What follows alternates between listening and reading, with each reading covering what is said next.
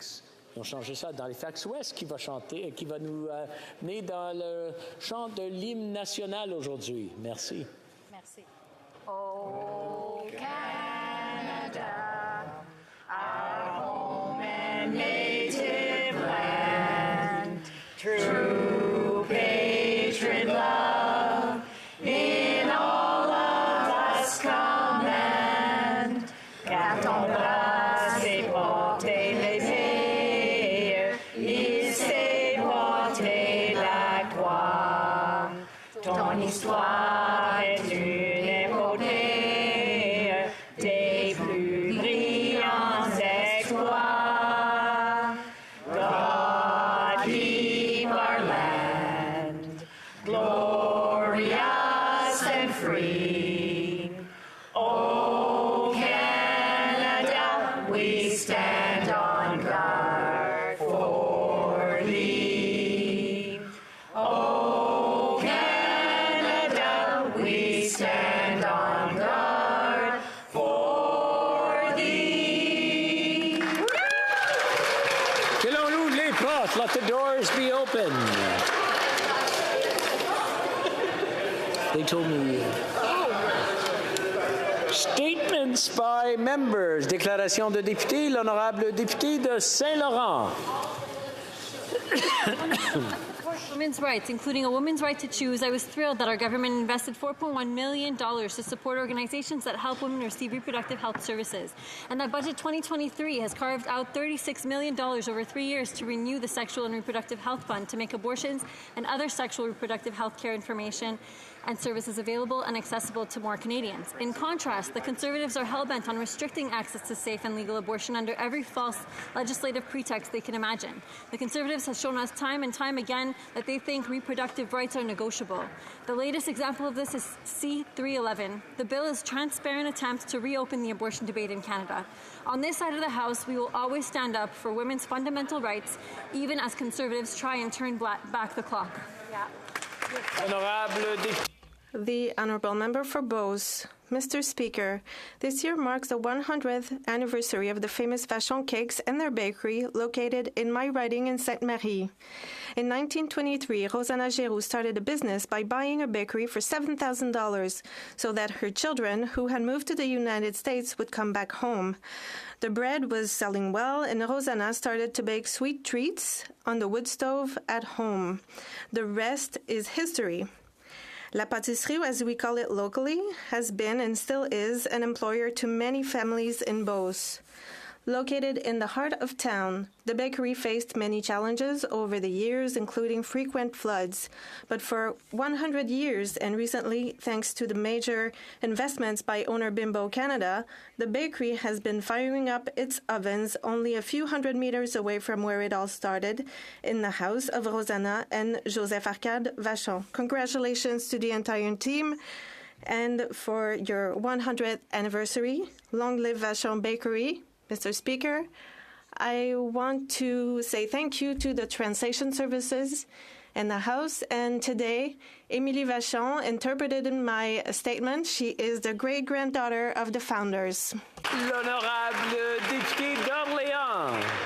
Monsieur le Président, it is with passion that I join my community of Orléans to express our deepest sympathies to the family and numerous friends of Thomas Allen Twiddle, known as Al, following his passing on May 1st. Anyone who has crossed paths with Al will tell you that it is simply impossible to list all of his contributions to our community. In his necrology, and I says, and I quote, "Big Al was a fixture in the community. Much like the local parks, nature trails, hockey rinks, and tennis courts he helped build. He was a tireless advocate for Petrie Island, a beautiful oasis he helped develop in the East End. As an Orleans resident and representative, I had the privilege of collaborating with this great advocate of nature, environment, and education. So thank you, Al, for teaching us the importance of caring for our environment." L'honorable député d'Abitibi-Bay James Nunavik EU. Monsieur le Président, le mois dernier.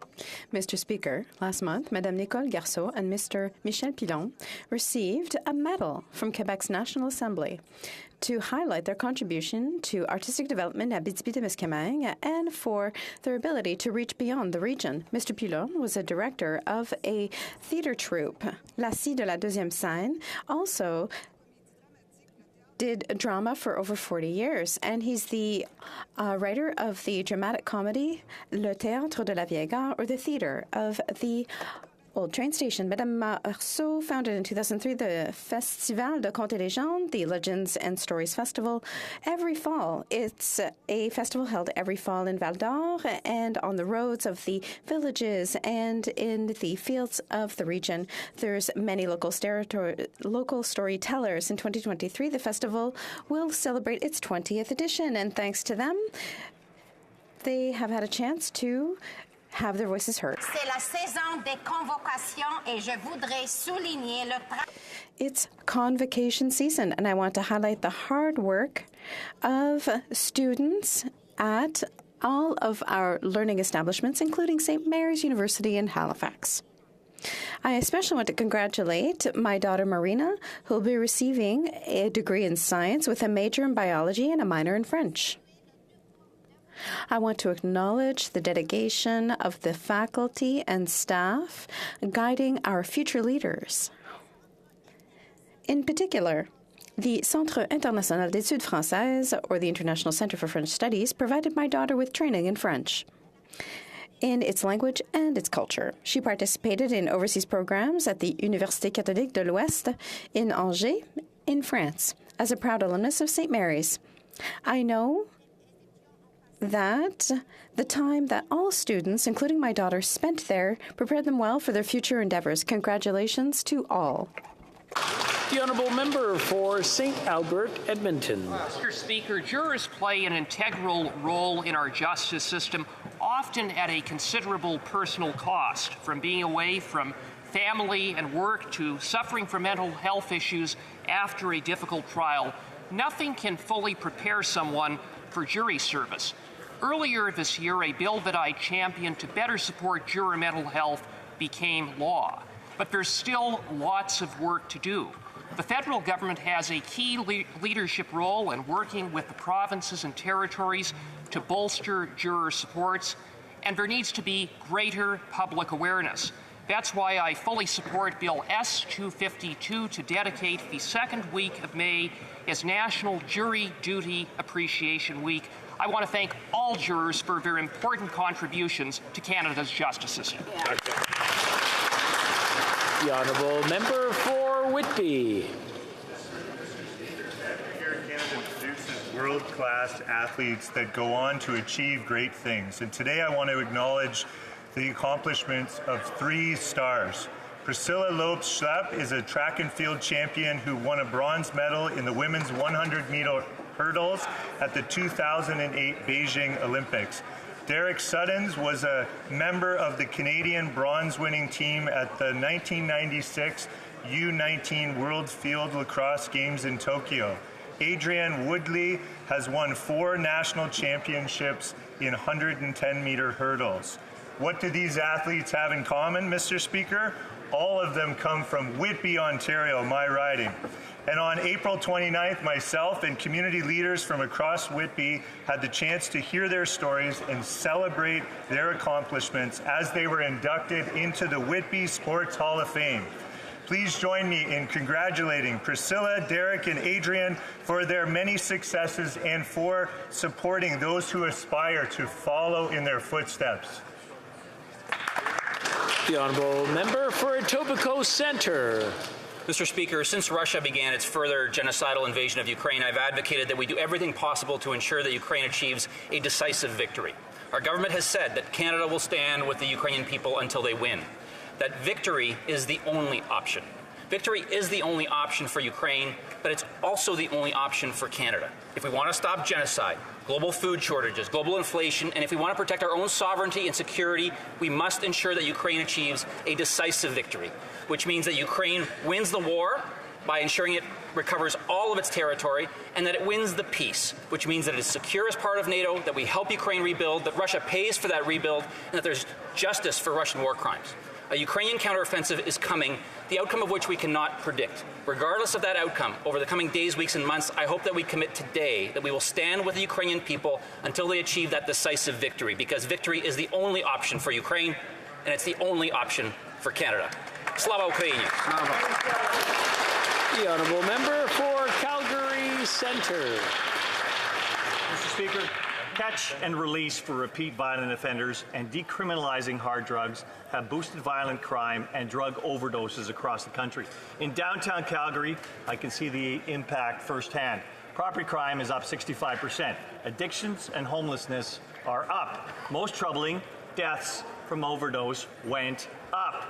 People have stopped taking the C train because it's not safe. Seniors have told me they are more isolated because they don't feel safe on the streets. It's simply not working. What is working is the Alberta model, a system of care developed by the Alberta government over the past 3 years that is centered on transforming addiction treatment to focus on long-term recovery. The world is watching Alberta succeed and taking note. Recovery is possible, and everyone should be supported in getting the care they need. The federal government also needs to do its part. The Liberals need to address the bail reform, which has been called for by law enforcement and victim advocates across the country. The Conservative government will reverse easy access to bail and ensure serious, repeat, violent offenders remain behind bars as they await trial. Honourable member for London North Centre.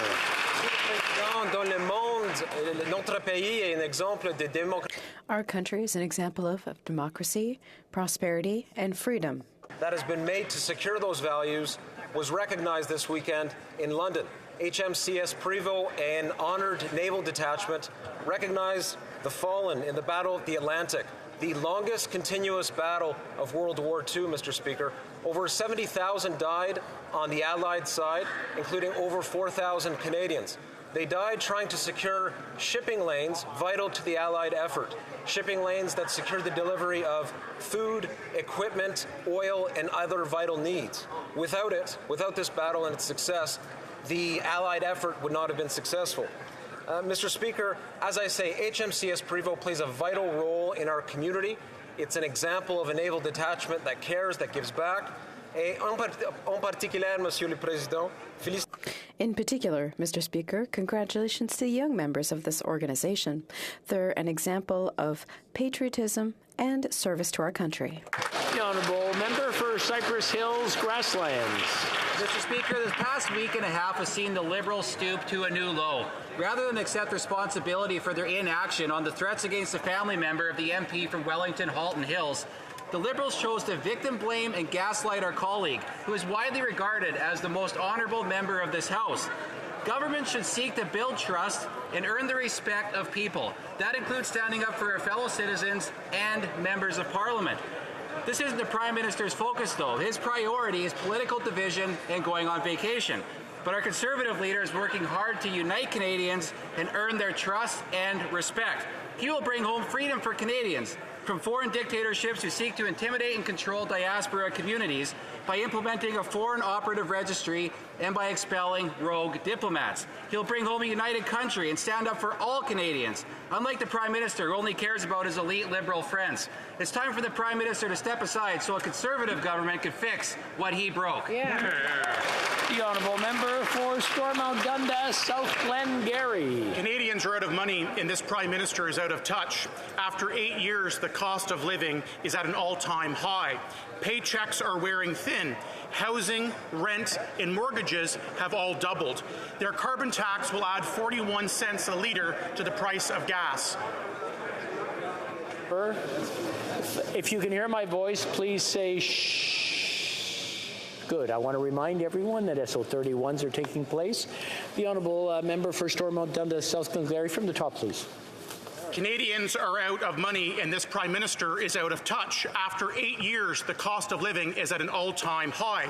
Paychecks are wearing thin. Housing, rent, and mortgages have all doubled. Their carbon tax will add 41 cents a litre to the price of gas.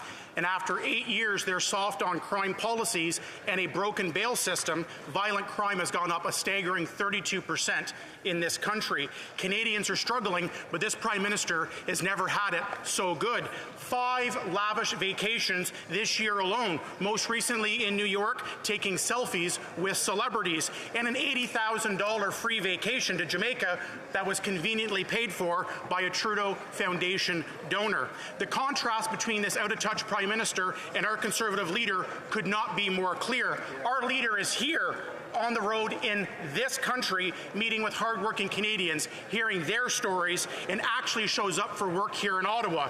Canadians are out of money. This Prime Minister's out of touch. But, Mr. Speaker, soon the Prime Minister... L'honorable député d'Hochelaga. Monsieur le Président, aujourd'hui... Mr. Speaker, I was supposed to talk about Mother's Day today, but my mother and all those who fought for a woman's right to choose expect every single woman in this House to denounce any attempt to roll that right back. I'd like to echo the superb speech by the member for Outremont on the proposed private member's bill by a member of the Conservative Party.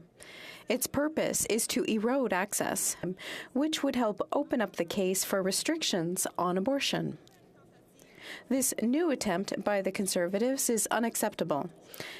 The Liberal Party will always stand with women to protect their right to choose. Now, the question is whether the leader of the Conservative Party is really pro-choice, because an abstention or a vote in favour of that bill is a vote in favour of rolling back women's rights. For Churchill, Kiwatanut, Askey. As the outdoor season begins again in our north for soccer, I recognize the girls and women who continue to blaze trails. Soccer, the fastest growing sport in Canada, is affordable and inclusive. For Canadian girls and women, Christine Sinclair, a legend in our national team, shows us that soccer is our sport. Nationally, Canada Soccer has just elected its first ever woman, President Charmaine Crooks.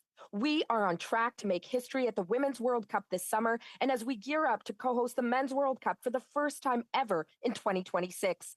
In our north, the excitement is growing. Let's seize the moment and make sure that girls and all our kids are part of our vision for soccer going forward. Let's support the work of volunteers, coaches, refs, women like Savannah Henderson, Michelle Day, Stephanie Davis, Carmen Ho, Erica Christensen, Sandra Lambert, and many others who give our kids a chance. It is time for Canada to invest in soccer for our girls and all our kids here in our north and across the country. Our message, soccer belongs here. L'honorable député de Longueuil-Saint-Hubert. Monsieur le Président, aujourd'hui... Today, I want to highlight and express my pride in a young Quebecois artist who's taking part in the world's greatest singing contest, Eurovision. More than 200 million people will watch next Saturday. Fatima Zahra Hafdi, also known as La Zara, was born in Montreal and grew up in Longueuil. Nominated as New Artist of the Year by the ADISC Gala in 2022, she was chosen by France's organizing committee to represent the country, but also to carry Quebec's colors to the international stage. Her song, Évidemment, is inspiring and exclusively in French. It's clearly a winner's song. It highlights her voice and her culture. I invite all of you to go listen to it. On May 13th, Quebec and France will be able to celebrate this incredible artist's victory. La Zara, you're a pride, a source of pride for all Quebecers, and we're all behind you. The honourable member for Foothills. Canadians are out of money, and the Prime Minister is out of touch and often out of the country. While Canadians struggle to put food on the table and a roof over their heads, the Prime Minister has very different priorities. Here are the numbers that the Prime Minister is concerned about. $80,000, the value of a trip paid for by Trudeau Foundation donors. 15, the number of celebrities he met during a lavish trip to New York. 45, the number of selfies taken. But thanks to the Liberal NDP Carbon Tax Coalition, here are the numbers that concern Canadians. 0, the number of emission targets hit. 41 cents, the increase in the price of gas per litre. $150,000 a year, the price an average farm family is going to have to pay thanks to the carbon tax. 34%, the amount grocery prices are predicted to increase by 2030. Canadians are living a nightmare and paying for the Prime Minister's authoritarian dream. A Conservative government will scrap the carbon tax scam, will bring home powerful paychecks, and will ensure that the dreams of Canadians come first. The honourable member for Surrey Newton. Mr. Speaker, I rise today with a heavy heart to pay honour to a remarkable young man from Edmonton Millwoods, Jaspreet Singh Pandher, who passed away on January 20th at the age of 32. He spent several years on our Liberal government team serving Canadians and building a better country. Jaspreet had a deep passion for Canadian politics and dedicated himself to advancing inclusivity and equality. He was humble, worked hard, spoke thoughtfully, and always knew exactly how to make people laugh. To the family and friends of Jaspreet that are here in Ottawa today, and all those who knew him, irrespective of political stripes, I extend my sincere condolences. May Jaspreet Singh Pandher's legacy continue to inspire those he touched for many, many years to come. Thank you, Mr. Speaker.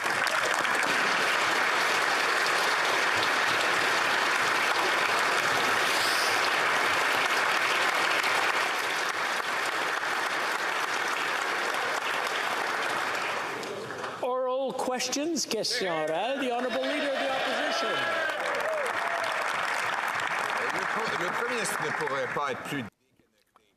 The Prime Minister couldn't be more out of touch with reality. He heard about problems with passports, but he didn't understand that it was that they couldn't get passports. He thought the problem was with the images, and that's why he erased Quebec City, Terry Fox, and the Battle of Vimy Ridge. 3,598 Canadians died there to defend our freedom and country. Why does the Prime Minister want to get rid of that part of our essential history? The Right Honourable Prime Minister.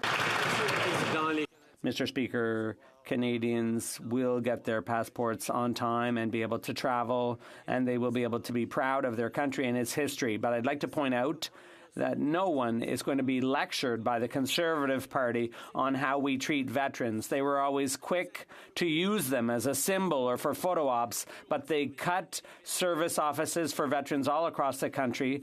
They cut funding to veterans, and they kept on attacking veterans rather than supporting them. Here on this side, we will continue to be there to defend our veterans, and we will always do that.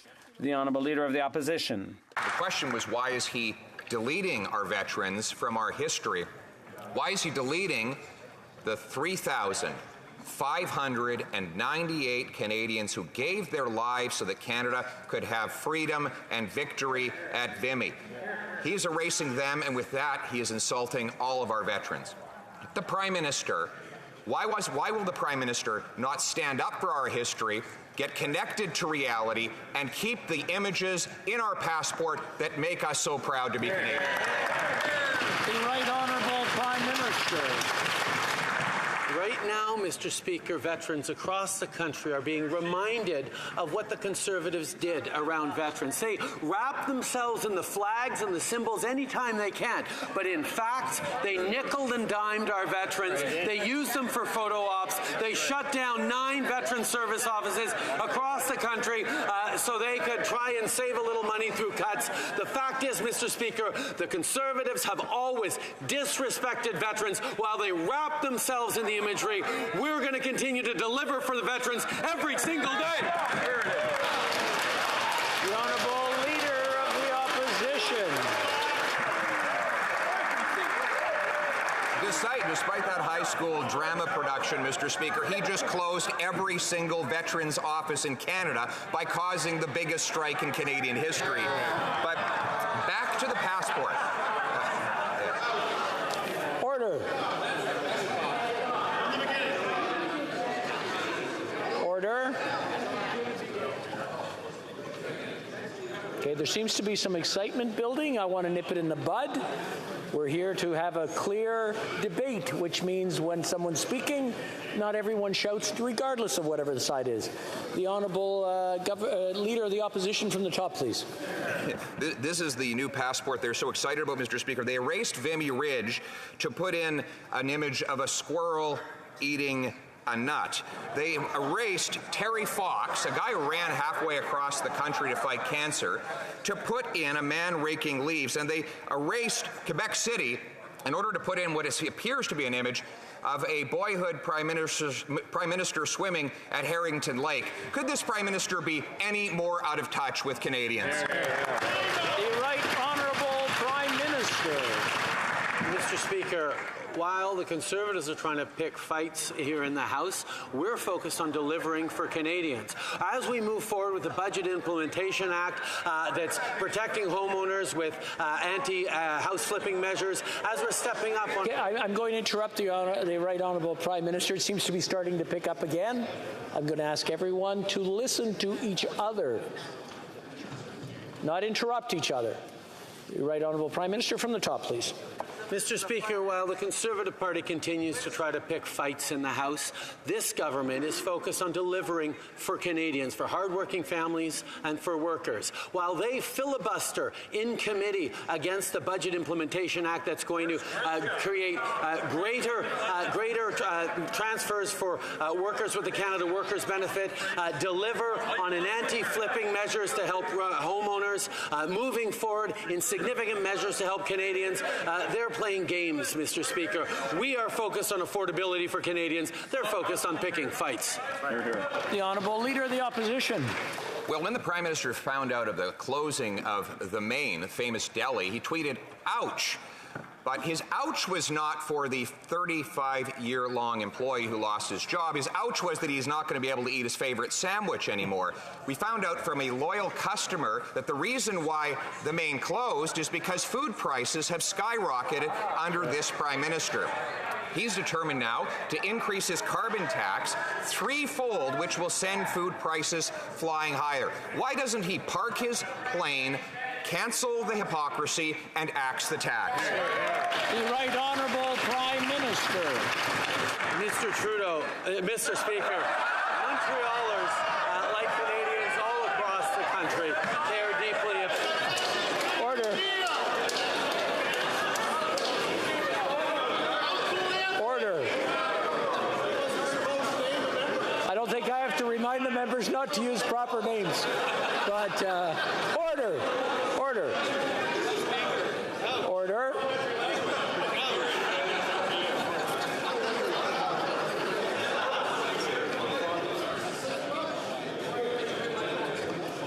Okay, you've got it out of your system. Now let's go on. The Right Honourable Prime Minister from the top, please. Mr. Speaker, Montrealers, like Canadians all across the country, care deeply about protecting the environment and also know that the only way to create good jobs, strong communities, and a better future is to fight climate change while we build a stronger economy. That's exactly what we have a plan to do. That is why we put a price on pollution and are sending the climate action incentive back to Canadians where it applies so that 8 out of 10 Canadians are doing better with that. We are fighting climate change and building a stronger economy, two things that the Conservatives apparently know nothing about. The Honourable Leader of the Opposition. The only one thing that the Prime Minister wants to know about is himself. That's why he can't help but using his own name right here on the floor of the House of Commons. And, Mr. Speaker, it's why the only concern he had about a business closing is he's not going to get his favorite sandwich. That means people are losing their jobs. Customers are losing the ability to eat. 1 in 5 Canadians are skipping meals now. After 8 years of this Prime Minister, 1.5 million going to the food bank. The carbon tax hits the farmers that make the food, the truckers that ship it, and therefore it taxes the food itself. Why won't he bring down food prices, bring home lower prices, and axe the tax? The Right Honourable Prime Minister.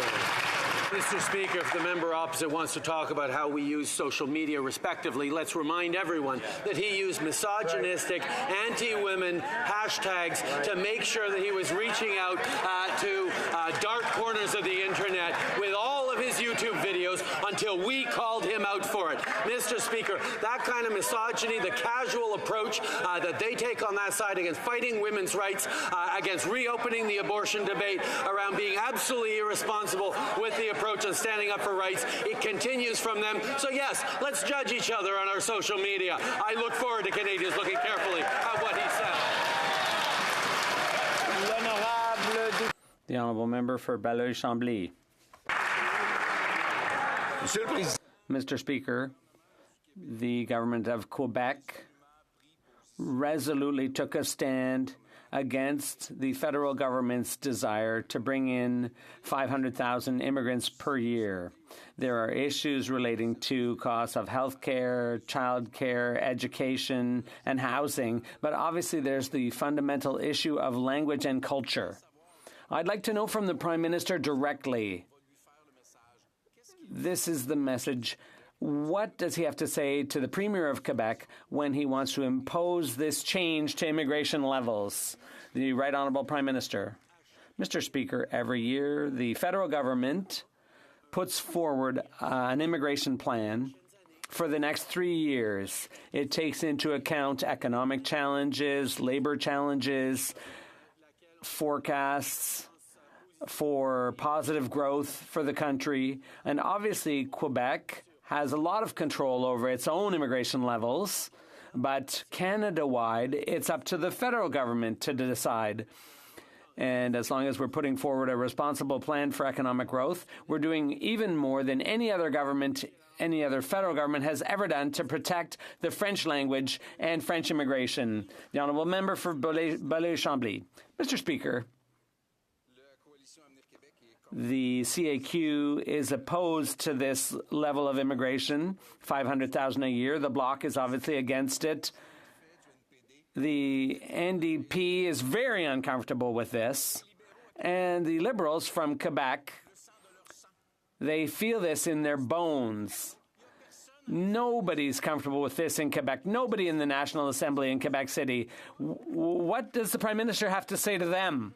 The Right Honourable Prime Minister. Mr. Speaker, we presented our immigration levels in November.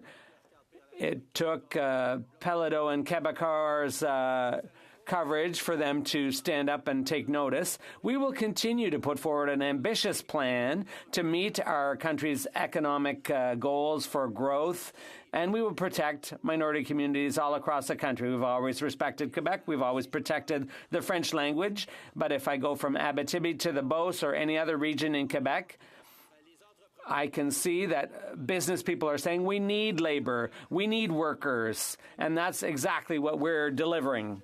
The honourable member for Burnaby South. This Liberal government has a very cozy friendship with the pharmaceutical industry. In fact, in less than a year, they met with the pharmaceutical lobbyists more than 126 times. Ooh. It's no wonder we are the third most expensive place for medication in the world. In 2017, the Prime Minister promised to make a small change which would have significantly reduced the cost of medication, but has yet to do it 6 years later. So when will the Prime Minister stop protecting billionaires and start protecting Canadians? The Right Honourable Prime Minister. Mr. Speaker, no one in Canada should have to choose between putting food on their table and paying for their prescription medications. That's why we're continuing our work to lower drug prices. The member opposite speaks about small changes. We've made big changes by moving forward on bulk buying power, by including and developing a national strategy for drugs for rare diseases, and progressing towards a universal national pharmacare program, which includes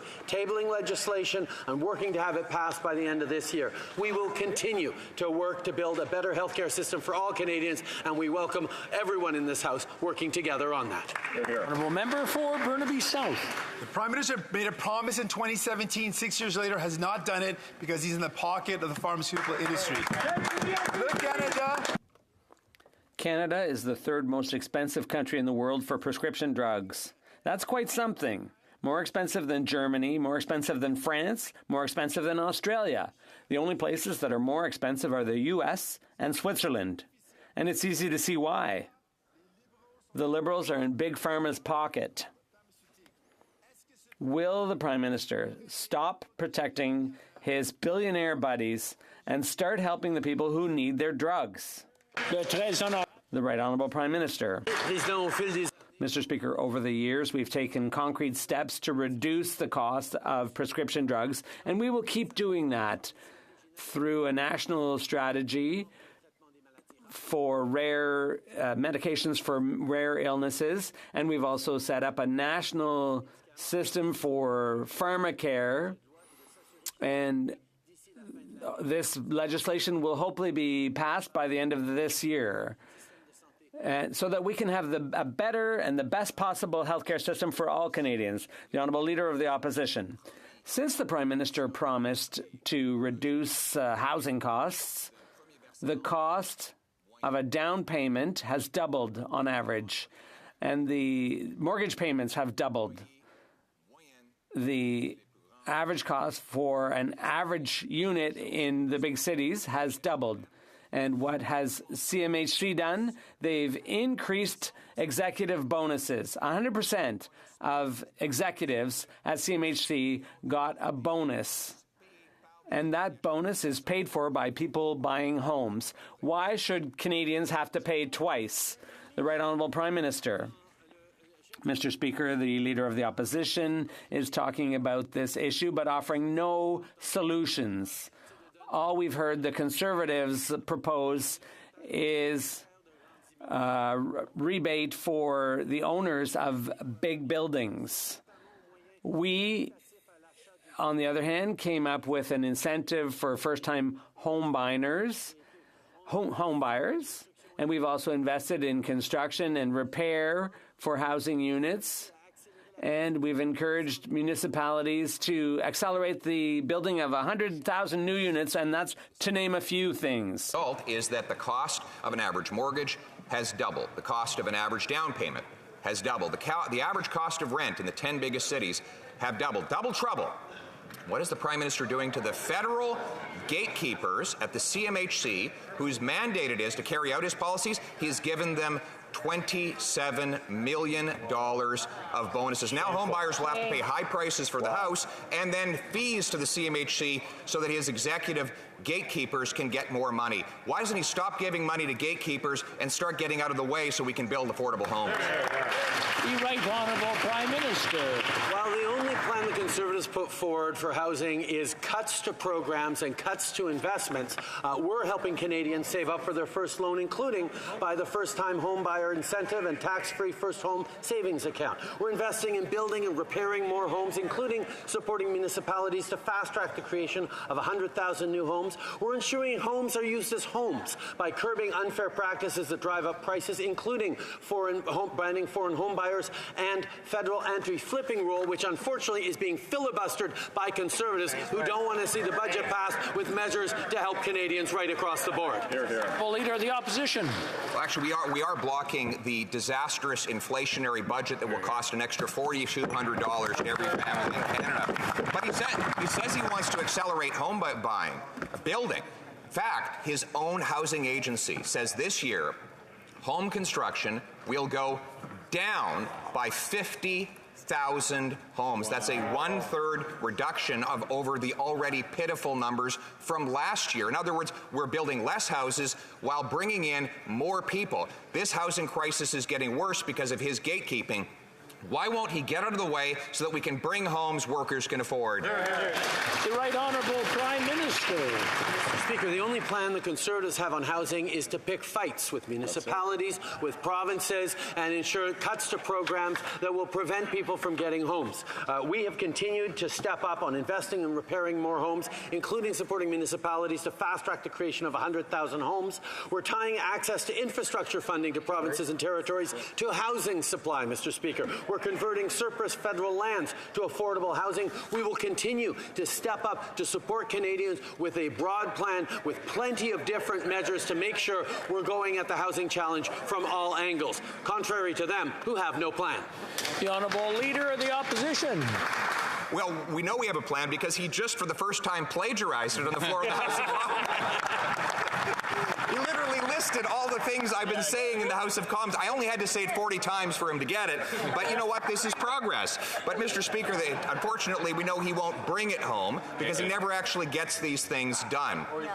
In fact, speaking of homes, one realtor predicts that it's now going to cost $3,000 to rent a room in a boarding house as the norm by 2030.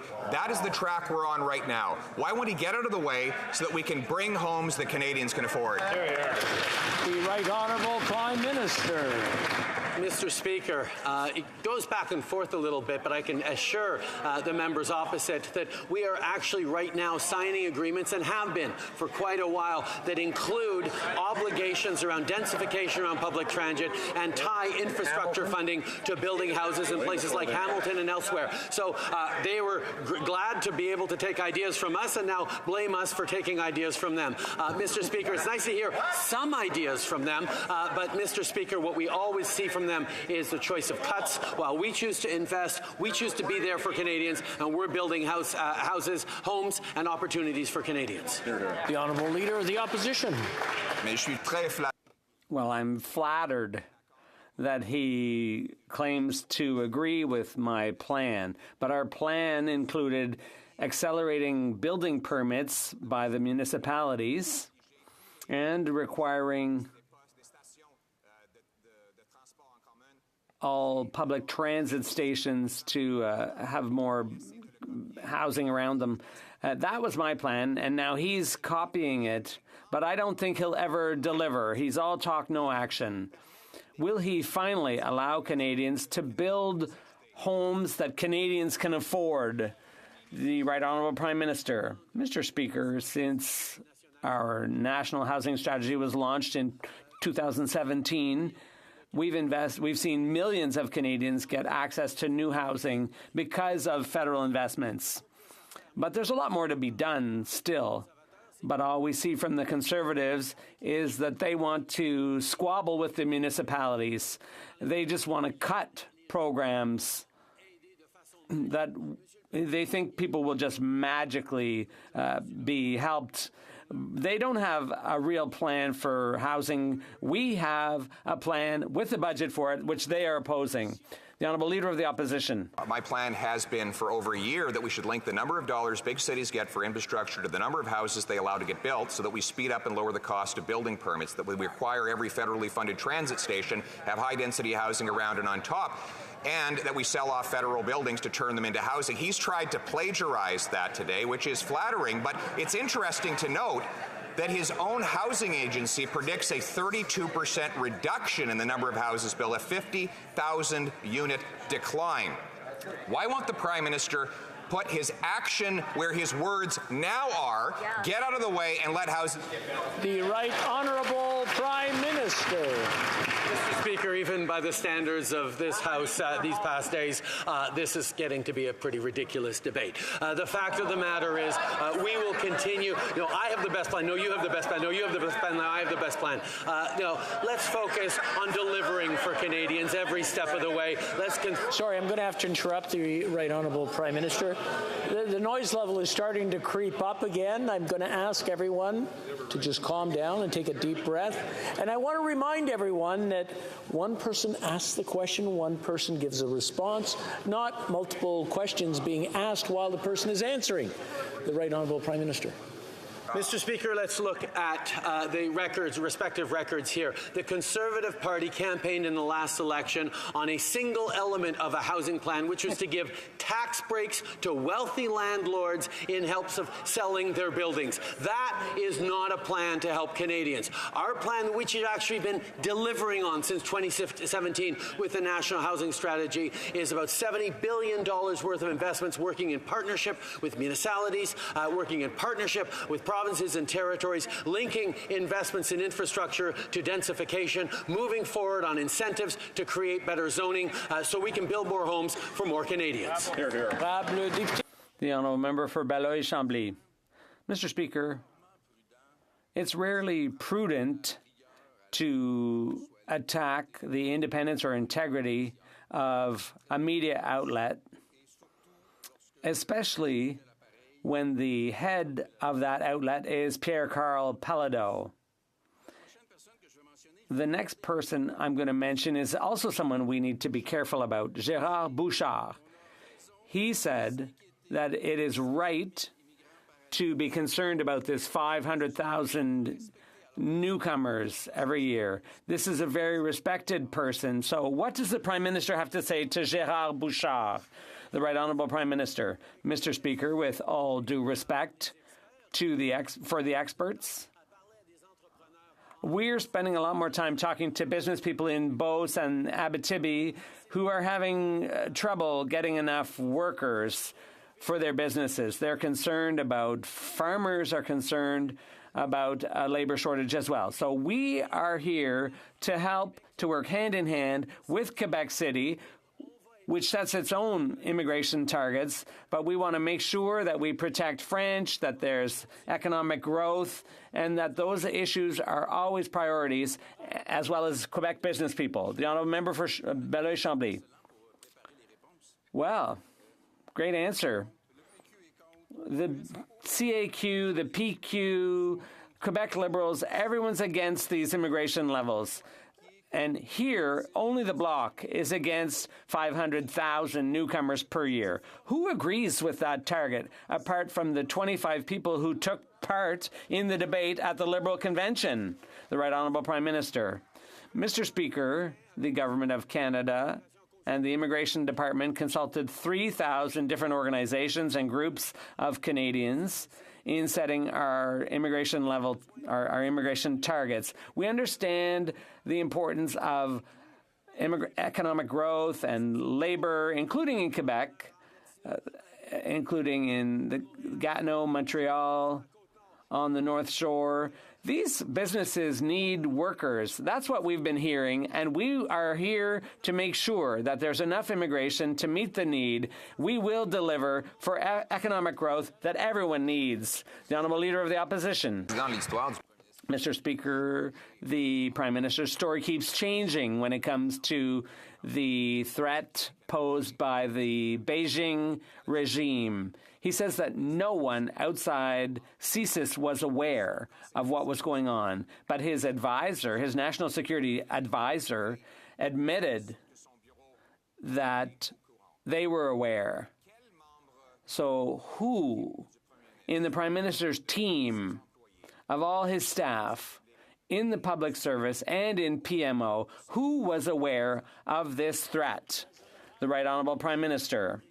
Mr. Speaker, just yesterday, my 3 former advisors confirmed that that report was not received by their offices.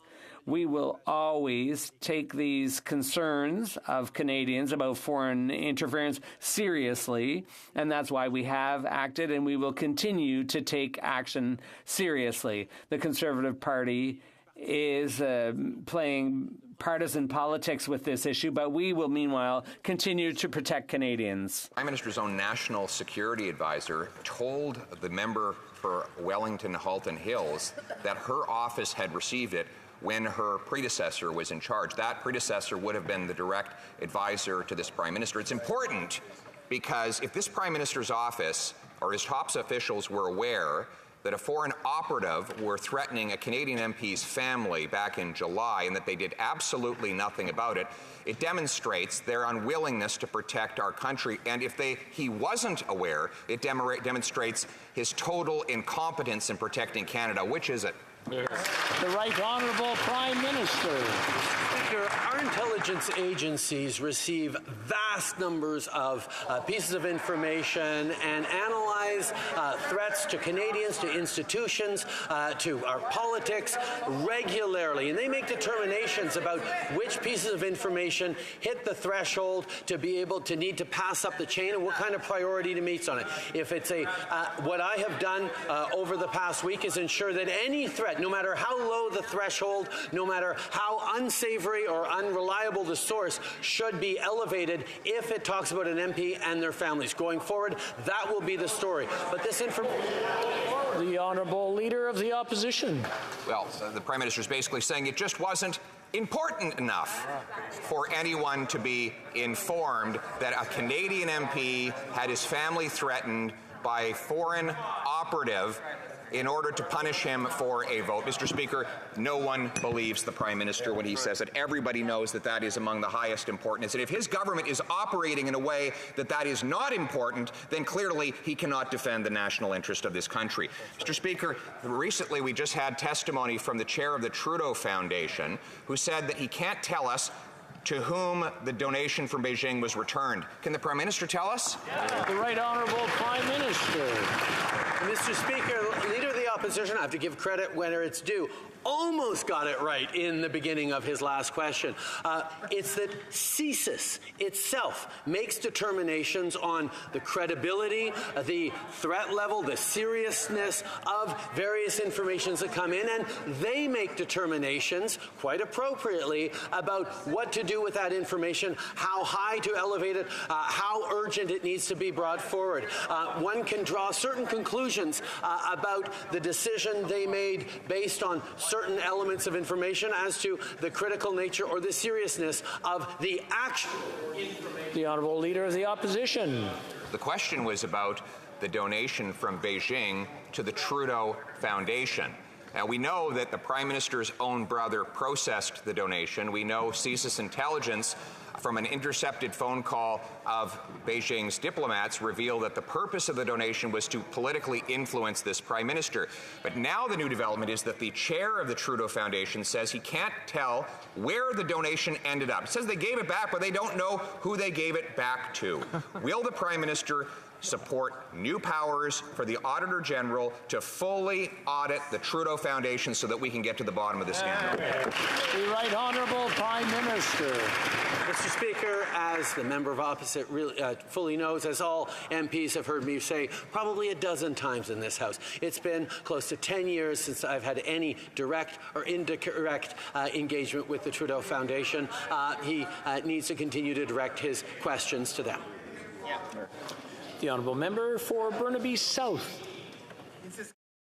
First Nations are left out of major natural resource decisions because their right to the land is not recognized. The government has obligations. His microphone wasn't working. Maybe just start from the top so we can hear the full question. Please, from the top. Thank you, Mr. Speaker. In Saskatchewan, First Nations are left out of major decisions regarding natural resources because their right to the land is not recognized. The government has obligations to consult with provinces, territories, and First Nations and Indigenous peoples.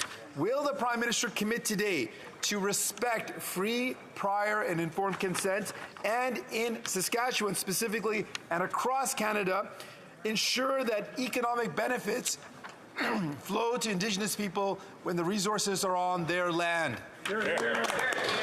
The Right Honourable Prime Minister. Mr. Speaker, as a federal government, we are moving forward on legislating the UN Declaration on the Rights of Indigenous Peoples, which includes free, prior, and informed consent. This is an important and historic step for the government that we're doing hand in hand with Indigenous peoples. Unfortunately, only some provinces are moving forward in that way, and we will continue to engage on these issues, but we also recognize the responsibility and the control that provinces have over their natural resources. We encourage everyone, however, to walk the path of reconciliation together. The Honourable Member for Port Moody Coquitlam. Mr. Speaker, the price for an unfurnished one-bedroom rental home in Metro Vancouver has climbed to $3,000 a month. $3,000 a month. Family, students, and seniors in Vancouver can't afford to live there. The housing crisis has only gotten worse under this Liberal government. They've allowed greedy corporate landlords to buy up homes, hike rents, and make it impossible for Canadians to secure affordable housing. When are the Liberals going to crack down on corporate landlords and make housing truly affordable? The Right Honourable Prime Minister. Mr. Speaker, we've taken significant steps on supporting low-income renters, including a $500 housing benefit top-up, which the Conservatives voted against and tried to delay. We've investing to rapidly increase the supply of affordable rental units. We are introducing measures to end rent evictions, and that's on top of the significant measures we're working working with municipalities on to create 100,000 new homes over the coming years as we accelerate the process of zoning and permitting. We're doing that hand in hand with municipalities in respect instead of in fights as the Conservatives propose, because we know that collaboration is the way to get things done. The honourable member for Humber River, Black Creek. Mr. Speaker, yesterday this House debated C-311, introduced by one of the most anti-choice members of this House, in a transparent effort by the Conservative Party to reopen the abortion debate in Canada. And Mr. Speaker, they don't just want women in Canada to not have the right to choose, they also oppose our support of women's reproductive rights abroad. So when it comes to reproductive rights in this country and around the world, what is the Prime Minister's position?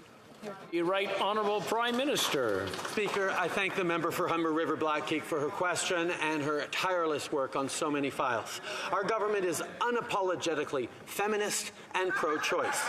Since 2020, we've provided almost $500 million to support women's sexual and reproductive health and rights around the world. That includes funding for abortion health care, which previous Conservative governments recklessly refused to support. We know that the fight for women and girls' rights around the world is far. I'm going to have to interrupt the Right Honourable Prime Minister again. It's just starting to get a little noisy again. I missed part of it. I'm going to ask him to start over, please. Mr. Speaker, our government is unapologetically feminist and pro-choice. Since 2020, we've provided almost $500 million to support women's sexual and reproductive health and rights around the world. That includes funding for abortion health care, which the previous Conservative government refused to support. We know the fight for women and girls' rights around the world is far from over. That's why yesterday we announced Canada's candidacy to the UN Human Rights Council. While the Conservative Party attacks in this House a woman's right to choose, we're defending it at home and abroad. The Honourable Leader of the Opposition.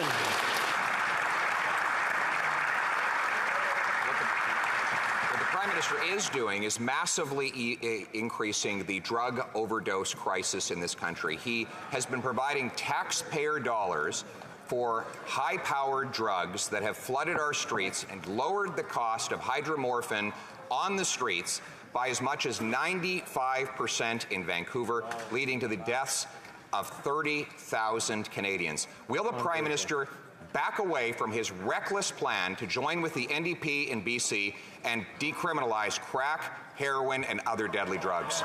The Right Honourable Prime Minister. Speaker, the toxic drug and overdose crisis continues to take a tragic toll on families, loved ones, and communities. We're using every tool at our disposal to work with our partners to end this national public health crisis. Since 2017, we've committed to more than $1 billion to address the overdose crisis, and we're taking concrete steps to divert people who use drugs away from the criminal justice system. The evidence is clear. Harm reduction measures save lives. Some 46,000 overdoses have been reversed since 2017. We will continue to trust the science. The Honourable Leader of the Opposition. The science shows is that, and I'll quote Giuseppe Ganci, the head of Last Door Recovery, 100% of all the people I've met who are on Safer Supply sell their supply. I've never met anybody who's taken all of it. Why do they sell it? Because while it's powerful enough to get a high to begin with, it loses its strength with use, and so it gets sold to kids, and the profits are then used for fentanyl. And then those kids buy the fentanyl when the hydromorphine is not. I'm sorry, I'm going to have to interrupt there. It's getting noisy again. From the top, please, just start off. I just want everybody to listen to each other, listen to whoever's speaking, and then when the answer comes, please, everyone listen to the answer as well. The Honourable Leader of the Opposition, please. Furthermore, to quote a recent article on the matter, according to some experts I spoke to, this has caused the price of hydromorphine, the primary opioid dispensed at Safer Supply sites, to drop by an estimated 70 to 95% in cities with Safer Supply programs.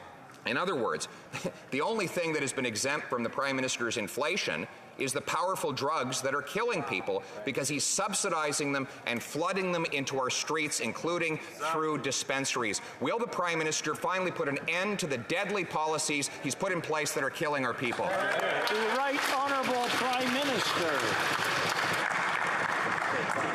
Mr. Speaker, the ongoing opioids epidemic is taking far too many lives across the country, whether it's families, whether it's workers, whether it's communities from coast to coast to coast.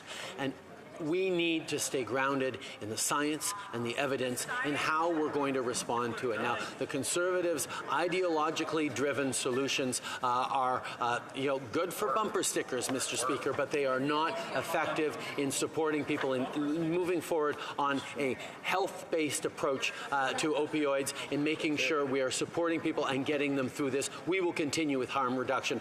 The Honourable Leader of the Opposition. To be blunt, his policies are killing people. The number of deaths, the number of overdose deaths that have happened in this country, and in British Columbia in particular, where the policies of this government and the NDP are most advanced, are up by 300%.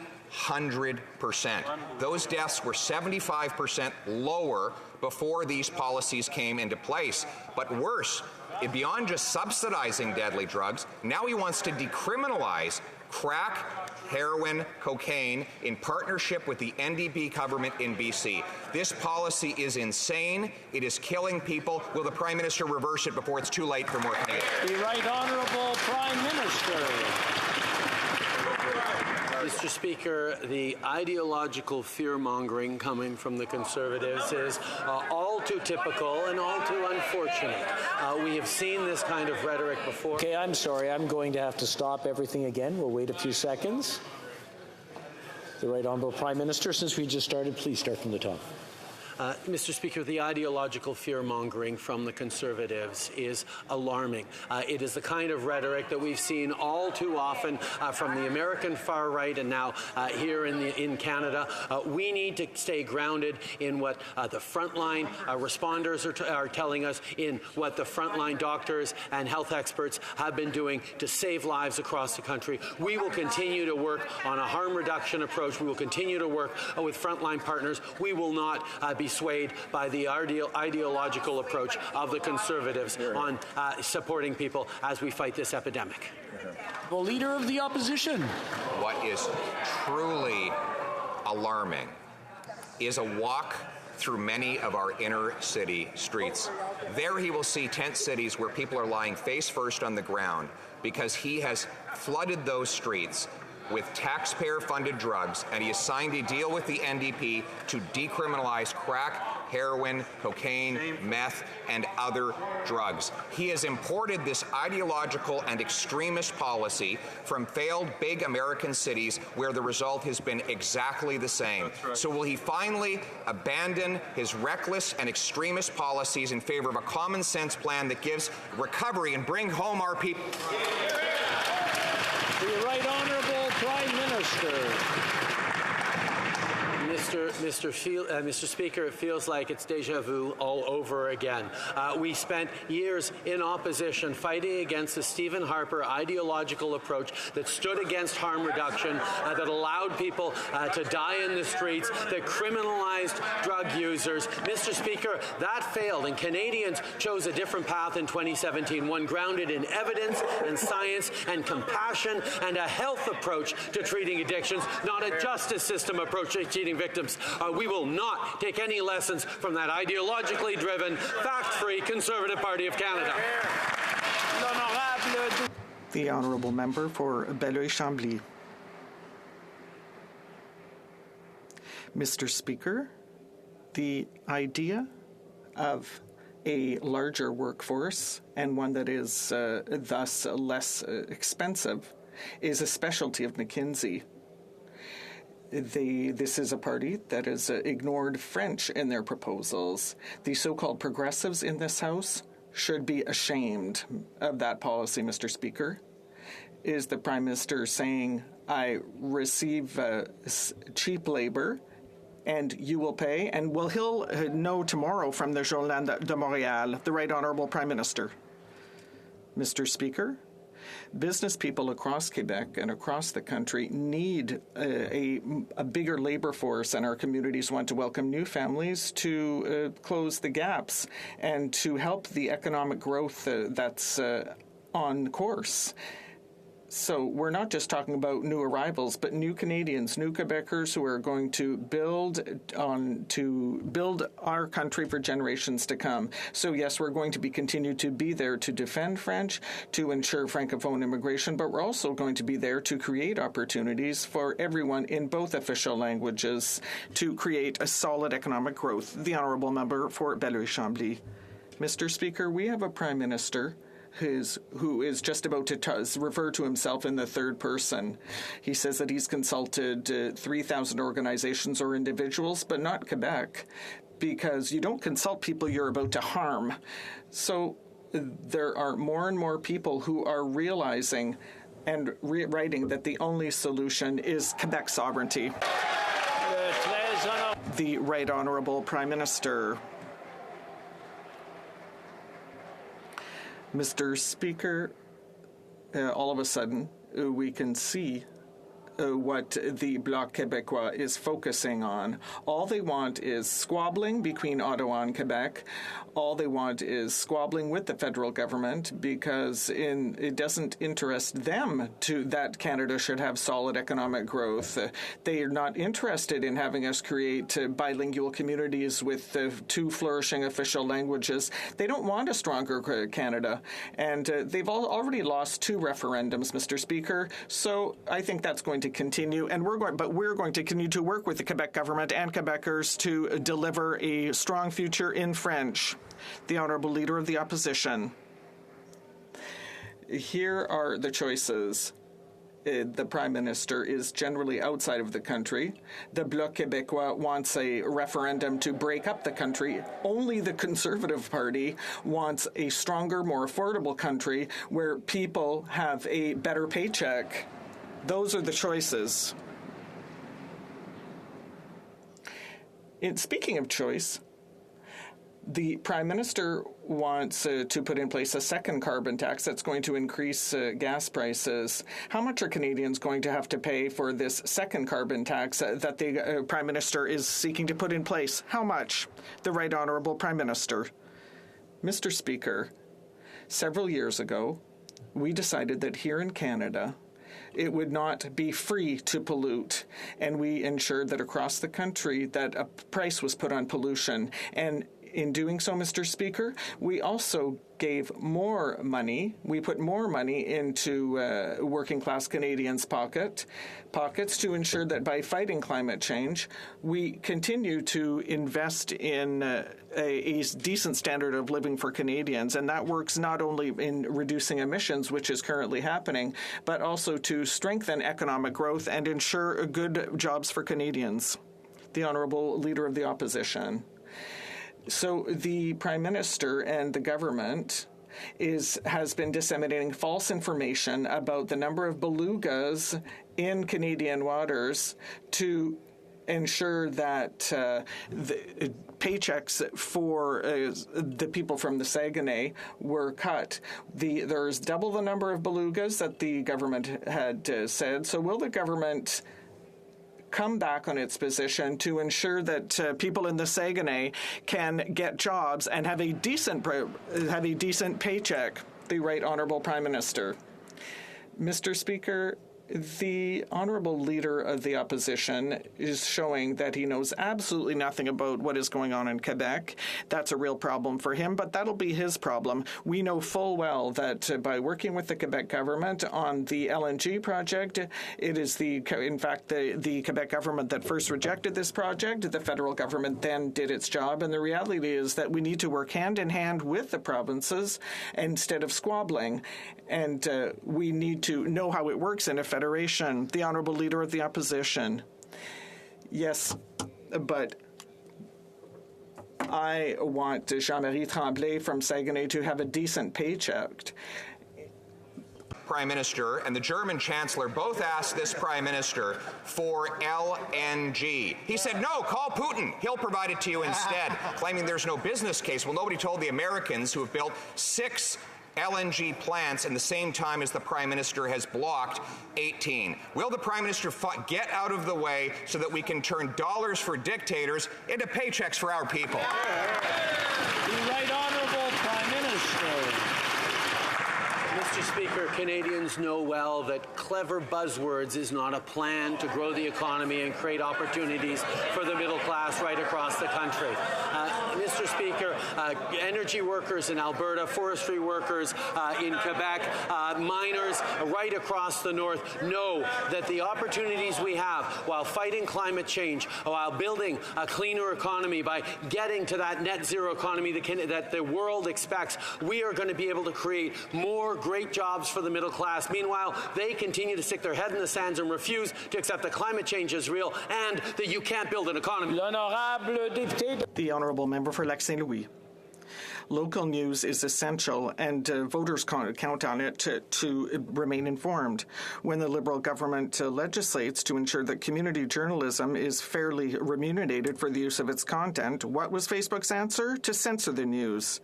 The crony of big tech, the Conservative leader, is very pleased to accept the lame excuses of the billionaire web giants to the detriment of middle-class Canadians. What does the Prime Minister think of this shameful scorn for Canadians' rightful access to news, which is fundamental to democracy? The Right Honourable Prime Minister.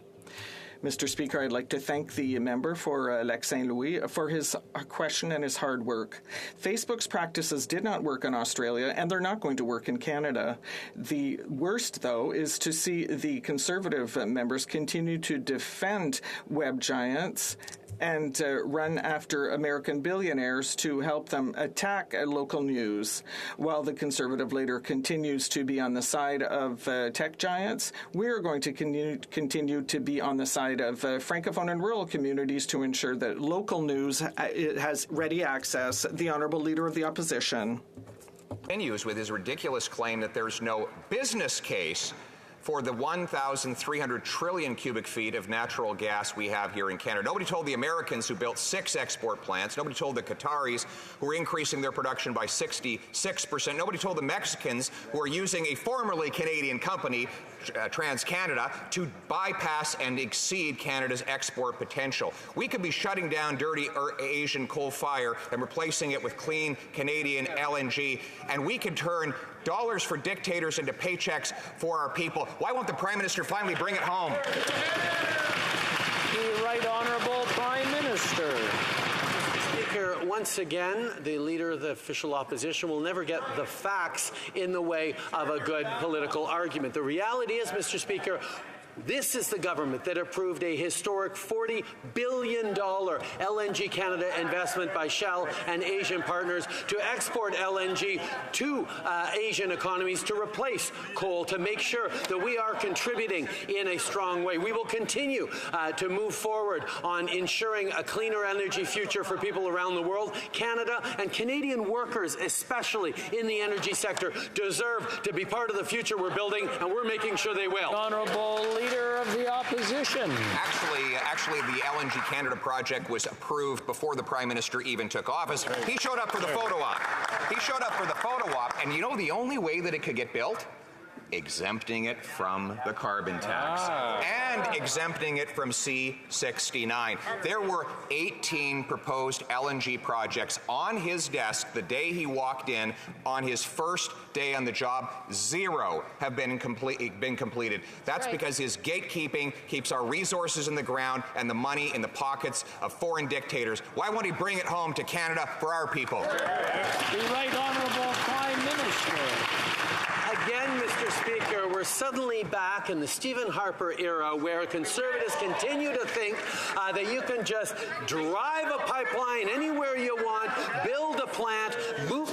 I'm going to interrupt. There's some shouting going back and forth, more going back than forth. But I just want to remind everyone that when the person asks a question, we listen. When the person answers the question, we listen as well. Whether we like the question or the answer, unfortunately, that's not up to me to decide. We listen, and then we'll make some judgments later. The Right Honourable Prime Minister. Mr. Speaker, under Stephen Harper, Conservatives were the most pro-oil and gas of any government we had ever had, and yet they couldn't get a damn thing built, Mr. Speaker. They didn't understand that working with communities, that working together with Canadians, that fighting climate change is the only way to get things built, and that's how we're the ones able to move forward with the twinning of the Trans Mountain Pipeline that they were unable to get done. They failed the energy sector, Mr. Speaker, with their ideological approach. We are delivering. The Honourable Leader of the Opposition.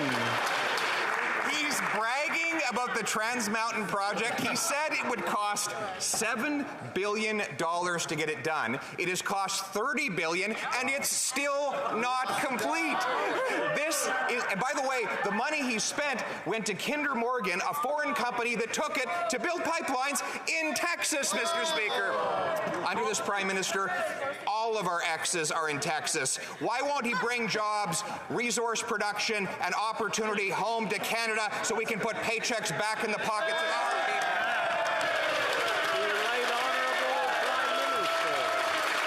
Well, Mr. Speaker, we just heard it from the Conservative Party of Canada.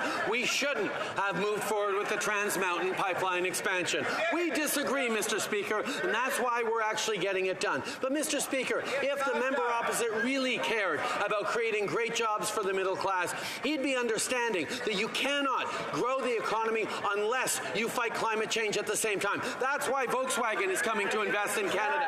That's why Sayona is building lithium mines in Quebec. That's why Stellantis and Ford and GM and investors like Michelin and Rio Tinto and Lion Electric continue to invest in our supply chain, in our future, and in great jobs for Canadians.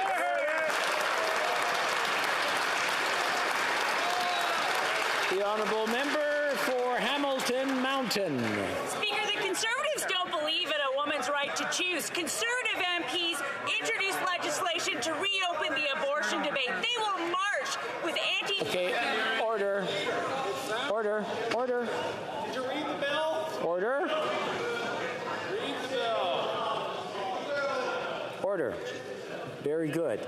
Now we'll hear what the question is. The Honourable Member for Hamilton Mountain. Speaker, the Conservatives don't believe in a woman's right to choose. Conservative MPs introduced legislation to reopen the abortion debate. They will march with anti-choice activists.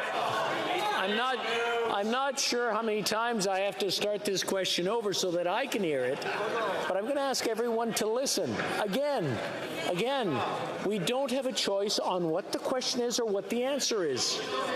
Ours is to listen, everyone in here, and then we can debate it at another time if we want. The Honourable Member for Hamilton Mountain, hopefully for the last time. Speaker, the Conservatives don't believe in a woman's right to choose. Conservative MPs introduced legislation to reopen the abortion debate.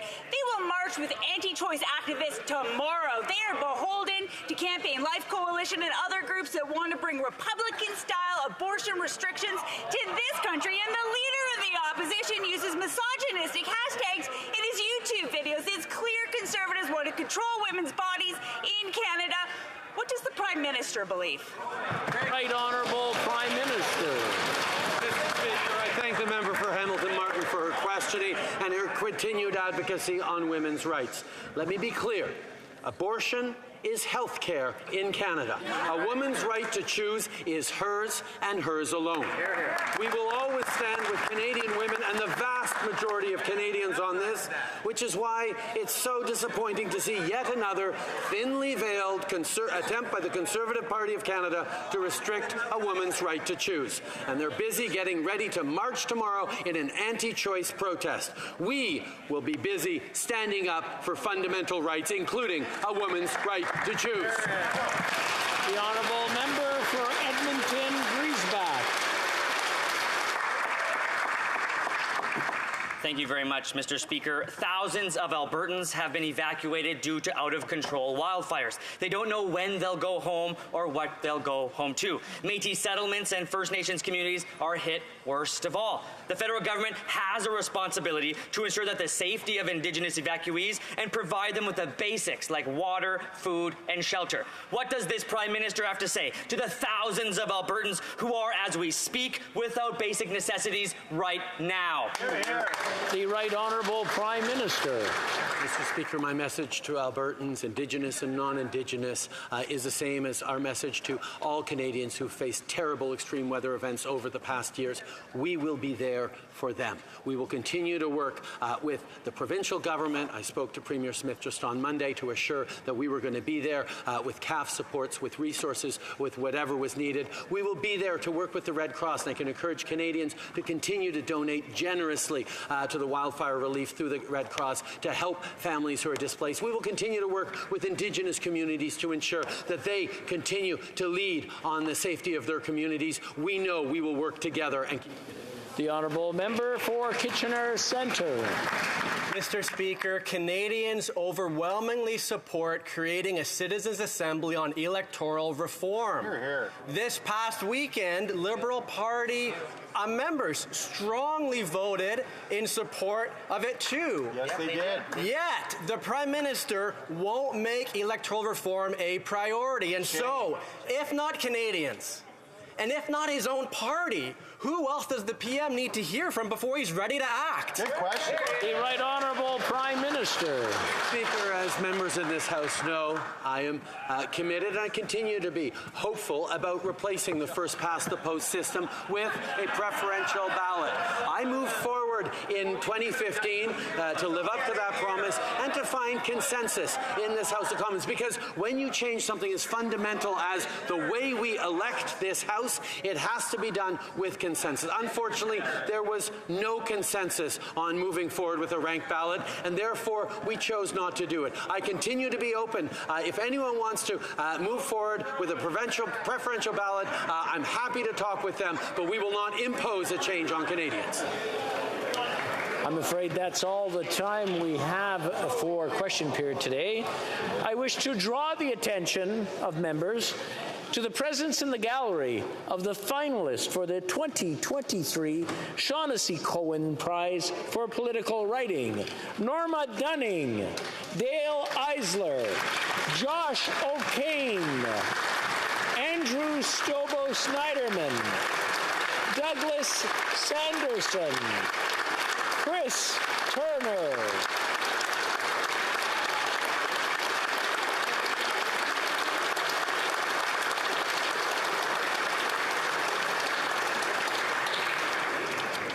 following the discussion among representatives of all parties in the House, I understand that there is an agreement to observe a moment of silence in honor of our former colleague, the Honourable Marc Lalonde. I now invite honourable members to rise.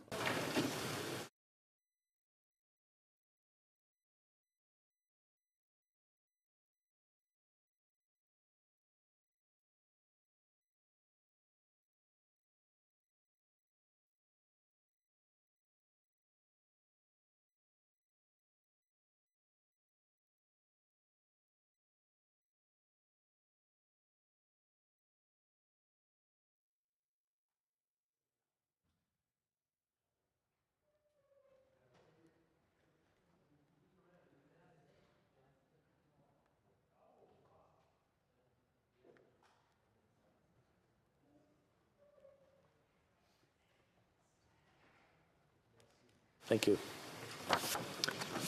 It being 15:24 or 3:24 p.m., pursuant to order made on Thursday, June 23rd, 2022, the House will now proceed to the taking of the deferred recorded division on the question of privilege in the name of Mr. Chong. Convoqué. Call in the members.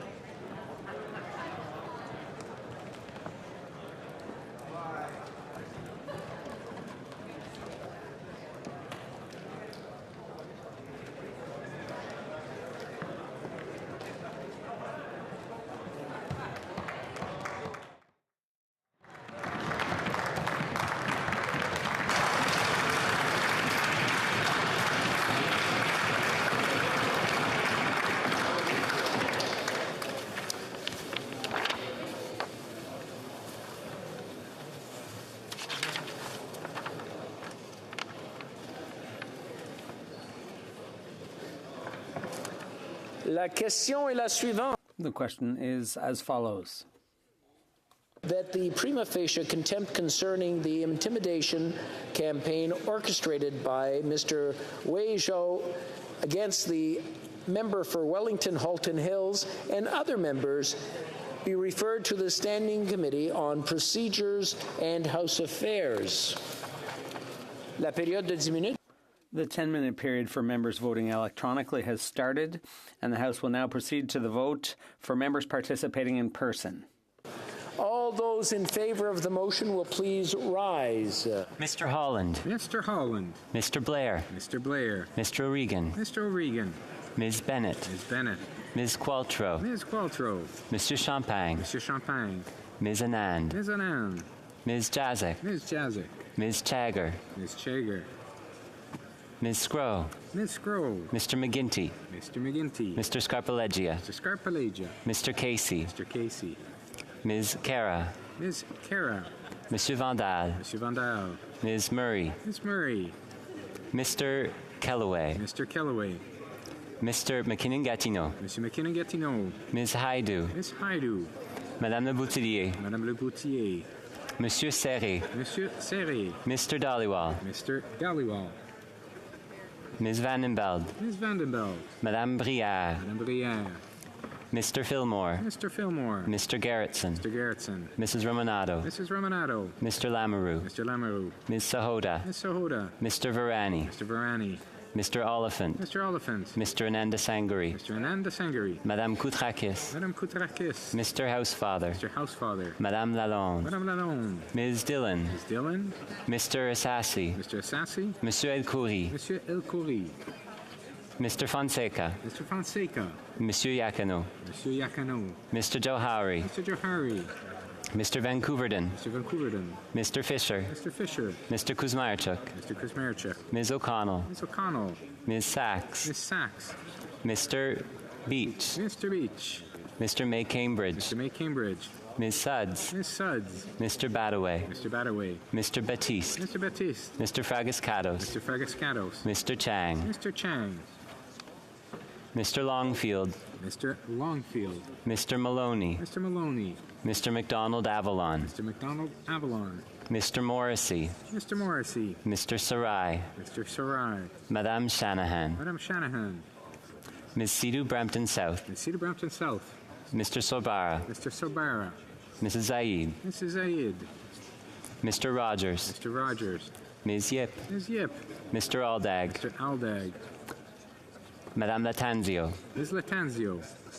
Mr. Lewis Kitchener-Conestoga. Mr. Lewis Kitchener-Conestoga. Mr. Turnbull. Mr. Turnbull. Mr. Van Bynen. Mr. Van Bynen. Madame Mendez. Madame Mendez. Monsieur Zuberi. Monsieur Zuberi. Ms. Bradford. Ms. Bradford. Mr. Gahir. Mr. Gahir. Ms. Hefner. Ms. Hefner. Mr. McDonald Malpeck. Mr. McDonald Malpeck.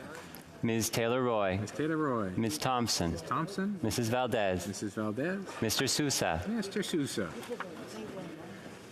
Mr. Bazan. Mr. Bazan. Mr. Kimmich. Mr. Kimmich. Mrs. Thomas. Mrs. Thomas. Monsieur Deltel. Monsieur Deltel. Mrs. Stubbs. Mrs. Stubbs. Monsieur Paulus. Monsieur Paulus. Mr. Upal. Mr. Upal. Mr. Halan. Mr. Halan. Ms. Lewis Haldeman Norfolk. Ms. Lewis Haldeman Norfolk. Mr. Barrett. Mr. Barrett. Mr. Barlow. Mr. Barlow. Mrs. Gray. Mrs. Gray. Mr. Moore. Mr. Moore. Mr. Baldinelli. Mr. Baldinelli. Mr. Mazer. Mr. Mazer. Mr. Small. Mr. Small. Mr. Ellis. Mr. Ellis. Monsieur Berthold. Monsieur Berthold. Mr. Duncan Stormont Dundas South Glengarry. Mr. Duncan Stormadungas, South Glengarry. Ms. Findlay. Ms. Findlay. Mr. Abu Taif. Mr. Abu Taif. Mr. Chong. Mr. Chong. Mrs. Kuzi. Mrs. Kuzi. Ms. Ferrari. Ms. Ferrari. Mr. Schmale. Mr. Schmale. Mr. Vidal. Mr. Vidal. Mr. Perkins. Mr. Perkins. Mr. Davidson. Mr. Davidson. Mr. Kelly. Mr. Kelly. Mr. Calkins. Mr. Calkins. Mr. Cooper. Mr. Cooper. Monsieur Martel. Monsieur Martel. Monsieur Godin. Monsieur Godin. Ms. Gladue. Ms. Gladue. Mrs. Roberts. Mrs. Roberts. Mr. Williams. Mr. Williams. Mr. Morantz. Mr. Morantz. Mr. Malillo. Mr. Malillo. Mrs. Cramp-Nyman. Mrs. Cramp-Nyman. Mrs. Vecchio. Mrs. Vecchio. Mr. Chambers. Mr. Chambers. Mr. Aitchison. Mr. Aitchison. Mr. Van Popta. Mr. Van Popta. Mr. Kitchen. Mr. Kitchen. Mr. Muse. Mr. Muse. Mr. Brock. Mr. Brock. Mr. Waugh. Mr. Waugh. Mr. Steinley. Mr. Steinley. Monsieur Lou. Monsieur Lou. Monsieur Généreux. Monsieur Généreux. Mr. Tucker. Mr. Tucker. Mr. Zimmer. Mr. Zimmer. Monsieur Gould. Monsieur Gould. Mr. Arnold. Mr. Arnold. Monsieur Brassard. Mr. Brassard. Mr. Williamson. Mr. Williamson. Mr. McGuire. Mr. McGuire. Mr. Cram. Mr. Cram. Mrs. Wagenthal. Mrs. Wagenthal. Mr. Dreesen. Mr. Dreesen. Mr. Currick. Mr. Kirk. Mr. Nader. Mr. Nader. Mr. Tolmie. Mr. Colney. Mr. Allison. Mr. Allison. Mr. Carey. Mr. Carey. Mrs. Gallant. Mrs. Gallant. Mr. Shipley. Mr. Shipley. Mr. Reed. Mr. Reed. Mr. Shields. Mr. Shields. Mr. Patzer. Mr. Patzer. Mr. Macaulay, Edmonton West. Mr. Macaulay, Edmonton West. Mr. Falk, Provencher. Mr. Falk, Provencher. Mr. Lake. Mr. Lake. Monsieur d'Entremont. Monsieur d'Entremont. Mr. Morrison. Mr. Morrison. Mr. Dowdle. Mr. Dowdle. Mr. Dalton. Mr. Dalton. Mr. Bragdon. Mr. Bragdon. Mr. Epp. Mr. Epp. Mr. Mott. Mr. Mott.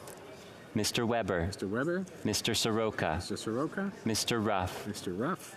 Mr. Fast. Mr. Fast. Monsieur Terrien. Monsieur Terrien. Monsieur Bergeron. Monsieur Bergeron. Madame Gill. Madame Gill. Madame de Bellefeuille. Madame de Bellefeuille. Madame Posé. Madame Posé. Monsieur Beaulieu. Monsieur Beaulieu. Mr. Singh. Mr. Singh. Mr. Massey. Mr. Massey. Mr. Julian. Mr. Julian. Mr. Garrison. Mr. Garrison. Ms. Blaney. Ms. Blaney. Ms. Idlout. Ms. Idlout. Mr. Johns. Mr. Johns. Mr. Green. Mr. Green. Mr. Backrack. Mr. Backrack. Madame Hughes. Madame Hughes. Ms. Zarillo. Ms. Zarillo. Mr. Angus. Mr. Angus. Mr. Davies. Mr. Davies. Mr. Desjardins. Mr. Desjardins. Ms. McPherson. Ms. McPherson. Ms. May, Saanich Gulf Islands. Ms. May, Saanich Gulf Islands. Mr. Morris. Mr. Morris.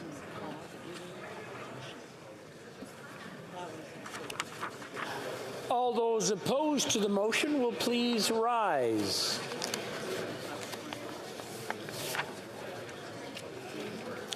La Chambre. The House will now wait for the electronic voting period to end before resuming its proceedings.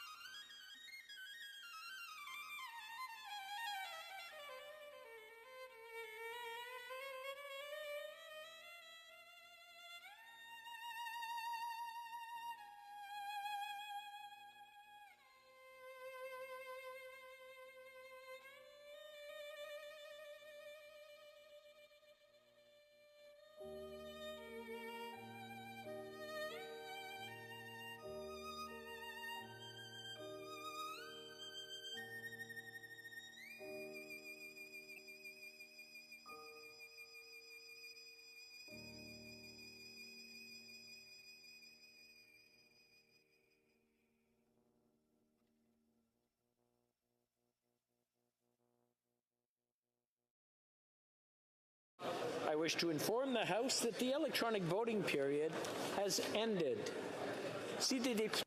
If members were unable to vote due to technical difficulties, they may now use the raise hand function and the chair will recognize them. Seeing none, the table will now compile the results of the vote. Yeas pour, 319, 319. Yeas contre, 0, aucun. I declare the motion carried.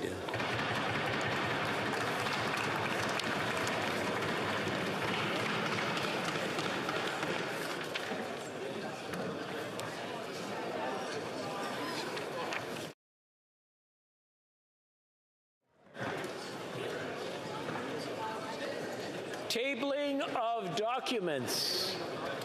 The Honourable Parliamentary Secretary to the Government House Leader.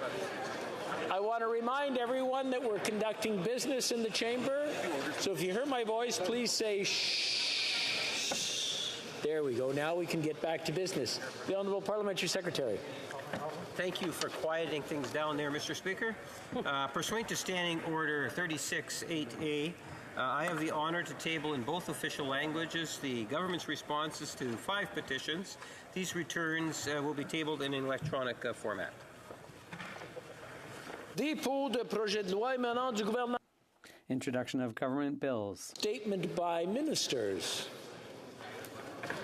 Rapport de délégation. Reports from interparliamentary delegations. Presenting reports from committees, the Honourable Member for Willowdale. Mr. Speaker, I have the honour to present in both official languages the 17th report of the Standing Committee on Foreign Affairs and International Development entitled Main Estimates 2023-24. Votes 1, 5, 10, 15, 20, and L30 under the Department of Foreign Affairs, Trade and Development. Vote 1 under International Development Research Center, and vote 1 under International Joint Commission. Thank you, Mr. Speaker. Presenting reports from committees, the Honourable Member for Humber River Black Creek. Mr. Speaker, and I'm very honoured today to present in both official languages the 9th report of the Standing Committee on International Trade entitled The United States Inflation Reduction Act of 2022, Trade Impacts on Certain Canadian Sectors. Okay. Thank you very much, Mr. Speaker. Dépôt de projet. Introduction of private members' bills. First reading of Senate public bills. Motion. Motions. Presenting petitions. Présentation de pétitions. L'honorable député de... The Honourable Member for Montarville. Thank you, Mr. Speaker. I have the honour of tabling a petition signed by 511 people that reads as follows: considering the war in the Tigray and the number of refugees in Sudan and people displaced within the country of Eritrea, there's a great need for humanitarian assistance. Given that the Ethiopian army has invaded, there should be an investigation into crimes of war and crimes against humanity in this region. The World Food Program estimates that 2 million people, or a huge portion of the population, will need food aid and humanitarian assistance. And given that the people of the region can't get access to aid, considering that soldiers have systematically resorted to sexual violence, and considering that since November 2020, Canada has provided some $50 million in aid to Ethiopia and the Tigray region, and that the government has used that aid to purchase military equipment instead of helping the people, we, the undersigned, citizens of Canada, call on the House of Commons to call on the government of Eritrea to stop occupying the Tigray region of Ethiopia and to allow for aid to reach the people, and to demand discussions or talks between the parties with a view to establishing a peace process, and that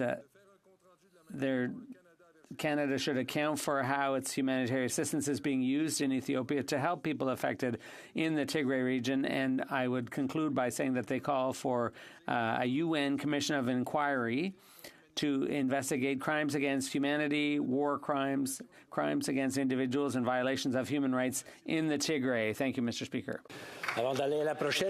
Before going to the next person, I'd like to remind members that we would request a brief summary of petitions, just a gentle reminder. Member for Brampton North. Thank you, Mr. Speaker. I rise to present a petition on behalf of the staff and students of Notre Dame Catholic Secondary School in my riding of Brampton North. Mr. Speaker, since the oil and gas sector, although only 5% of the economy, it is responsible for 26% of Canada's emissions. The petitioners call for a hard cap on emissions of the oil and gas sector to address the climate crisis. They give a 5-point plan in how to do so by restricting pollution, reducing emissions, extraction methods, burning of fossil fuels, phasing out fossil fuel subsidies, and they lay a groundwork for a just transition to a net zero economy by 2050. Thank you, Mr. Speaker. Presenting petitions, présentation de pétitions, the Honourable Member for Saanich Gulf Islands. Thank you, Mr. Speaker. I'm honoured to rise to present a petition expressing concern of many constituents about the lack of adequate public transportation across Canada. As the Federation of Canadian Municipalities has pointed out, the transition to zero-emissions public transit helps Canadians meet the Paris targets. They also note that the lack of public transit is particularly acute between communities. The undersigned citizens and residents of Canada call for this House of Commons to establish a permanent federal funding mechanism for public transit, to work together with all levels of government to provide sustainable, predictable, and adequate funding, and accountability mechanisms to ensure that different orders of government work together collaboratively and effectively. Thank you, Mr. Speaker. Presenting petitions, présentation de pétitions, the Honourable Member for Winnipeg North. Yes, thank you, Mr. Speaker. This is yet another petition similar to the petitions I submitted before, looking at encouraging airlines and governments, all people, including the Winnipeg International Airport, to have a direct flight from the city of Winnipeg, in particular to a place like Amritsar or India at the very least, Mr. Speaker. With the growth of our Indo-Canadian community, I believe, as many believe, that the need to have additional international flights going from Canada to Europe is of the utmost importance, and hopefully we'll get a response coming not only from parliamentarians but also other vested groups like our airlines. Thank you, Mr. Speaker. Presenting petitions, présentation de pétitions. Questions on the order paper. The Honourable Parliamentary Secretary to the Government House Leader. Yes, thank you, Mr. Speaker. The following questions will be answered today. Question 1344, 1346, 1348, 1350, 1353, and 1354. Furthermore, Mr. Speaker, if the government's responses to questions number 1343, 1345, 1347, 1349, 1351, 1352, and 1355 could be made orders for return, these returns would be tabled immediately. Is it the pleasure of the House that aforementioned questions be made orders and returned, that they be tabled immediately? Agreed and so ordered. Yes, please, the Honourable Parliamentary Secretary. Mr. Speaker, I would then ask that all remaining questions be allowed to stand at this time, please. Agreed. Agreed and so ordered. Notice of motion for production of papers. The Honourable Parliamentary Secretary to the Government House Leader. Yes, again, Mr. Speaker, I would ask this time that all notice of motions for the production of papers also be allowed to stand at this time, please. Agreed. Agreed and so ordered. Orders of the day. Orders of the day, ordre du jour. Government orders, resuming debate at report stage of Bill C-13, an act for the substantive equality of Canada's official language. Motions in group number 1.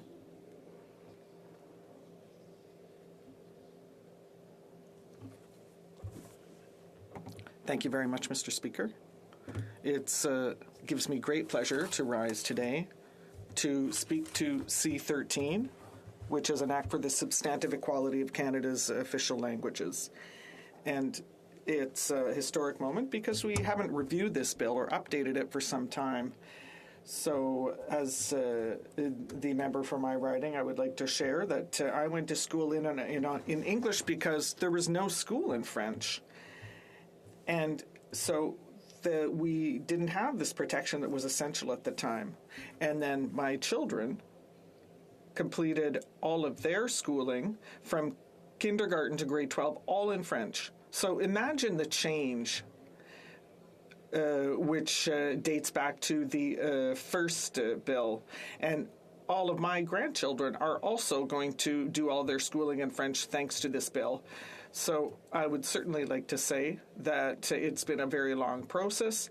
The Official Languages Act was adopted in 69, and then in 82, the changes that were made in 1988, and then obviously, as you know, the Bill C-32, which was the Official Languages Act, but it died on the order paper, and it came back now as C-13.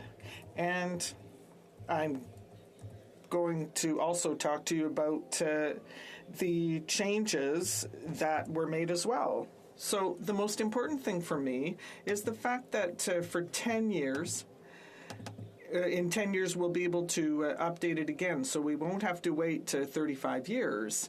And because there's a process that's already been adopted.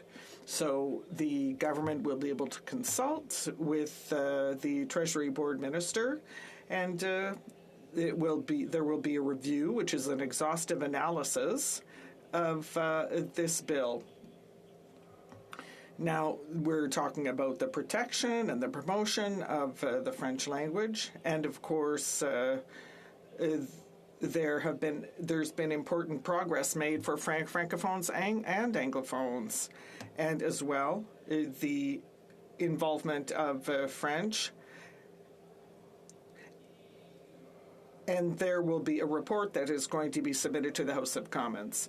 That is that's a very thorough process. So let's talk about the Treasury Board. Now, through C-13, we are allowing the attributions from being discretionary to obligatory. And then there were other improvements that were brought in committee. All the communities through the country. That means that there will now be one central agency, so one minister responsible. Mission accomplished. And the department or the ministry or the minister won't be able to shirk or delegate the responsibilities. The minister will have to ensure that. With regard to the justice sector, under C-13, it is confirmed that Supreme Court judges will have to be bilingual. And the Conservatives don't want that, and I don't understand why. In addition, at the committee, there were improvements made with regard to judicial appointments and the courts of appeal, and that's very important, Mr. Speaker. We have to take into account of how important it is to ensure access to justice in both official languages. And that is something that the Canadian Bar Association was calling for, as well as the Fédération des juristes d'expression française. Now let's turn to immigration. That is a perfect example because under C-32, we said we need a Francophone immigration policy. And so Bill C-13 ensured the addition of details to the content, and we will ensure the reestablishment and the increase of the demographic clout of Francophones so that we can come back to our 4.4%. Now then, with regard to real estate, I'm so pleased because this is a problem that goes back to some 30 years. Now, with the amendments that were brought, the government has the obligation to take into account the needs of official language minority communities in terms of schooling. So this gives the right to education in French. So then they have to take that into account when thinking about where to build schools. So instead of the government saying that it may do something, it says that it must do something, and so they have to consult with school boards. Now, for example, under 23, whether it be Royal Roads in Victoria, or the Boulevard La Chimaudière in Winnipeg, or even Oxford Street in Halifax. And there are also the language clauses and the positive measures, Mr. Speaker. The committee, we're not saying this is a perfect bill, but the committee made a lot of progress. For example, in provincial and territorial negotiations, the government has the obligation to consult special groups and school boards. And that means that the great deal of progress has been made, as I said. There's also the powers of the official language commissioner. C-13 gives him the ability to impose sanctions through an order power. So if you know that if you have to pay a fine, then that means that you've been singled out. And I'm going to continue because he has other tools as well in order to do his job, that is to protect and promote the French language. Now, we didn't accomplish everything we wanted, and it's too bad. For example, the counting of rights holders. But 2 years ago, we added the matter in the census, which means that everyone had to respond, and we have data that will be useful for 10 years. And I know that in 10 years, obviously, the Liberals will still be in power, and so we will make sure that that is inserted into the bill. Now, as I said, I was talking about the language clauses and positive measures. It didn't go as far as I would have liked, but we did make progress. Thanks to the opposition parties. And, Mr. Speaker, English language Quebecers have concerns with this bill that are important to mention, but I can assure them that our government is going to respect the rights of linguistic minorities as well as English Quebecers. So we will continue to provide funding. We're going to continue to protect language and culture. And we're going to ensure the Court Challenges program with appropriate investment. So, Mr. Speaker, I'm very, very proud to be able to rise today and to speak in favor of the excellent work that was done by the government, by the opposition parties, and all the work that was done on C-32 and C-32 in committee. It was really teamwork, and I'm very proud of this House. And I am ready, Mr. Speaker, as usual, to take questions. Thank you very much. J'apprécie tout le temps. I always appreciate the energy of my friend from Preston, Sackville, Chesapeake. Questions and comments, the Honourable Member for Portneuf-Jacques-Cartier. Thank you, Mr. Speaker. In fact, Mr. Speaker, I'm always in the same place because my colleague also speaks very passionately, and it's interesting to hear him. What I would like to ask of him, the member for Sackville, Preston, Chesapeake, today we're talking about report stage, further to motions that his government tabled in the House instead of tabling them in committee. So he appreciates the work that we did on the committee, but why still today are the Liberals delaying the process of the passage of this bill, Mr. Speaker? The Honourable Member for Preston Sackville Chesetcook. I'd like to thank my colleague, certainly for his question and also for his leadership on the committee and his leadership in the area of official languages. He did excellent work, and we thank all of the communities in Canada. But I must also say that when the Conservatives in 2005 and 2015, what did they do? I'll tell you. There was an action plan, but there was no funding. They cut the court challenges program.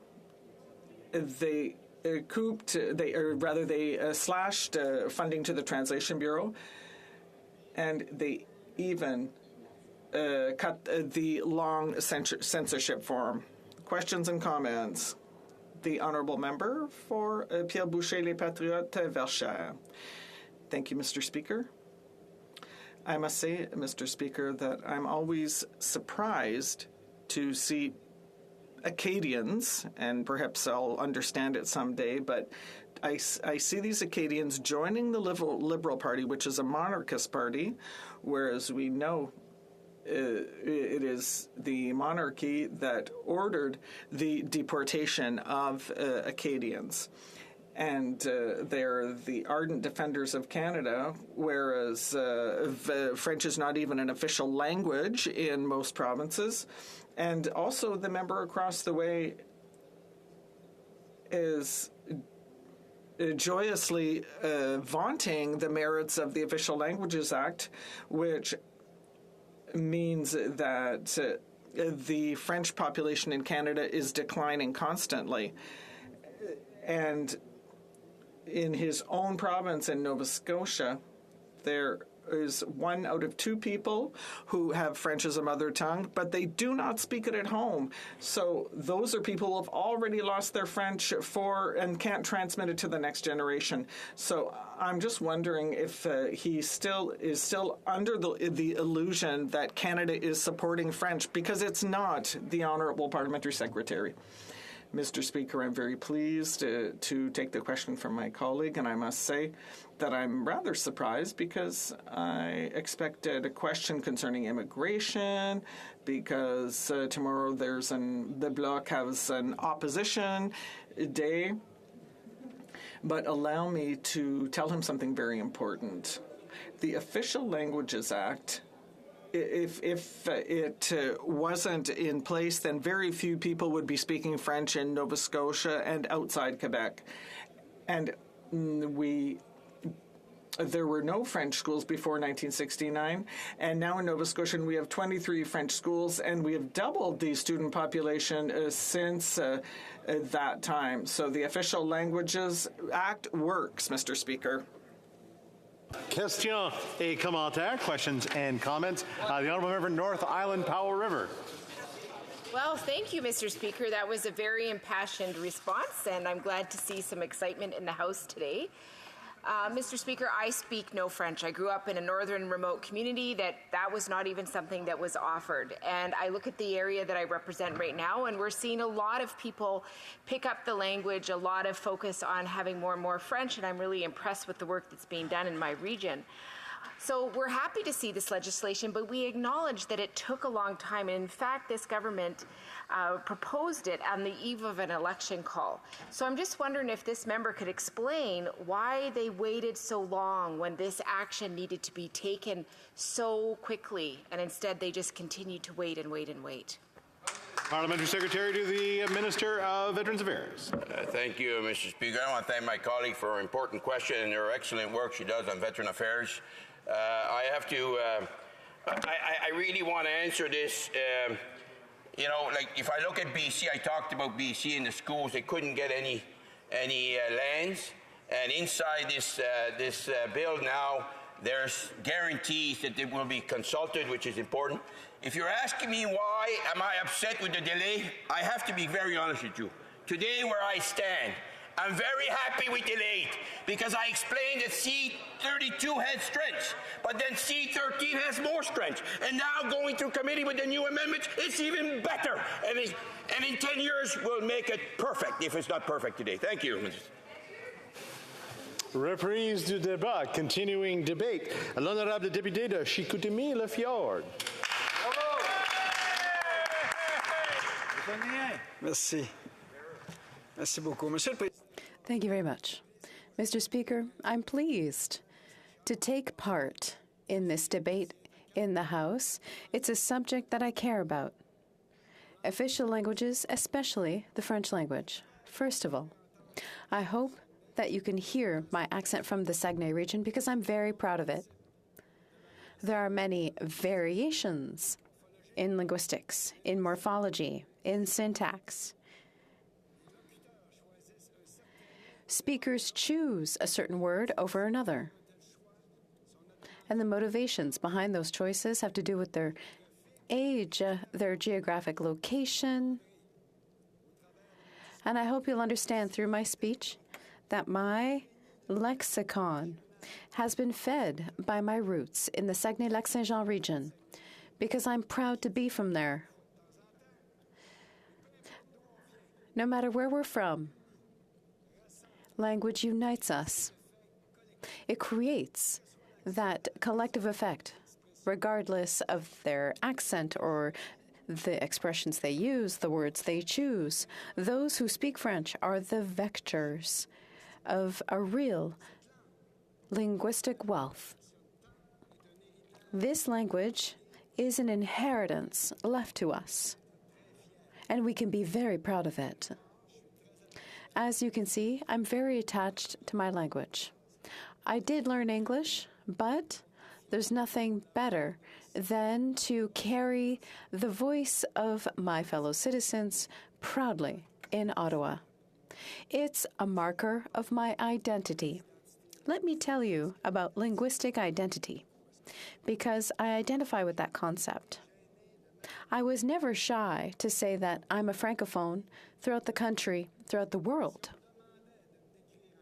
If I'm asked to describe one of the adjectives I would use, it's Francophone. The Francophonie is part of me. It's part of who I am.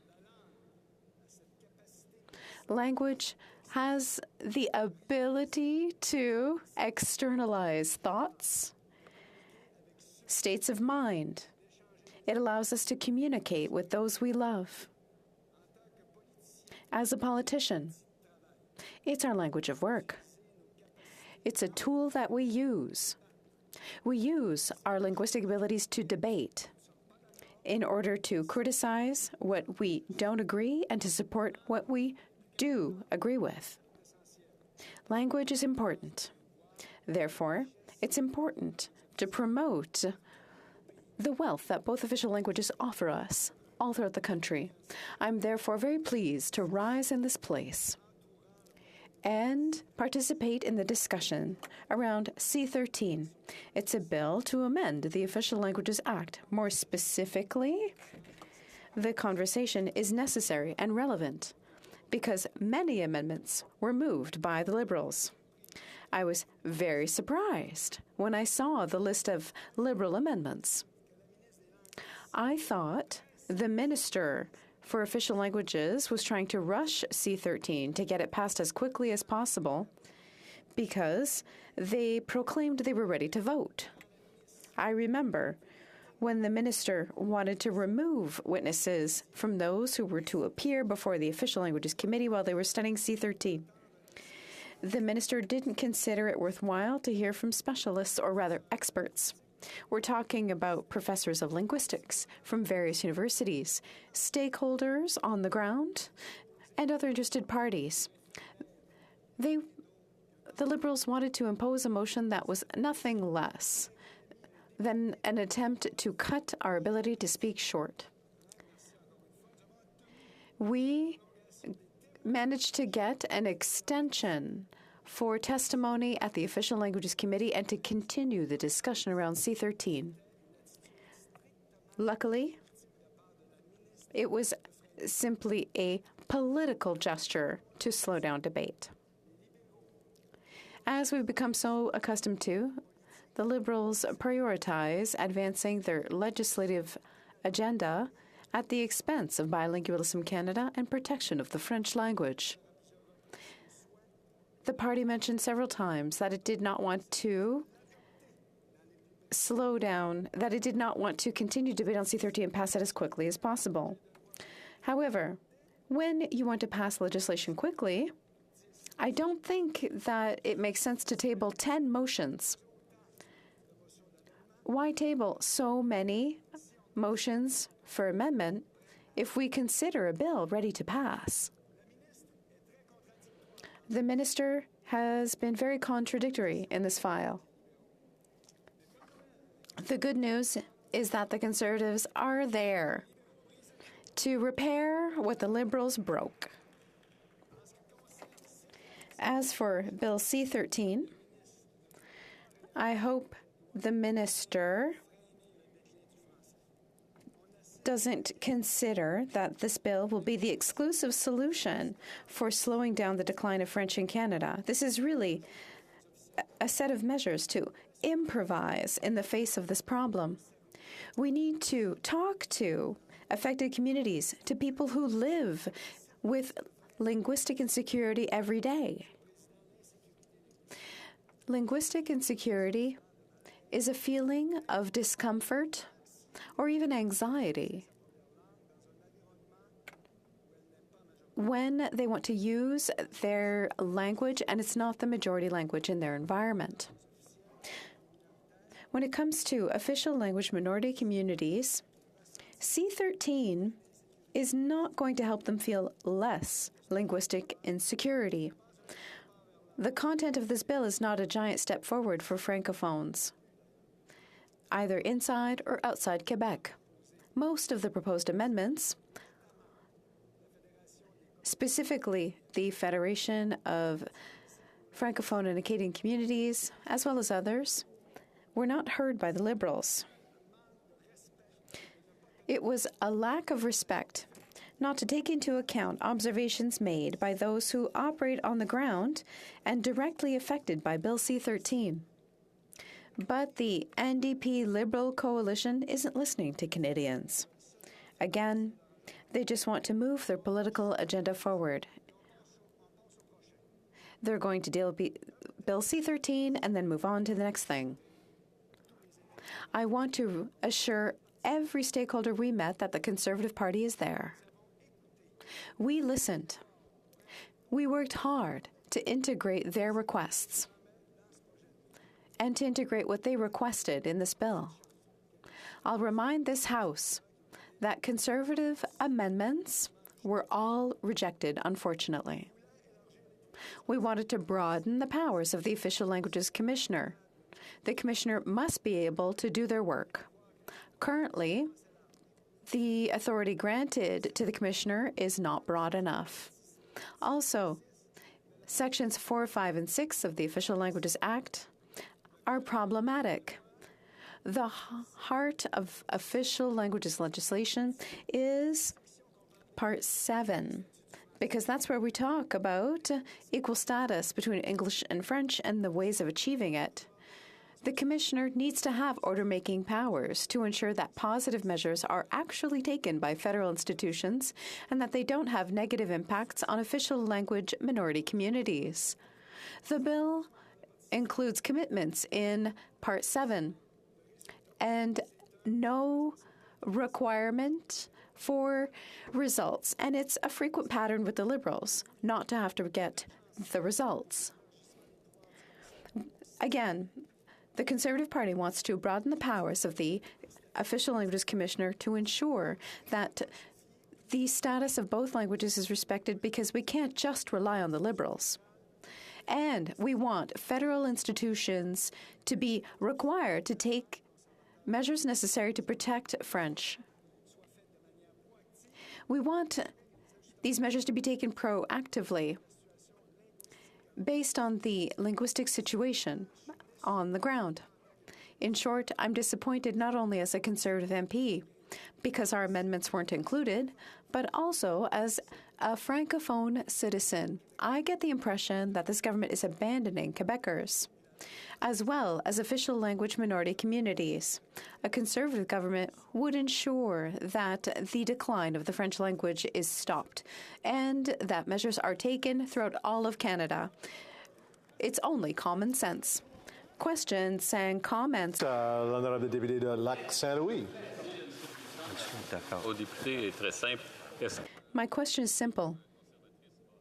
Will Conservative members support the bill, yes or no? The honourable member for Chicoutimi-Le Je remercie la question de mon collègue. Thank you to my colleague for the question. But my colleague knows full well that we're at the report stage of the bill. It's not time to vote yet. Then we're going to debate amendments. And then we'll vote.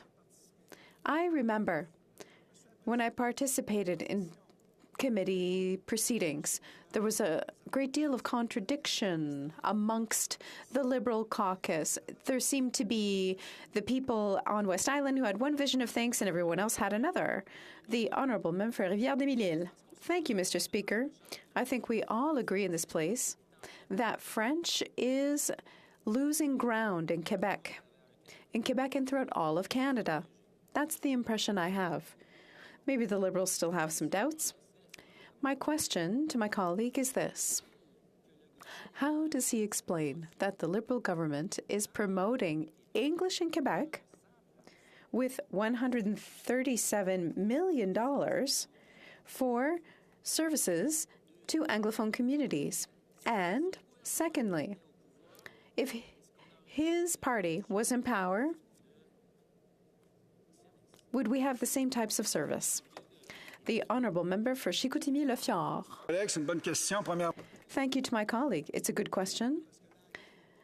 English is not in decline, so I agree with my colleague's observation about the Liberal Party's actions.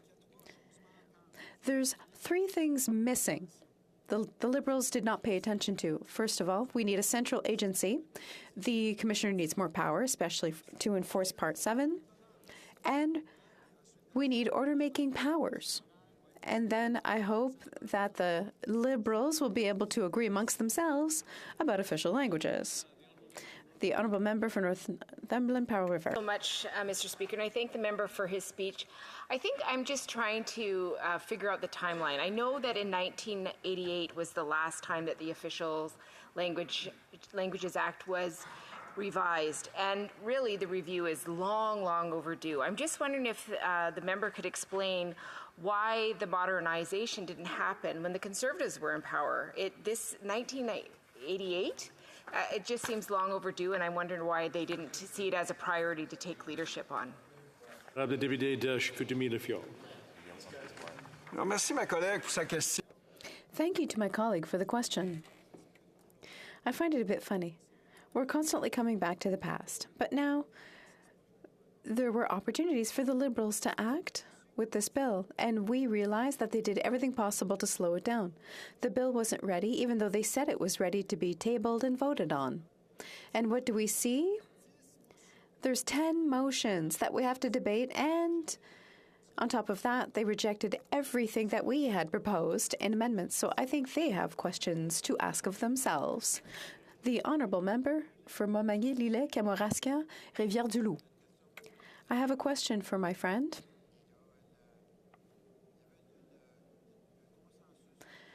There was a consensus throughout all of Canada, throughout La Francophonie, for central organizations to monitor legislation with the support of the Treasury Board. Everybody agreed with it.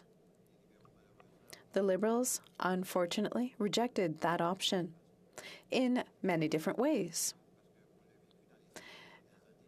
We've seen over the last 50 years that you can't chase down two different options at the same time. All of the Francophonie in Canada asked for that option, but it was rejected, and I'd like my colleague to explain why. Thank you to my colleague. He wants to know why they rejected that option. In passing, it was a very good option. They rejected it because it wasn't interesting for them, and it would have made a significant impact. We don't know what's going on a deepest level because we've never really felt like they wanted to get this bill moving forward. Resuming debate, the honourable member for Lac Saint Louis. Speaker, as a member of Parliament who represents a great many Anglophones, a minority community with unique needs in the Quebec context, I have studied Bill C-13 with a critical eye. First, I would like to say that my community is not impressed by the Quebec government's preemptive and one could say almost perfunctory use of the notwithstanding clause to escape judicial and political scrutiny of its recent language legislation, Bill 96, and its law on religious symbols, Bill 21. Quebec Anglophones have a unique political perspective because they are a minority within a minority, and this makes the community particularly understanding of the importance of minority rights, including Francophone minority rights. This perspective leads to an inherent sense of fairness and moderation among Quebec Anglophones that makes the community wary of government overreach that can harm not just minority language rights, but minority rights generally. My colleague from Mount Royal has put it well. Section 1 of the Charter of Rights and Freedoms allows for an override of rights where reasonable in a democratic society. Recourse to the clause when Section 1 is otherwise available but deemed insufficient by the legislator is by definition tacit admission that rights are being unreasonably suppressed. The timing of Bill C-13 unfortunately intersects with the Legault government's heavy-handed approach to a legitimate objective, which is strengthening the French language against unrelenting pressures in the proverbial sea of English. Pressures heightened by the new internet-based communications technologies, a challenge our government is addressing through Bills C-11 and C-18. I believe Bill C-13 and Bill 96 have been conflated, and a narrative has taken root that obscures key facts about this legislation and minority language guarantees in Canada. Anglophones in Quebec have legitimate grievances with aspects of Bill 96, but Bill C-13 is not Bill 96. As former Supreme Court Justice Michel Bastarache has said, the objective in Bill C-13 is to give special attention to the French-speaking minority outside Quebec and is not inconsistent with the interests of the Anglophone community in Quebec. Let me quote the former Supreme Court Justice. I don't really know what it is in the bill, Bill C-13, that worries. I don't think that promoting French takes anything away from Anglophones. One can help a community in trouble, that is Francophones outside Quebec, without harming another. I don't think the Anglophone issue in Quebec has anything to do with the federal government, but rather the Quebec government. That said, in my view, we could have done without the preamble in Bill C-13 with its reference to the Charter of the French language and the confusion and controversy this has sown. In fact, there was an attempt to remove the reference, but that attempt was blocked by the opposition parties in committee. One would not expect cooperation from the Conservatives or the Bloc, but the lack of support from the NDP was disappointing. Bill C-13's preamble refers to the fact of the existence of the Charter of the French language, just as it also makes reference to ironclad constitutional guarantees for minority language communities across Canada, including the Anglophone community in Quebec. For example, and I quote from the preamble of Bill C-13, the Government of Canada is committed to enhancing the vitality and supporting the development of English and French linguistic minority communities, taking into account their uniqueness, diversity, and historical and cultural contributions to Canadian society as an integral part of the two official language communities of Canada, and to fostering full recognition and use of English and French in Canadian society. Preambles, however, are not the substance of a law.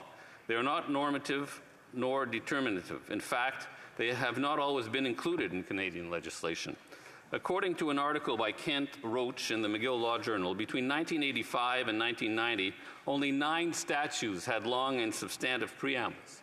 Since then, there has been an increasing trend to incorporate preambles into legislation. As Mr. Roach puts it, quote, once departments and ministries saw their colleagues using preambles, this created a demand for more preambles, end quote. The same article outlined different types and uses of preambles. In some cases, preambles are meant as a recognition of the complexity of modern governance and as an appeal to, quote, embrace tolerance and diversity as part of what it means to be Canadian, end quote. Roach gives the example of the preamble of the Multiculturalism Act, which states that, quote, the Government of Canada recognizes the diversity of Canadians as regards race, national or ethnic origin, color, and religion as fundamental characteristics of Canadian society, end quote. He continues by saying, quote, "The symbolic nature of preambles means that they are often concerned with the politics of recognition," and quote, "and they frequently, quote, recognize goals that are in tension with each other," end quote. He then adds that, quote, "By definition, preambles will be better in securing expressive as opposed to instrumental purposes because they do not impose rights and duties," end quote. And a final quote, "Courts have frequently been reluctant to give weight to preambles." This all sounds a lot like Bill C-13's preamble, and I quote from the preamble, "The Government of Canada recognizes the diversity of the provincial and territorial language regimes that contribute to the advancement of the equality of the status and use of English and French in Canadian society," end quote. In response to those who argue that preambles are interpretive, I would say that this is typically only the case where the body of the law in question is not clear, which is not the case with Bill C-13. To quote from British case law and Attorney General versus Hanover, "It is only when it conveys a clear and definite meaning in comparison with relatively obscure or indefinite enacting words that the preamble may legitimately prevail." And to quote Ruth Sullivan from her book, The Construction of Statutes, Chapter 14, page 445, "Preambles must be measured against other indicators of legislative purpose or meaning, which may point in the same or a different direction. If there is a contradiction between the preamble and a substantive provision, the latter normally prevails." Finally, to quote former Supreme Court Justice Laforêt, "It would seem odd if general words in a preamble were to be given more weight than the specific provisions that deal with the matter." Bill C-13 and its body is specific in its language, including in respect to the need to protect the interests of Quebec's Anglophone minority. This avoids any confusion that would otherwise require the courts to rely on the bill's preamble for interpretation. For example, Bill C-13 adds in black and white the following to Section 3 of the Official Languages Act, and I quote, "For the purposes of this Act, language rights are to be given large, liberal, and purposive interpretation," end quote. The body of the text also reiterates phrasing from the preamble on the federal government's commitment to enhancing the vitality of the English and French linguistic minority communities in Canada and supporting and assisting their development. Which brings me to the fear that Bill C-13's preamble endorses the preemptive use of the Constitution's notwithstanding clause. Some contend that the reference to the Charter of the French language in the preamble of Bill C-13 endorses the Quebec government's preemptive use of the clause. But the federal government has been clear that it does not approve of the preemptive use of the clause, whether against organized labor in Ontario or in both Bill 96 and Bill 21. And it has said, namely, the Attorney General has said clearly that the federal government will argue the point in court, specifically when Bill 21 reaches the Supreme Court. Parliament has also made its view known when it recently voted against the block motion seeking to affirm the legitimacy of the preemptive use of the clause. I note that the Conservatives voted with the bloc to support the motion affirming preemptive use. However, both together failed to carry the day. These official parliamentary and governmental expressions of opposition to the preemptive use of the notwithstanding clause matter. As the Supreme Court said in 2023 in the case of Murray Hall versus Quebec, quote, "To analyze the purpose of a law, courts rely also on extrinsic evidence, such as parliamentary debates and minutes of parliamentary committees. This would include statements, in my view, by the government and votes in Parliament." So there should be no confusion in a future court's mind that the federal government has no intention of legitimizing Quebec's preemptive use of the clause by referencing the Charter of the French language in Bill C-13. How much time left, Mr. 1 minute? Finally, something that has been lost in this debate is that the notwithstanding clause cannot override minority language education rights nor the right to speak English in Quebec in the courts or the National Assembly.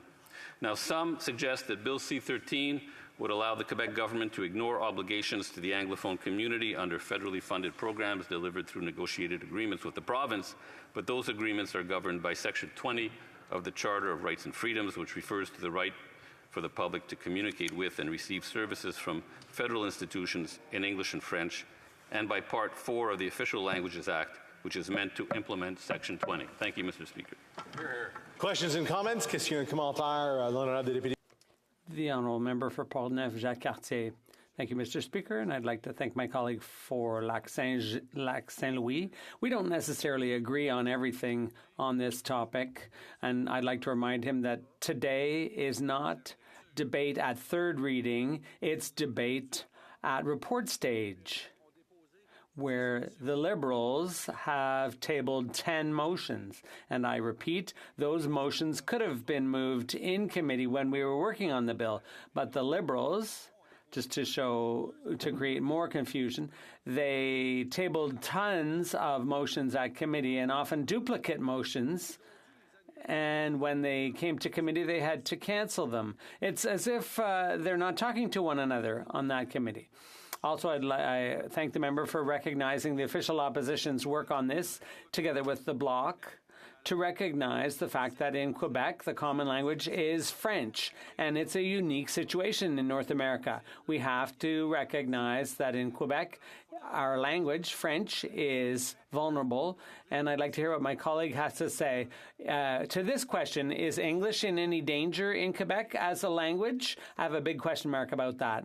And just to show how confused things are, my colleague talked about the preamble and cast doubt on the validity of a preamble and whether or not that would be recognized by the courts. So this just shows the ambiguousness of the government's work on this bill.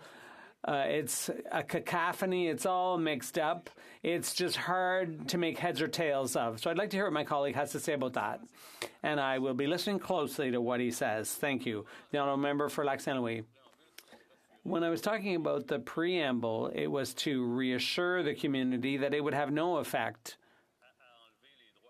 It would not remove any rights from the community.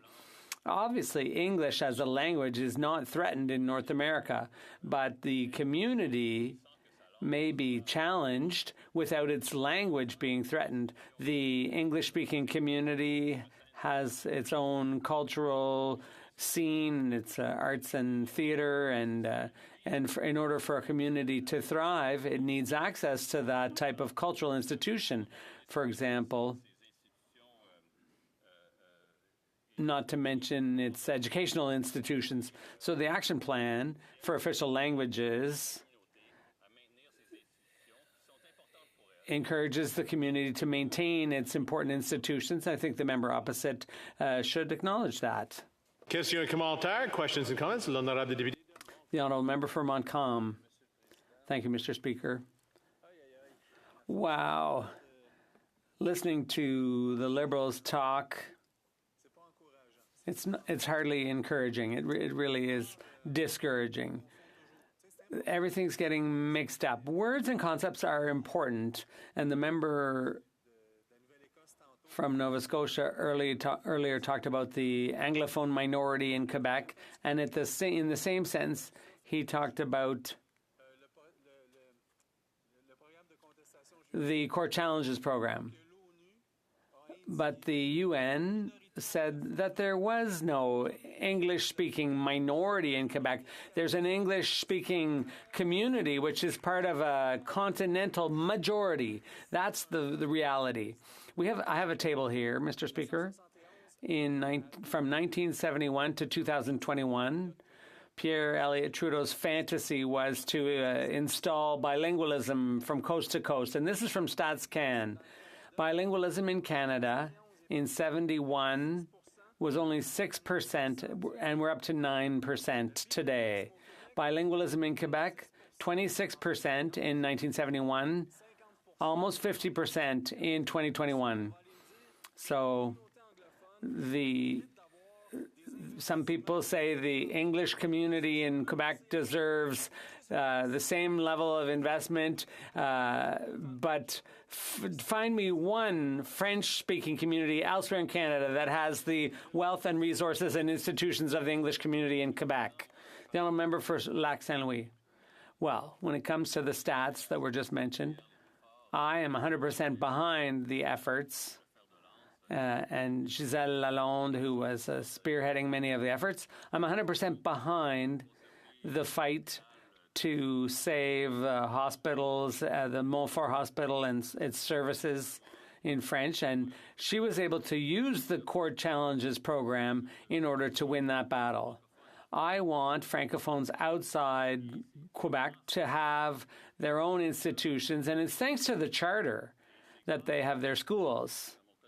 And it's thanks to the member for Nova Scotia here that the census will now include a question about Francophones with grandfathered rights outside Quebec.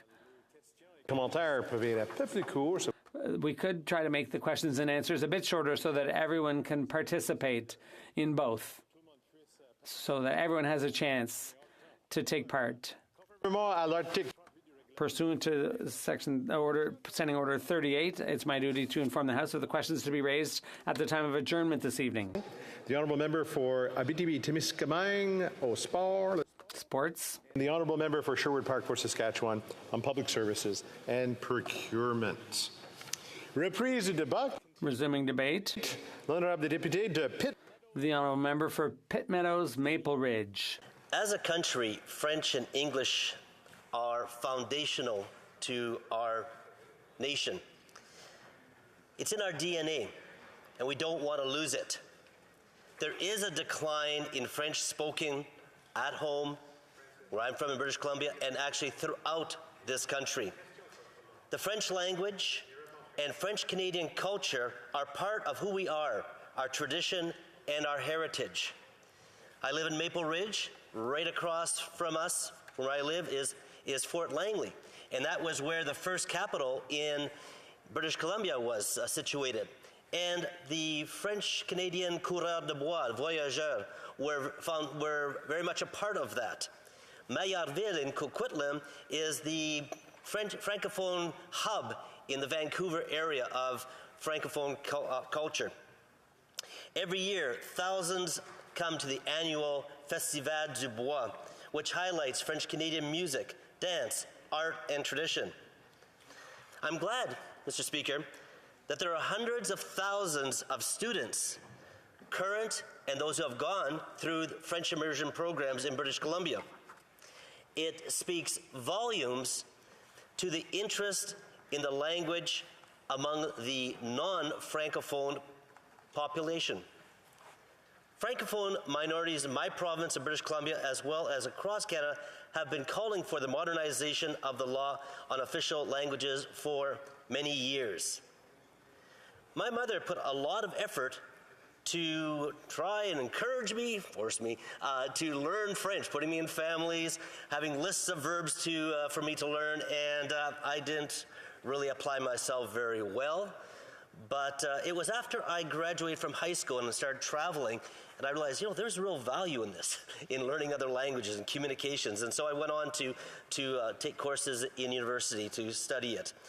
And I'm very appreciative of my mother, her effort that she made. It's enriched my life. As a country, I believe that there's great merit in strengthening the bilingual nature of our country. Monsieur le Président, Mr. Speaker, I'm pleased to have the opportunity to rise to speak today to Bill C-13, the official languages legislation. I've had the pleasure of attending the Official Languages Committee 2 or 3 times with interruptions, and over the course of my participation, we had the opportunity to hear evidence from many individuals and organizations who shared their expertise, their viewpoints on official languages in minority communities from coast to coast to coast. One thing was clear and unanimous, and that is there's a need to modernize the Official Languages Act and to halt the decline of French in minority settings across this country. I'd like to speak for a minute or two about my Francophone roots and my family descent or my family lineage. This is an example of what's been happening with hundreds of thousands of French Canadians in Western Canada who have their roots in Quebec. My grandfather was Léopard Baudouin. He married my grandmother Alice in the 1920s. Back then, Quebec families had a lot of kids. My grandparents had 18 children. And like the majority of people, perhaps, my grandfather was a farmer. At the time, Quebec's population was growing. There was less and less land available to support those big families and produce enough food for them. So they decided to move to Opastika, which is near Kapuskasing, Ontario. As we all know, there's a large French-speaking community in northern Ontario. My mother was born there. But after 10 years, they decided to start their lives over again as farmers in the Peace River region in northern Alberta. Like many small French-speaking communities established in that area, like Fowler, Girouville, St. Paul, Bonnyville, Morinville, St. Albert, and Leduc. My father is Métis. He came from Joussard before joining the Canadian Forces. And when we visited those communities as a family, everyone spoke French there. Now what is the situation? French is still spoken in these places, but there are fewer people, fewer French speakers. Farms have gotten a lot bigger because of advances in farming technology. And families have far fewer children. And a lot of those kids, when they grow up, they move to cities like Edmonton, Calgary, and elsewhere. And it's a similar situation in Saskatchewan, Manitoba, Ontario, and the other provinces. Francophones are proud of their heritage, of our culture, and of our language. We want those things to be preserved, not like something in a museum, but as something vibrant and living. It's a huge challenge. We're surrounded by a sea of Anglophones. Almost all communications and business is conducted in English. It's similar to the situation of all immigrants who want to preserve their heritage, their culture, their language, and at the same time speak the language of a majority, whether it's English or French in Quebec. The difference is that French and English are the official languages of this country. It's a part of our heritage, our history as a country. And speaking of heritage, I'm a bit disappointed with the Liberal government. I don't think they show much appreciation for our heritage. One example is the new passport they're introducing. The photo of the Vimy Monument is being gotten rid of, and let's not forget that Vimy Ridge was where thousands of Canadians were killed during World War I. It was a founding battle for Canada as a nation. Also being done away with are the images of Terry Fox, who was Métis and a Canadian hero known around the world. I wonder if in their race toward wokeism, they're rejecting traditions and the history of this country. I'm not sure the Liberals are that dedicated to protecting and making the French language thrive. I say that with all due respect, and I'm not accusing all Liberals of this, but over the past 8 years, the Liberal government has talked about modernizing the Official Languages Act to better advance bilingualism in Canada. They promised it when they first took office. And it was still a part of it was one of their the planks of their platform in 2019 and 2021. In 2021, Bill C-32 was supposed to be tabled, but what happened? The Liberals decided to call an unnecessary election during the pandemic.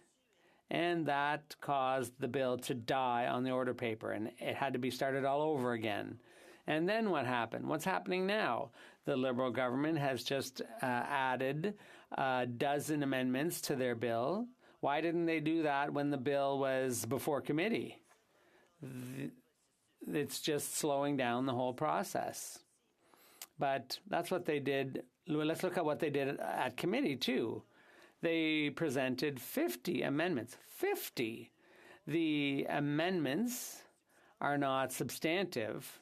They could, the ones before us here today, and this easily could have been done at committee, but the Liberals decided once again to waste time, to cause us to waste time. I have to ask, do they really want this passed? The Minister for Official Languages and the Prime Minister could easily call another election, and that would kill this bill. So I hope we can move swiftly to third reading. Thank you. Questions et commentaires, questions and comments. L'honorable secrétaire. The Honourable Parliamentary Secretary to the Minister of Official Languages. Thank you, Mr. Speaker, and I'd like to thank my colleague from Pitt Meadows Maple Ridge for his speech and also for his very diligent work on the Official Languages Committee. And I'd like to commend him on his French with his heritage from Northern Ontario. You know, when I look at my family, 16 children, and so this is very common with among people with our past. Now, I would like to expand a bit on my colleague's comments because I met with the Federation of Parents from BC, and I would just like to hear from my colleague about C13, the measures that are going to help his community in BC, because we invested $4.1 billion in the action plan. And also on C13, are there elements that are going to help his community specifically in BC? Thank you. The Honourable Member for Pitt Meadows Maple Ridge. Thank you very much, Mr. Speaker. And I'd also like to thank the member who has the same first name as I do. The situation in BC, for example, during the pandemic, the federal government simply was missing in action. The Francophone immigrants who came from other countries, they were forced to turn to Francophone community organizations and to the provincial government for help. The federal government was entirely missing in action, so that was quite unfortunate. And that's why the Francophones weren't happy. The Honourable Member for Pierre Boucher, Les Patriotes Verchères. Thank you very much, Mr. Speaker. I was very pleased to hear my colleague mention that French is in decline in Canada. I think that that's quite clear. But where we would like to hear more from him is on the initiative launched by the Liberals not long after C13 was tabled. Once the committee work was done, it would appear that a portion of the Anglophone community from Montreal, especially the members from the West Island who are not happy to see that French will be given more rights in Quebec, just a little bit more. So what they tried to do was to send a lot of money to Anglophone communities to reassure them and to tell them, don't worry, we're going to continue to Anglicize Quebec. So please rest assured. So we're talking about $100 million here. Are the Conservatives comfortable with that? The Honourable Member for Pitt Meadows Maple Ridge. Well, when my father was in the armed forces, I lived in Chibougamau, and I went to an English school, so I appreciated that I was able to receive my education in English. So it's also important that, this is an historic right under the Charter that people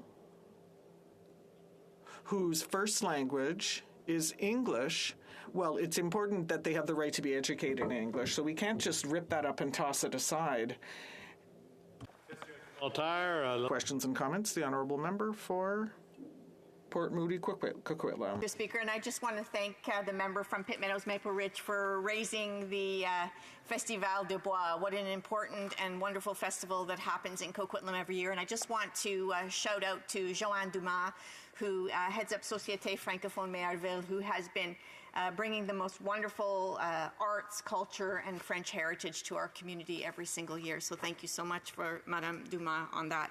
I wanted to ask about this Official Languages Act, which hasn't seen a revision in over 30 years, and actually last time it was looked at was 1988. So my question for the member is, this is long overdue, and I wonder why the Conservatives, when they were in power for 10 years, that they did not take the action to modernize this act. Honourable Member for Pitt Meadows, Maple Ridge, with a quick answer. Well, to the member, perhaps we'll see each other at the next Festival du Bois. I've been there a number of times with students, and it is a great time. So, as far as the modernization, the Conservative government, the Conservatives, when we were in government, and now as the Conservative Party, we are committed to bilingualism and to the rights of all Canadians and strengthening the bilingualism in Canada. Reprise du débat. Resuming debate, the Honourable Member for Beauport, Côte-de-Beaupré, Charlevoix, Île-d'Orléans-Charlevoix. Thank you very much.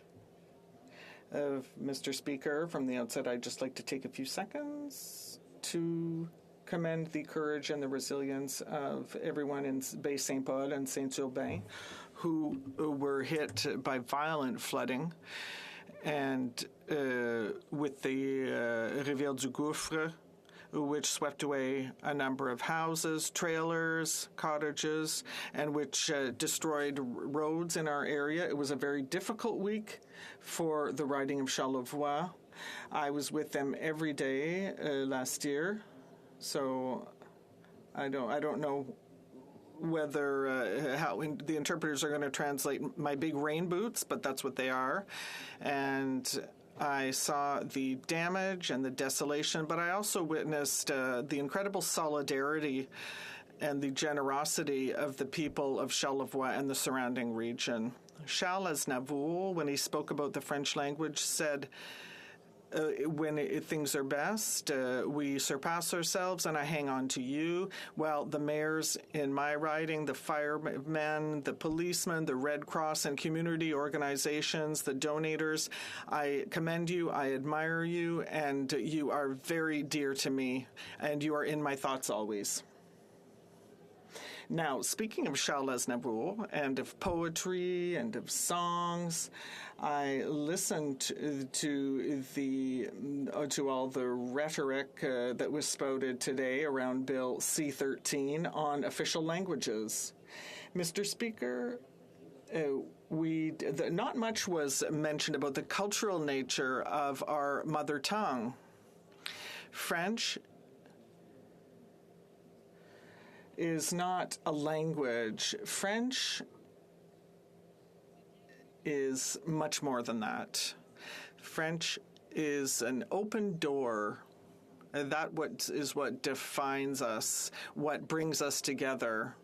It's not just a tool to talk about the weather or to argue. It's much more than that. French defines who we are. French is part of our DNA.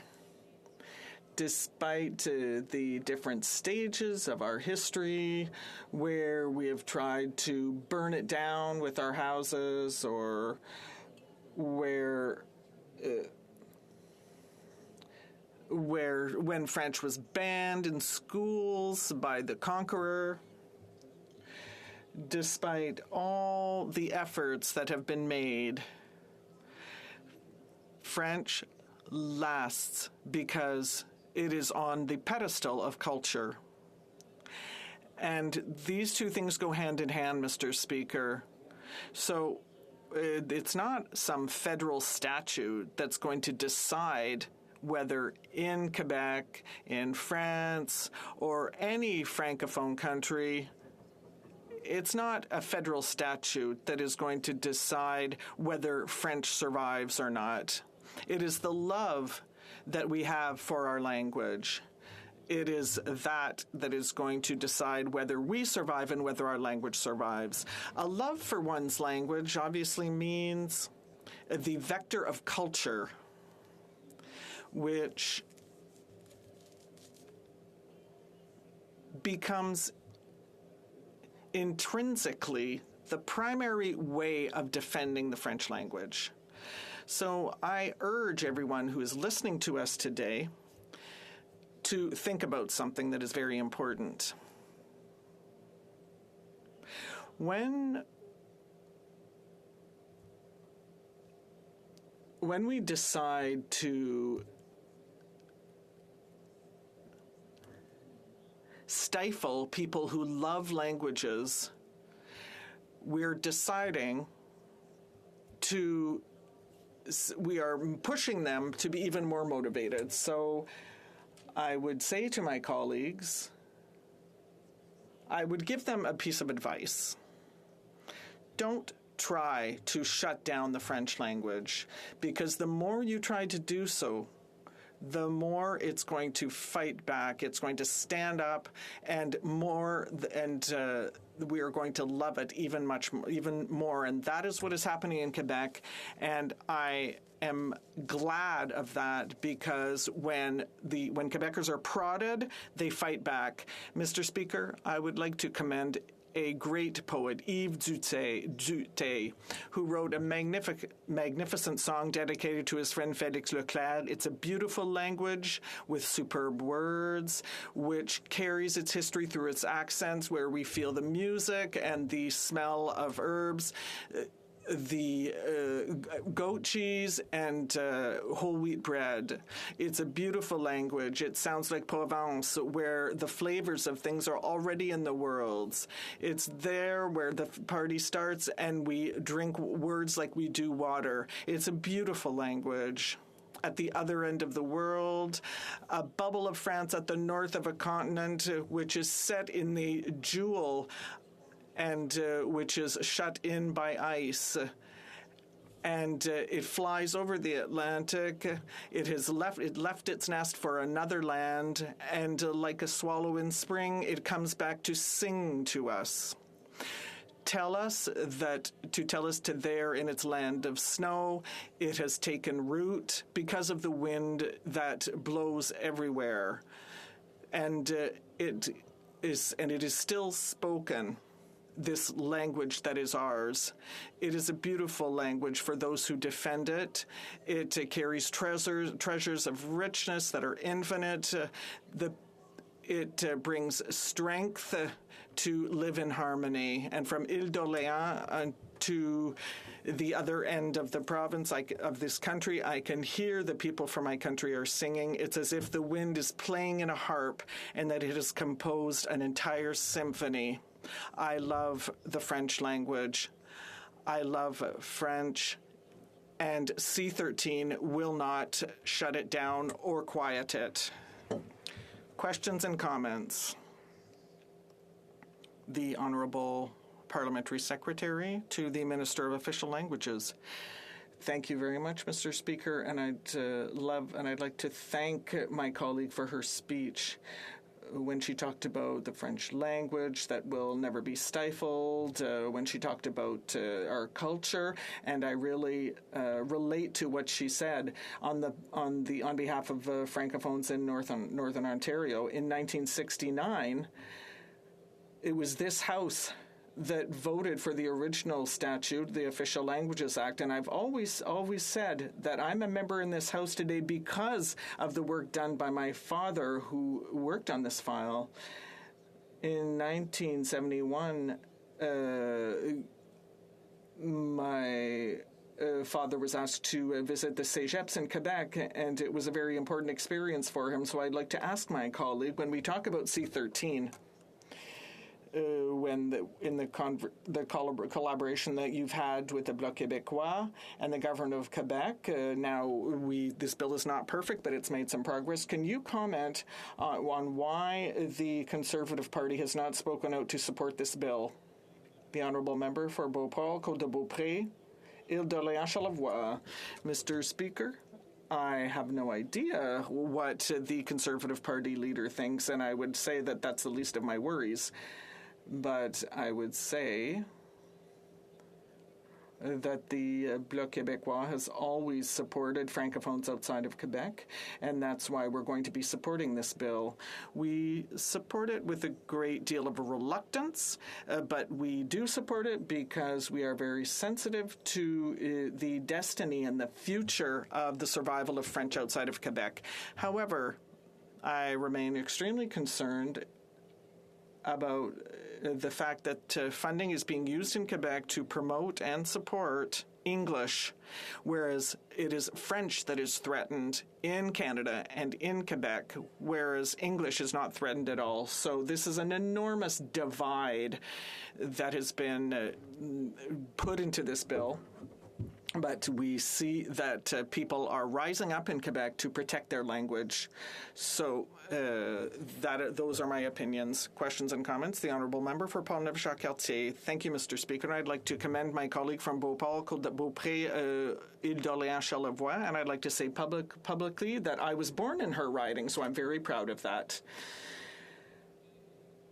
As I would also like to pay tribute to the people in Baie-Saint-Paul and Saint-Urbain who have gone through a very difficult session, and my condolences to the families of the 2 firefighters who lost their lives while trying to protect their fellow citizens. I'd like to thank for my colleague for waxing lyrical, and we have to thank Mr. Duteuil for his beautiful song. Now, at the outset, my colleague mentioned that it's up to Quebec to decide, but I would just like to remind her that here we're in a federal parliament where our mandate within the Conservative Party is to protect both official languages in Quebec, and we have worked closely with the Bloc Québécois on this, but elsewhere across Canada from coast to coast to coast. So I would like to just point that out. I would like to hear what my colleague has to say on what the Liberals have done to delay the passage of this bill, because we're not even at report stage yet or third reading. The Liberals are delaying the process. What does my colleague think of this, the honourable member? Now, I don't know, just as I don't know what the Conservative Party, Conservative leader thinks, and neither do I know what the leader of the Liberal Party thinks, so I don't have a good explanation for my colleague, but I do hope that there will be enough harmony between them in order to win over the members who seem to be hesitant about the government's actions.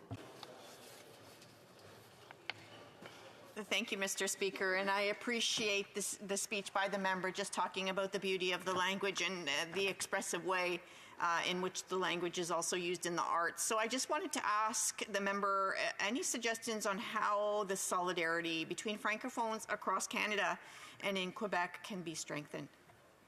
Député de Beauport, Côte-de-Beaupré, Île-d'Orléans-Charlevoix. Je pense que le Québec a toujours été. I think that Quebec has always been open, friendly, has always taken steps. The leader of the Bloc Québécois does it often. He meets many francophones outside Quebec. It's a constant concern of ours. I have no concerns about Quebec and how it's in harmony with francophones outside Quebec. The problem is we can't just protect francophones outside Quebec. We have to protect French in Quebec.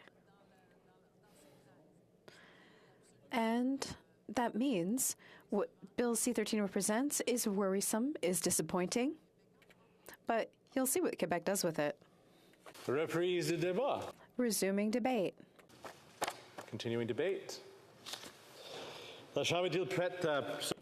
Is the House ready for the question? Porte sur la motion. The question is the following one. This vote applies to motions 2, 3, 5, and 8 to 10. Ms. Petitpas-Taylor, seconded by Mr. Blair, proposed that Bill C-13 be amended by replacing in the English version line 39 on page 2 with the following. Restoring and increasing, may I dispense? And increasing their demo, B, par substitution de la... Replacing in the English version line 44 on page 2 with the following. Including by restoring and increasing their demo. If a member of a recognized party present in the House wishes that the motion be carried or carried on division, or wishes to request a recorded division, I would invite them to rise and indicate it to the chair. The Honourable Parliamentary Secretary. L'honorable député de Beauport, Côte-de-Beaupré, Île-Orléans, Charlevoix. Monsieur le Président, je demande... Mr. Speaker, I request a recorded division. The recorded division, la vote par appel nominal sur la motion est... The recorded division on the motion is deferred. Apply to motions number 2, 3, 5, and 8 to 10. The question is on motion 4. A vote on this motion is also applied to motion number 6. Madame Petitpas-Taylor, appuyée par... Ms. Petitpas-Taylor, seconded by Mr. Blair, moves that Bill C-13 in Clause 6 be amended by removing a certain section. Motion be carried or carried on division. Wishes to request a recorded division, I would invite them to rise and indicate it to the chair. The Honourable Parliamentary Secretary. Mr. Speaker, we request a recorded vote, please. The recorded division on the motion stands deferred. The recorded division will also apply to motion number 6. La mise aux voix porte sur la motion. The question is on motion 7. A vote on this motion also applies to motion number 15. Ms. Petitpas-Taylor, seconded by Mr. Blair, moved that Bill C-13 in Clause 16 be amended by A, replacing lines 3 to 11 on page 12 with the following. Use of both official languages, managers and supervisors are able to communicate in both official languages with employees of the institution in carrying out their managerial or supervisory responsibilities, and D, by adding after line 15 on page 12 the following. Function in both official languages. 3.6c of the Act is replaced by the following. C, ensure that, if it is inappropriate in order to create a work environment that is conducive to the effective use of both official languages. 1, managers and supervisors are able to communicate in both official languages with employees of the institution in carrying out their managerial or supervisory responsibilities. And 2, employees are supervised by their managers and supervisors in the official language of their choice, regardless of the linguistic identification of their position.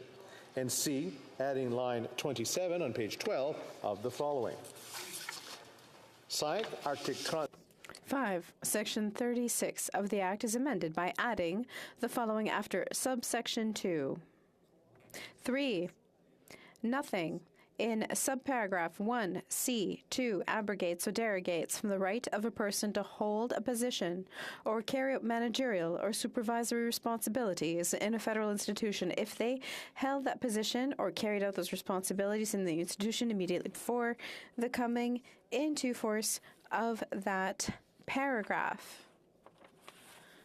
If a member of a recognized party present in the House wishes that the motion be carried or carried on division or wishes to request a recorded division, I invite them to rise and indicate it to the chair, the Honourable Member for Beauport, Côte-de-Beaupré, Île-d'Orléans, Charlevoix.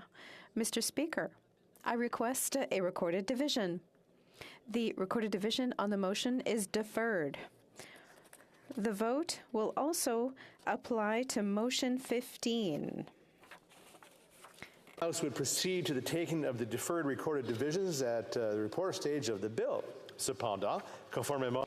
However, pursuant to order made Thursday, June 23, 2022, the recorded divisions stand deferred until Thursday, May 11th, 2023, at the expiry of the time provided for oral questions. The Honourable Parliamentary Secretary to the Government House Leader, I believe on a point of order. Point of order, Mr. Speaker. I suspect if you were to canvass the House, you'd find it 5:30 at this time, so we could begin private members' hour. Is it agreed? It's agreed. It being 5:30, the House will now proceed to the consideration of private members' business as listed on today's order paper.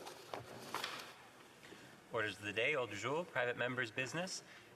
First time debate of motion M78, inclusion of people with disabilities, standing in the name of Mr. Lake. Mr. Lake, seconded by Ms. Gray, moves that A, the House recognize that one, Article 24 of the Convention on the Rights of the Person with Disabilities, which Canada signed in 2007 and ratified in 2010, states that the signatories shall ensure an inclusive education system at all levels and in lifelong learning directed to enabling persons with disabilities to participate effectively in a free society. 2. Selon le rapport mondial de suivi. 2. According to the Global Education Monitoring Report, in low and middle income countries, approximately 50% of children with disabilities are estimated to be out of school. A 2021 UNICEF report found that compared to children without disabilities, children with disabilities were 49% more likely to have never attended school. B. In the opinion of the House, where the federal government spends money on education, domestically or internationally, clear consideration must be given to the maximum inclusion of people with disabilities, including people with intellectual and developmental disabilities. Debate. The Honourable Member for Edmonton-Wetaskiwin.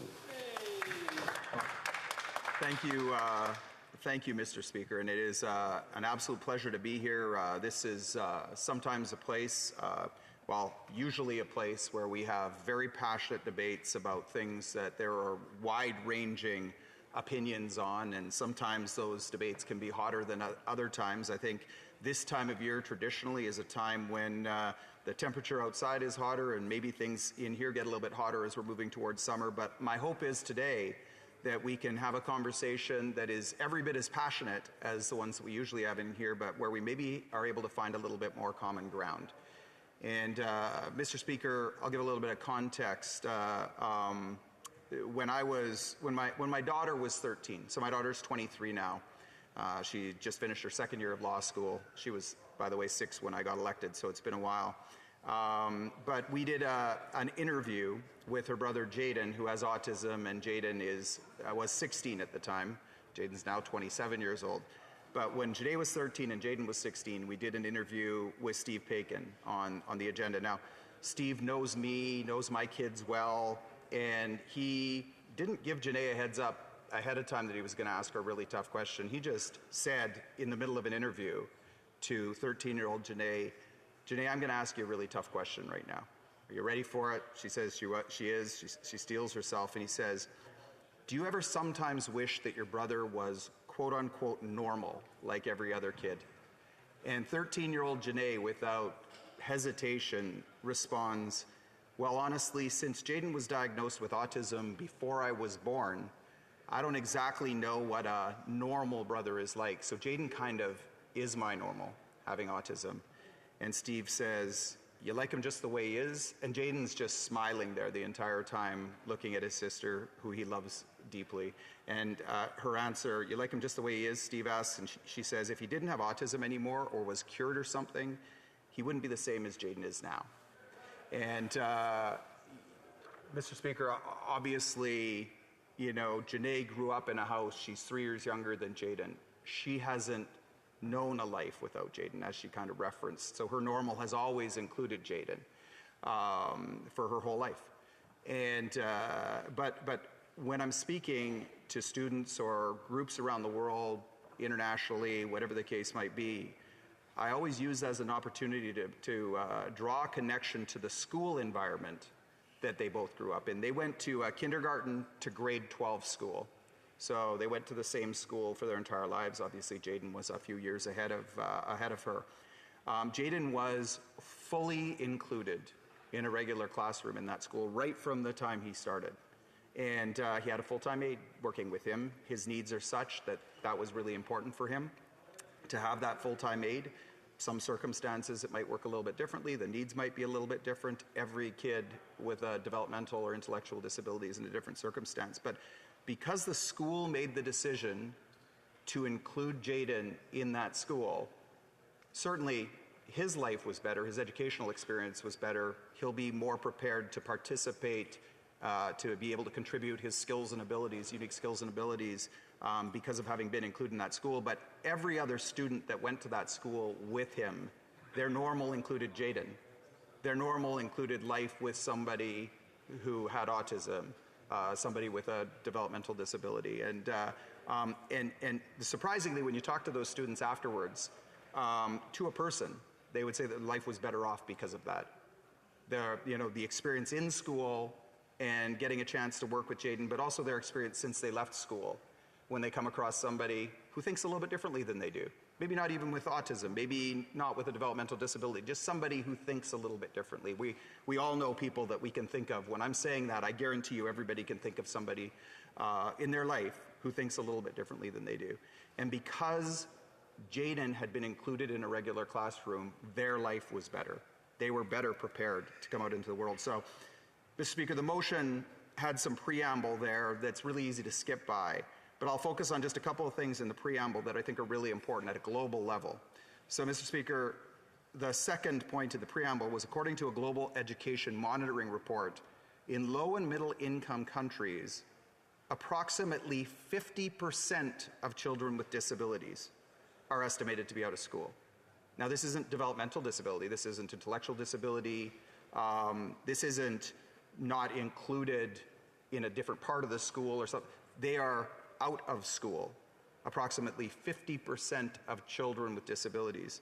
And a 2021 UNICEF report, this is point 3 in the preamble, this UNICEF report in 2021 found that compared to children without disabilities, children with disabilities were 49% more likely to have never attended school. So we're not talking about dropping out later in their teenage years or whatever the case is. We're saying that they were 49% more likely to have never attended school at all. And so the motion, the statement in the motion, the action statement in the motion is that, in the opinion of the House, where the federal government spends money on education, domestically or internationally, clear consideration must be given to the maximum inclusion of people with disabilities, including people with intellectual and developmental disabilities. Now, Mr. Speaker, I'm going to explain a little bit because that language is very deliberate. So first of all, where the federal government spends money on education, in Canada, obviously, we get into jurisdictional questions, and much of the funding for education domestically is provincial. But the federal government does spend money on education, and we think particularly of Indigenous communities, for example, and we've got a lot of work to do there. And what the motion says is, as we have those conversations, we need to consider people with disabilities and people particularly with intellectual and developmental disabilities. So I've had great conversations. We have some fantastic leaders in the disability community. I think of conversations I had leading up to this point with Neil Belanger, Ken Robertson. We've got a up-and-coming researcher in Alberta named Grant Bruno, who's doing some fantastic world-leading work on these issues. And so that's one important component. And then it says, of course, or internationally, the federal government just contributed over $80 million to Education Cannot Wait, an organization, an international organization that does fantastic work in refugee camps and war zones and those kind of things. An organization that I've had the chance to do a lot of work with. And so as we're pursuing that work and funding education, we want to make sure that people with disabilities are included. Now, I talk about maximum inclusion. The reason I use the word maximum inclusion is because really we want to make sure that we're having a conversation where it's really easy to get into wordsmithing. It's really easy to get into some really important debates about what full inclusion looks like, what inclusion looks like broadly. And, my view is that whatever the level of inclusion we're at, we can do more. We can move to maximize what inclusion looks like. So in Jayden's case, he was included in a regular classroom, but in some classes or some schools that do great work, they might have an interactions classroom where you might have 6, 7, 8 kids with a developmental disability or an intellectual disability who are in a separate classroom, maybe because their support needs are so significant, And in those schools, they might be striving to include those kids as much as they can. So in field trips, in lunch and recess, phys ed, musical theater, any kind of arts programs they have, you can imagine a world of opportunities, and ultimately maybe the goal is to move them to a regular classroom with proper supports. That might be the goal there. So that's why maximum inclusion is meant to allow anybody to kind of get a little bit of a vision for where they want to go with it, depending on their point of view and the work that they're doing. And of course, it says people with disabilities, and then says including people with intellectual and developmental disabilities. It's really important that we have disability inclusive education. But oftentimes, many advocates in the world of developmental or intellectual disabilities would say that even in inclusive education conversations, people with intellectual and developmental disabilities are excluded or they're left behind in those conversations. The language is designed to create a bridge so that we're working on both, that we're not leaving anyone behind in the conversation. And so this motion comes at a really interesting moment. It's actually a really great moment, I think, for this motion. And while it's a motion, and some people might think a motion is non-binding, it's got maybe a little bit less action to it in a sense, I believe the opposite. I believe this allows us to get to the floor of the House of Commons, have an important conversation, vote on that as members of all parties, hopefully pass the motion, and then we can point to that motion as being sort of a driving force, a little bit of a guide for us as we do the important work we do on education. The timing is important because in September at the UN General Assembly, they held the Transforming Education Summit, a broad approach, countries coming together on the important issue of education, something that both the former conservative government and the present liberal government have supported. And there was a specific note that came out of that was titled A Call to Action to Ensure Inclusive and Equitable Quality Education. And so that was at the UN General Assembly. Coming up in June, we have the annual meetings on the Convention on the Rights of Persons with Disabilities. So next month, those annual meetings, again, governments from both sides of the political spectrum have been supportive of the convention over the years, and so it's an important opportunity. And then at the end of June, Special Olympics are happening in Berlin. And around Special Olympics, Tim Shriver, the chair of Special Olympics, the son of the co-founder, Eunice Kennedy Shriver, is putting together a global education summit where they're going to talk about these very issues at a global level. And so this is a real opportunity for Canada to play a leadership role. Now, with my remaining time left, and it's interesting, I probably would have thought I'd be about 2 minutes in at this point in time, but I'm way further than that and nearing the end of my time. So I'll skip a little bit here, but I do want to point out that in the world of international development, there's a lot of conversation about the hardest to reach, leaving no one behind. These are important concepts in the world of international development, and particularly particularly in the education context. And so when we think about people who are vulnerable, we're trying to avoid some of the debates that we have. We don't want to play one group against another group, but one of the things that I would quickly remind folks is that as we work on, for example, education for people in refugee camps and war zones, right? Those kids would be incredibly vulnerable if you're living in a refugee camp or you're living in a war zone, right? But any one of those vulnerable kids could, on top of their vulnerability, have a developmental disability or an intellectual disability or physical disability, and they're even more vulnerable, right? We talk about girls' education. And rightly, we talk about girls' education. There are tens of millions of girls who are not in school right now that should be. But when we think about girls' education and the vulnerability around that, particularly in some parts of the world, we have to recognize that any one of those girls could also have a developmental or an intellectual disability, right? Or a physical disability.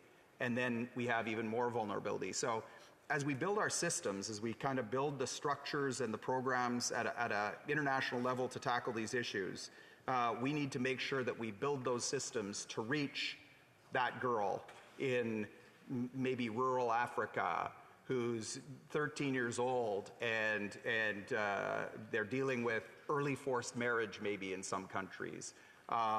You know, stigma of having a disability on top of that. If we can reach that girl with intellectual disability in rural Africa, we can reach every kid along the way, every girl along the way. If we can reach that little boy, you know, in a refugee camp or a war zone, 6 years old with a disability, if we can wire our hearts and our systems to reach out and find that boy and make sure that boy is included in the education systems that we set up, we're going to reach everybody along the way as we're doing that. So anyway, Mr. Speaker, I'll finish with my last, I think, minute and a half that I have. I'll tell a story. I was in Tanzania. Yeah, I got 1 minute left. So I was in Tanzania about 8 years ago, and I came across this group of teenage boys, and they were intrigued by my iPad. And I showed them a picture of my daughter, and one of the boys said, "She's nice" in Swahili. And I agreed, my daughter's very nice. And then I showed them a picture of Jaden and explained through the interpreter that he had autism and what he's like.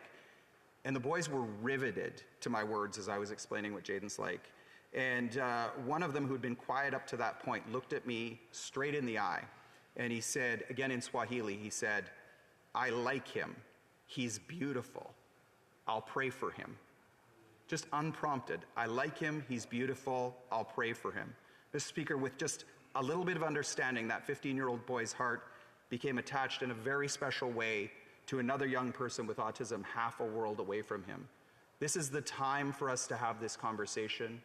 There is a world of impact that we can have if we not only have the conversation, but then activate that conversation. And I look forward to the opportunity to hear members from all parties weigh in on the conversation. Questions and comments. Question commentaire. The Honourable Parliamentary Secretary to the Minister of Health. Thank you very much, Mr. Speaker, and thanks so much to my friend and colleague from the riding of Edmonton-Wetaskiwin. I just can't thank him enough on behalf of everybody in my riding who, you know, whose family is struggling with the circumstances around a loved one's disability. And I don't want to suggest that all of them are struggling. Many of them thrive, and it's thanks to great community support. It's great to a lot of volunteers. It's great it's great because of organizations like the Special Olympics. And there's one in my riding that's really special. It's called the Special Friends Network. And I've spoken to the member from Edmonton-Wetaskiwin about the Special Friends Network before, and how they bring so many people together for sports and for arts and for all sorts of different things. They just do such extraordinary work. So I just stood today to thank my friend and colleague for dedicating his private member's bill. Moreover, for dedicating much of his political career to standing up for people who live with disabilities.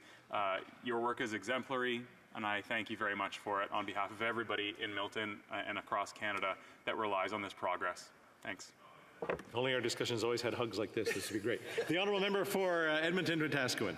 No, it's nice, and I'm going to zero in on 2 points that the member made. So first of all, the incredible importance of connection. You talked about the Special Friends Network, right?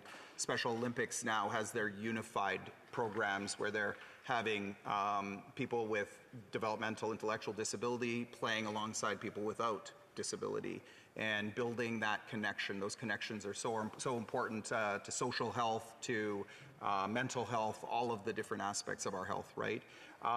And then the second thing is the language we use. It's interesting because you talked about struggling, but then talked about strengths. That is something that, you know, I am absolutely, one of my missions is to focus on talking about unlocking the potential. There are a world of skills and abilities that reside in the capabilities of people with developmental disability, with intellectual disability, with autism. I see it in my son. We absolutely need to cultivate those skills and abilities, and as a society, we will all be better off for it. Questions et commentaires. Questions and comments. The Honourable Member for Port Moody, Coquitlam. Thank you, Madam Speaker, and I do want to thank the member for opening up the debate on this very important opportunity, as you just mentioned. I wanted to ask specifically about the Indigenous funding and on reserve. The member mentioned it in his speech that you know, federally, the opportunity to fund education for persons with disabilities is not as vast as it could be. And I just wonder if he wouldn't mind just sharing some of the things the federal government could be doing for Indigenous children and also learning throughout a lifetime. The Honourable Member for Edmonton-Wetaskiwin. So one of the things that I didn't do, particularly in the legislation, is call on the government to spend more money on anything. I didn't want to get into debate about how much we spend, whether it's enough, all of those different things. Clearly, there are challenges. Clearly, we need to do more in Indigenous communities in a lot of fronts, and education is absolutely one of them. Whatever government is in power, whatever parliament we have in place moving forward, what this motion says is that when we take steps, when we spend money as a federal government on education, that clear consideration must be given to the inclusion of people with disabilities, not particularly, but including people with intellectual and developmental disabilities. That is absolutely critical in this motion, that whenever we have those important conversations, that this is part of the conversation. Questions and comments? The Honourable Member for Kelowna Lake Country. Madam Speaker, and I want to thank our colleague here for this private member's bill. I know that he went into a lot of his personal story as part of him coming to this place, and I'm wondering if he can just touch a little bit more on the importance of considering what he has in this legislation on top of all disabilities, because as he said, his wording is very, very focused, and just what this will mean to people not only here but around the world as we spend money on education. Edmonton-Wetaskiwin. I love that question. I loved all the questions, but I will say, to that end, one of the things that's really important is that this is not a competition. This is not one vulnerable group against another vulnerable group, one advocacy organization against another advocacy organization. The need is profound here across disability, and we will absolutely get more traction as we work together. So the advice I would have for stakeholders, self-advocates, all of those different things, is to find the common ground. You may have areas where you're kind of working on your own track, and that's great, but the more you can find common ground, and the more you're going to accelerate the action that we're looking for. Resuming debate, the Honourable Parliamentary Secretary to the Minister of Employment, Workforce Development and Disability Inclusion. Well, thank you, Madam Speaker, and I'd like to begin by thanking the member for Edmonton-Wetaskiwin for his motion, and also for sharing his beautiful story of Jaden. Had a chance to meet Jaden 2 months ago during World Autism Day celebrations on the Hill, and I can tell you that he brought a smile to all of our faces. And I also wanted to thank the Honourable Member for his tireless advocacy on behalf of persons with disabilities, including children and youth with disabilities. Madam Speaker, I have no hesitation in telling the member opposite that we support his motion, fully, unreservedly, and with all of our hearts. In fact, one of our government's key priorities is to promote the full social and economic inclusion of persons with disabilities. Canada is working to create a country and a world where persons with disabilities are included in every aspect of society. And at the core of this work is implementing the United Nations Convention on the Rights of Persons with Disabilities. This commitment connects Canada to the international community with the opportunity to both lead and learn from other nations as we work toward the shared goal of real, meaningful disability inclusion.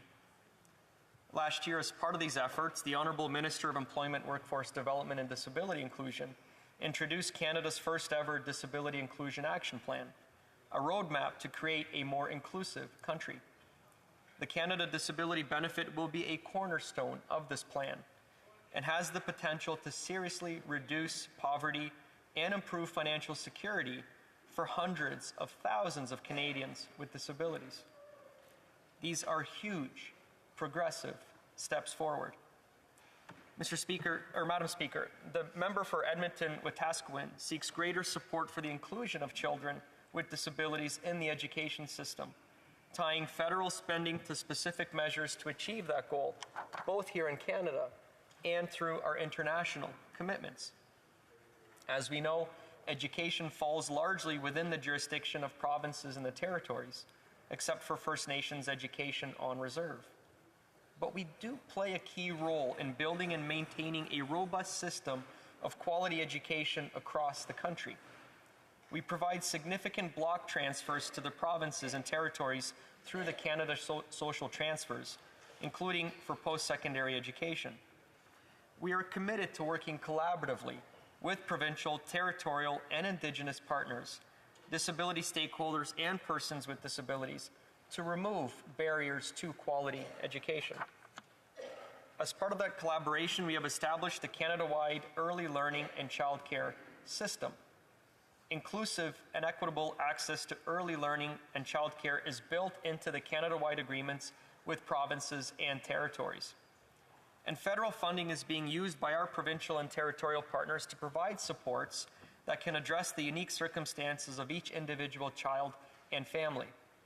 Furthermore, just last June, we announced a $12.5 million investment under the Enabling Accessibility Fund Small Projects component that supported 225 early learning childcare centers to buy specialized equipment for children with special needs so they can thrive in environments that respect those needs. Through agreements with the provinces and territories, we are building an affordable childcare system that is accessible and inclusive to all Canadians in every region of our country. All of this is in addition to supporting lifelong learning and skills development opportunities for working-age persons with disabilities through, for example, the Workforce Development Agreements and the Opportunities Fund. Madam Speaker, allow me to circle back to Canada's first ever Disability Inclusion Action Plan. The plan has 4 key pillars, including financial security, so we can lift persons with disabilities out of poverty through the groundbreaking Canada Disability Benefit. Employment, so we can take action to address long-standing barriers in the labor market and the workforce. Accessible and inclusive communities, so we can address barriers that prevent persons with disabilities from fully participating in their communities. And finally, a modern approach to disability, so we can address challenges in accessing federal programs and benefits. The action plan will help to ensure that persons with disabilities have equal opportunities to contribute to their communities and workplaces. Furthermore, I am pleased to say that Budget 2023 provides funding of $10 million over 2 years to help us address the unique needs and ongoing barriers faced by persons with disabilities by investing in capacity building and the community-level work of Canada's disability organizations. In the spirit of nothing without us, we will continue to engage the disability community at every turn.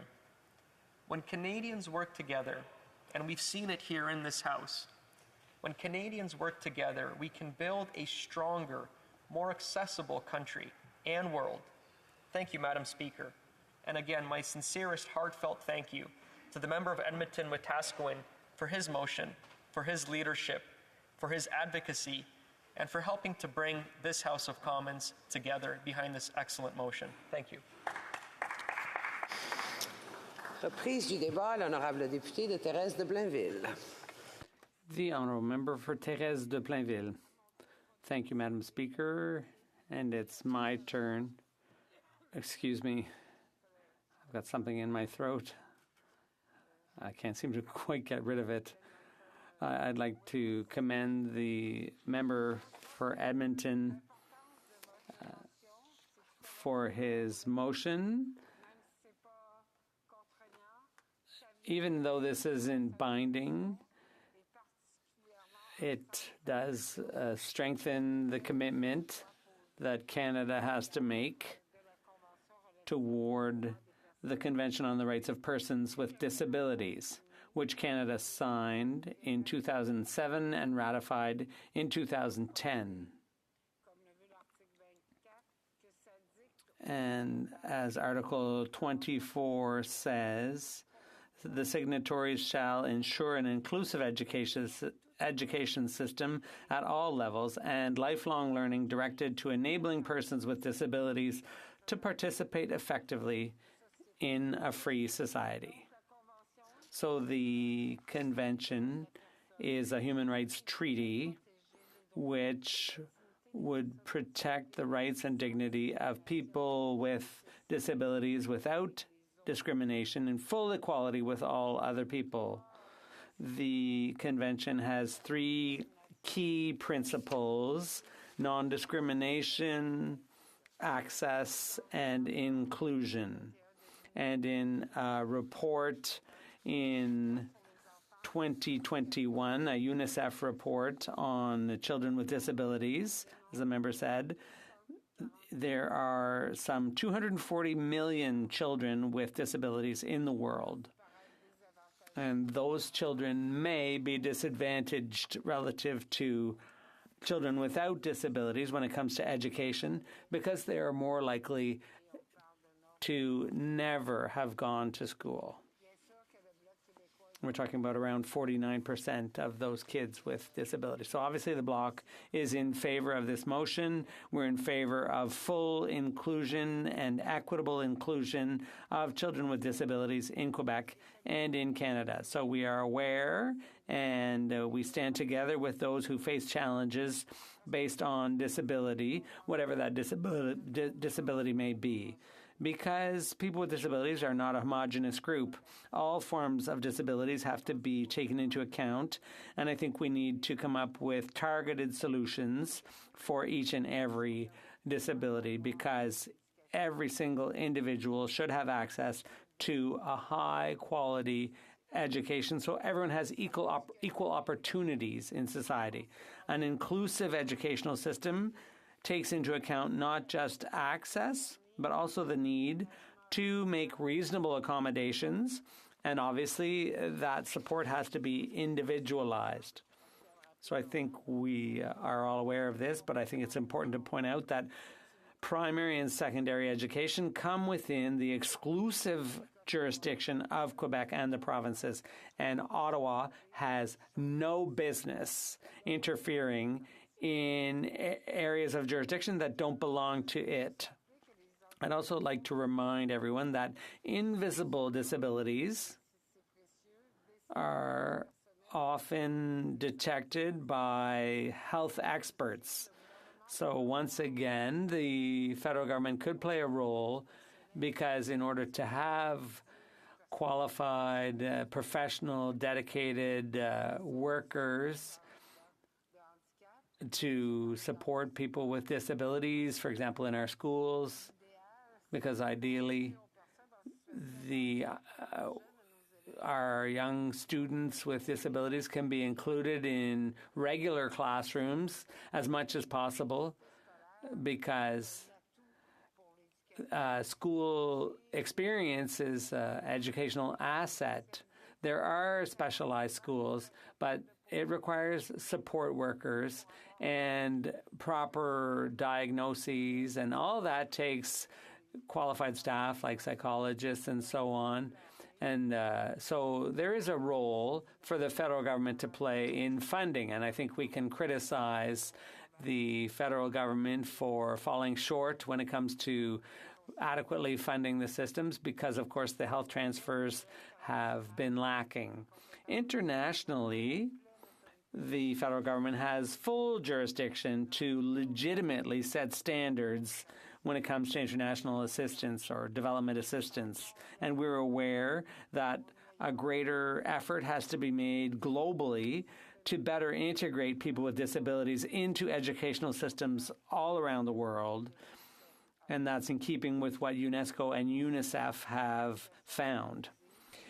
A more inclusive effort globally when it comes to education would be in keeping with other advocacy groups on behalf of other groups like women and girls, and particularly women and girls with disabilities in the area of education specifically. According to a UNESCO study, there are about 130 million girls 6 to 17 years old who don't or haven't gone to school. So the government should pay heed to this motion and come up with a concrete plan so that the amounts offered in development assistance actually end up supporting an improved access to education around the world, particularly in poorer countries. And here we're comparing this with international aid for human rights. And according to the 2023 Auditor General report, the results are rather poor with regard to the international feminist aid strategy, because the goal of the audit was to determine whether the feminist international assistance policy was apt to fund projects supporting gender equality and the empowerment of women and girls in low-income countries. And it was to show that the projects were having their targeted results, but there were no real concrete results. And therefore, Global Affairs Canada was not able to show how the Feminist International Assistance Policy contributed to improving gender equality in low-income countries, low- and middle-income companies.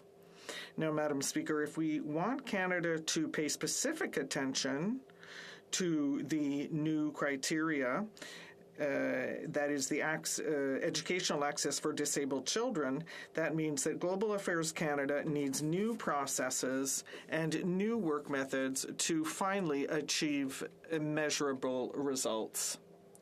We have an obligation, Madam Speaker, to ensure that education is a reality, not just theoretically, but in reality, especially regarding children who are living with disabilities. And we know that there are countries in the world that need this assistance.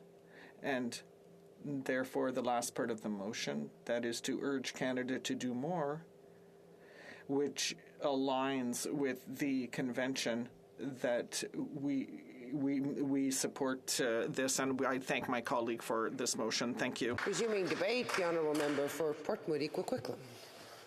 Thank you, Madam Speaker. And just before I begin the discussion on this debate on the educational support and inclusion for persons with disabilities, I start by reminding the government that they have outstanding commitments on disability, and specifically C-22, the Canada Disability Benefit. They promised this income support bill years ago, and 1 million Canadians that need it are still waiting. With the rising cost of living, the situation is past dire, and this government should immediately enact a disability emergency response benefit to offset the rising costs of food and housing for persons with disabilities living in poverty in Canada. In addition, C-22, the Canada Disability Benefit Act, will be coming back from the Senate soon, and this government needs to get it on the House agenda immediately after it arrives from the Senate. There is no time to waste. So now to the motion in front of us, M78, brought forward from the member from Edmonton-Wetaskiwin. I thank you so much for carrying on this conversation in this House.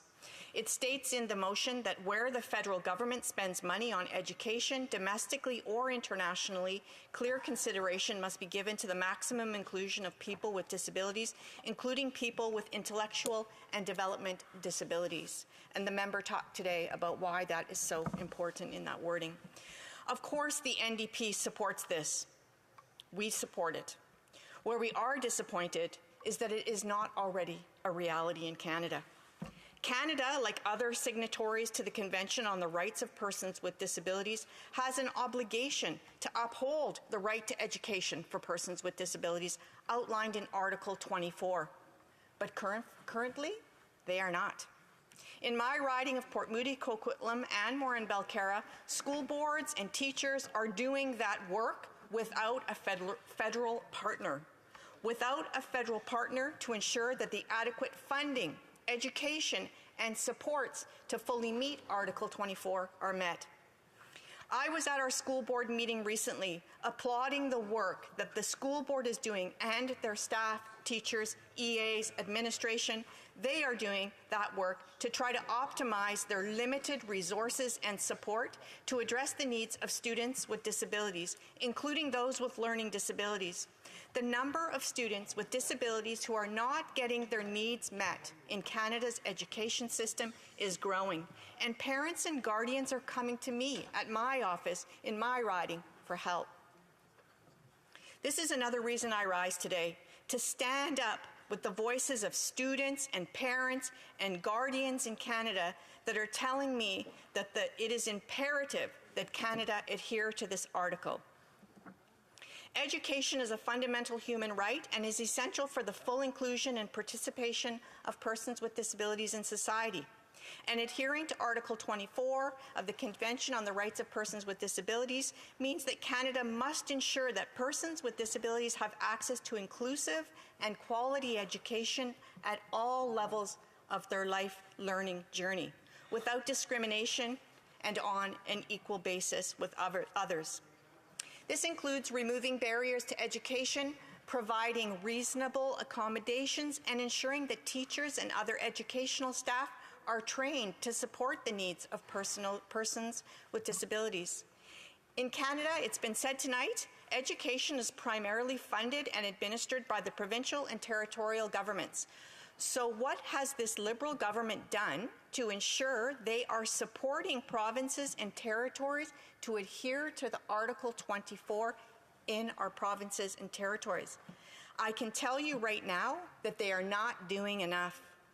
With the provincial and territorial governments responsible for funding and administrating public elementary and secondary schools, as well as public colleges and universities, they need a federal partner so that they can set curriculum standards and oversee certifications and professional development that supports our commitments to Article 24. Right now, they are on their own, doing all this work and not getting the financial support or the administration or educational support they need from the federal government to meet the convention.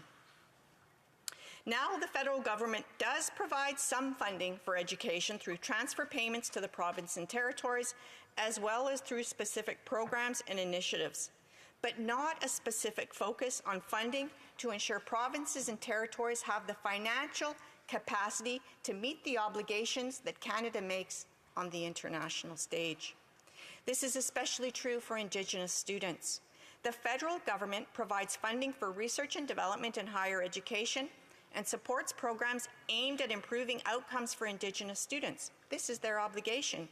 Yet even in Indigenous students, the funding for disability supports in on-reserve education does not align with provincial standards, and that's unacceptable. It must be corrected. In Canada, every student is entitled to a barrier-free education. It sets them on their path for life. Furthermore, ensuring that persons with disabilities have access to inclusive education that meets their needs is not only a matter of human rights, but it also has significant health and social economic benefits. Education leads to better employment opportunities, better health outcomes, increased social participation, and enhanced self-esteem and confidence. We know that investing in education for persons with disabilities promotes inclusivity by ensuring that everyone has access to the same opportunities for learning and personal growth. And I just wanted to make a note here because the member from Edmonton-Wetaskiwin, I hope I'm not getting that backwards, mentioned about field trips. In my riding of Port Moody, Coquitlam, Anmore, and Belcarra, there are times when field trips are not accessible to everyone because of the funding limitations, because of the fact that there isn't the supports that are required. I mean, can you imagine having to go to school and seeing all of your friends go on the field trip and you do not? That needs to be corrected. So I go back to saying that investing in education for persons with disability promotes inclusivity by ensuring that everyone has access to the same opportunities. It helps to break down barriers and promotes a more equitable and diverse society. It also promotes independence and self-determination by providing education and training opportunities. I know that the Liberal government is investing right now in those education and training opportunities. How about starting earlier? How about supporting the Convention on the Rights of Persons with Disabilities, Article 24, in provinces and territories? How about doing that? So we know that it promotes independence and self-determination by providing education and training opportunities. With supportive education, persons with disabilities can acquire the skills and knowledge they need to live more independently. Education is also linked to improved employment outcomes. Investing in education for persons with disabilities can help to improve their employment prospects and reduce their risk of living in poverty. Right now, 1 million Canadians with a disability are living in poverty because they live in an ableist country that doesn't allow them full access to employment. How about fixing that with the Liberal government? Education is an important driver of economic growth, and investing in education for persons with disabilities can contribute to overall economic prosperity of the country too. For all the reasons above, the government needs to support provinces and territories with the funding and the education that is required to uphold Article 24 of the Convention on the Rights of Persons with Disabilities. Because UN conventions are not pieces of paper, Madam Speaker. They are rights, human rights, and they need to be adhered to. So I just wanted to raise this right now, Madam Speaker, that I am surprised to see, as the second year I'm here as the critic for the NDP for the persons with disabilities, that the government does not have a Canadian delegation going to the United Nations in June. For the second time I'm standing here, I'm not seeing any coordinated Canadian effort to have a delegation at the 16th session on Convention of the Rights of Persons with Disabilities. Unacceptable, Madam Speaker. Why aren't we there? In closing, as we look outside of Canada, the federal government provides funding to Canadian organizations that apply for international assistance, which can include educational projects. This Liberal government says those projects must align with a feminist international assistance policy, must advance human rights, and must advance sustainable development goals. Yes, that's good. Yet there are insufficient directives to ensure that people with disabilities are included in Canadian international assistance projects, so the government must restore the international assistance funding it cut and do better to meet its international commitments to human rights. Resuming debate, the Honourable Member for Kelowna Lake Country. Thank you, Madam Speaker. It's always a privilege to rise on behalf of the residents of Kelowna Lake Country, and an honour to speak in favour of the motion brought forward by my colleague, the member for Edmonton-Wetaskiwin. This member has been a long advocate for persons with disabilities and is well respected for his many different efforts on this. The motion before us allows this House to set a key reminder for government to remember those too often forgotten in our world, people with disabilities. Canada's work, whether here at home or abroad in developing countries, in aiding children's education is vitally important. But while it is essential to help fund the books, pencils, and computers needed for education, we would fail in our ambition for better education for every child if we do not consider the need to ensure the inclusion of all children, regardless of circumstances beyond their control. A 2021 Statistics Canada study found that young Canadians with disabilities between the ages of 15 and 34 still encounter a wide range of difficulties in attending school, such as limitations on learning, social exclusion, and a lack of accommodations.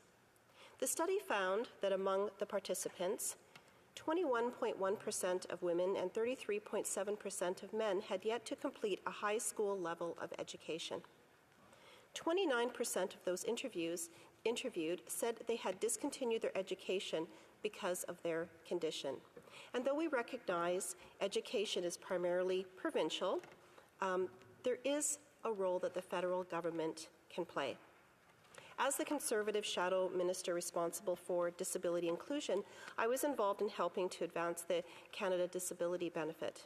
We know for that piece of legislation that the government was working for years on this and finally tabled legislation in the last Parliament. The snap election of 2021 cancelled the legislation from moving forward, and it was reintroduced in this Parliament, though not a priority piece of legislation for the government, as it was not one of the first bills to be introduced.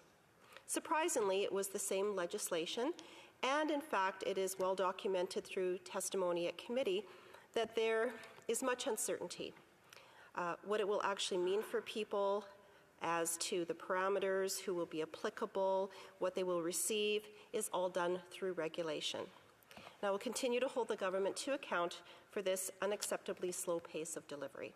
Still, by that bill's unanimous passing in the House, we know this chamber is committed to seeing all persons with disabilities reaching their highest potential.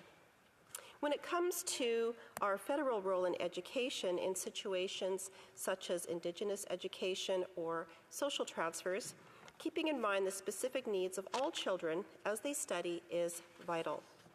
Our goal must be nothing less than, as the text of this motion states, and I'll quote, maximum inclusion of people with disabilities, including people with intellectual and developmental disabilities, unquote. We should want no less for our children living with disabilities around the world who we seek to aid in our efforts to alleviate poverty in developing countries. Without access to education, poverty is not alleviated in the long term. It's indisputable that a good education can help make people's life better. What we see needing improvement in the developing world is a clear commitment to consistently consider the millions of people worldwide who face unique physical, developmental, and intellectual challenges in achieving their best life. Globally, children with disabilities face significant barriers that result in exclusion from education and schooling. According to UNESCO's 2020 Global Education Monitoring Report, at least 50% of children with disabilities are excluded from education in low and middle income countries. In some contexts, the figure is closer to 90%. The reasons for this are varied, whether they be a lack of transportation options to reach schools, inaccessible school or classroom buildings, the lack of proper teacher training to educate children with varying intellectual and developmental challenges, or poor curriculum design. The denial of primary education leaves many of these children with the poorest life outcomes imaginable, with poor adult literacy or social skills condemning them to hard labor, extreme poverty, or worse.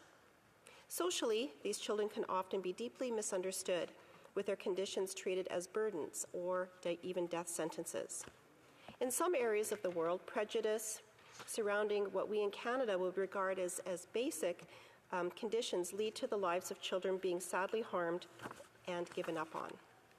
According to the same report I cited earlier, adapted infrastructure or materials for students with disabilities is lacking in developing countries. Canada undoubtedly has inclusion challenges still to overcome as well for those with disabilities. Still, we can take some fulfillment in the tireless efforts of our many education leaders, teachers, and support workers in helping to provide educational benefits for children who would, had they been born in too many other places around the world, had never received those efforts. And thank you to all who work in this field. Similarly, we can take pride in those Canadians seeking to address that gap in the developing world. Canada has a long history of commitment to helping developing countries. For example, one project looks to advance inclusive higher education for young adults with disabilities, develop new occupational therapy programs, and foster research for inclusive education and community-based rehabilitation in the region. Hearing of Canadians' efforts helping with projects like this is no surprise. Canada has always prided itself on its capacity for humanitarian work. We are proudly home to tens of thousands of charities, not-for-profits, faith groups, individual miracle workers pursuing similar aims in regions around the world. The same consideration they give towards ensuring a good education for every child must be kept front of mind. The member from Edmonton, Wetaskiwin, is very purposeful in the wording of his motion calling on the government to take action. He does not want persons with disabilities to be forgotten, and in fact, he wants them to be top of mind. He's also drawing attention to persons with intellectual and developmental disabilities. If people think of persons with disabilities and their extra needs, they may have to help minimize or overcome challenges they may have with their diverse abilities. Often we may think of physical accessibility needs. For example, physical infrastructure like building a ramp or having an accessible washroom may come to mind and may get a check mark for being inclusive when considering those with disabilities. However, this motion also adds in purposeful wording to include people with intellectual and developmental disabilities. This is important because the check mark may not be quite as easy. Those with intellectual and developmental disability needs need to be top of mind when considering educational funding in order to be truly inclusive and in order to make a difference through education for those who may not be considered now.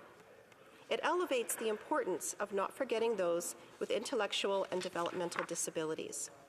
I call on all members of this House to put aside partisanship and come together unanimously in passing this motion. Doing so will send a clear message of commitment to those in need of a better life through education who may currently be denied of it. Thank you, Madam Speaker. Resuming debate, the Honourable Parliamentary Secretary to the Minister of Health and the Minister of Sport. Merci, Madame la Présidente. Et premièrement, Thank you, Madam Speaker. First of all, I want to thank my colleague and friend for their leadership. This is a very good example of lived experience and of a diverse House of Commons. This is where we come to debate the best policies and make progress. She is an excellent example. And I'd like to thank the member for Edmonton Wetaskiwin for their leadership and for setting the example. I also want to thank everyone from Milton,